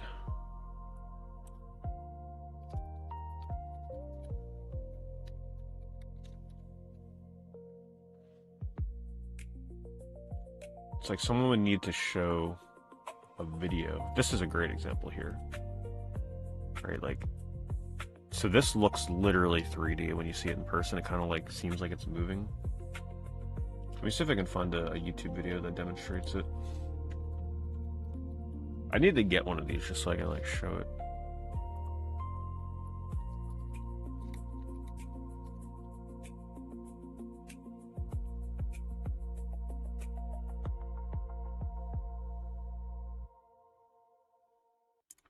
Well, that's crazy looking.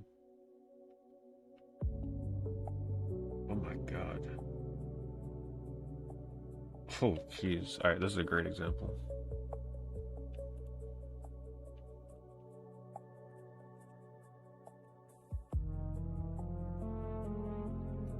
Check this out.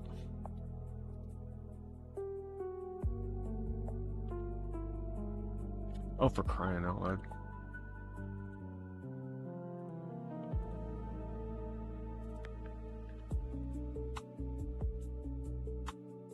Hello?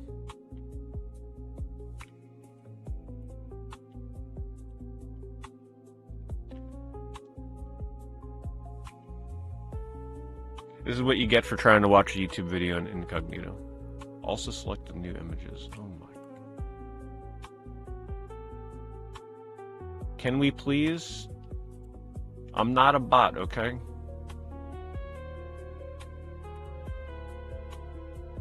My word. Alright, watch this. Isn't that freaking crazy? Now, granted, this is like a custom-made looking one, I believe. Oh no, actually, this looks like one you can just legit buy. You can see the packaging. Look how insane that is. Where's this technology? Why are we still not making these stickers?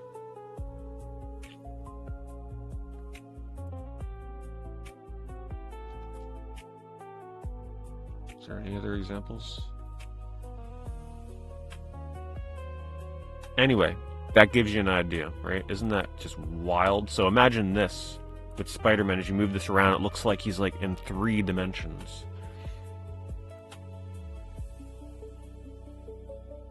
Alright, so you get just like all these random little stickers. There's much cooler ones. We're not really seeing, you know, most of what's out there because we're not getting the search rate. They even have it for the mask. Look at that. There's this bundle Polaroid 3D sticker Scouts job lot. Oh, let's see what's in here.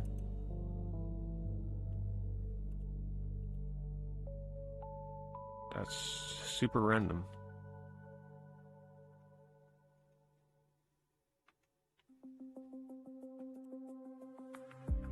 Look at that skull one. You know that skull one's gonna look crazy. Skull pendant.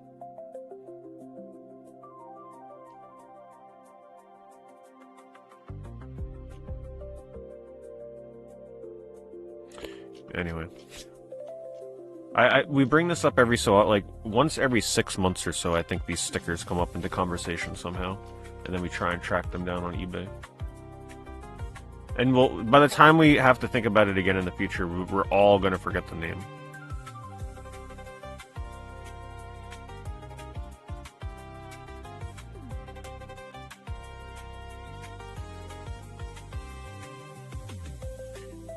Anyway, I think we're going to be ending the stream there. Hope you guys had fun. I got to head to the gym before I get too tired. Fun eBay stream as always. We went a little off topic this time with some 90s Pog stuff. But thanks everybody for hanging out. I'll see you all on the streams this week. We're still working our way through a couple of RPGs, and I'm sure I'll do a Monsters and Memory stream at some point again. Maybe, we'll see. Like I said, keep an eye on the trading card game channel for Digimon stuff at some point.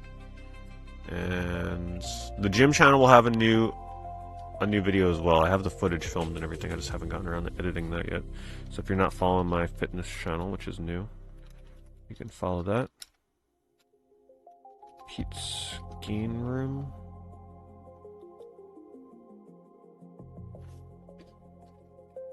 And I'll see you all next time. Thanks for watching.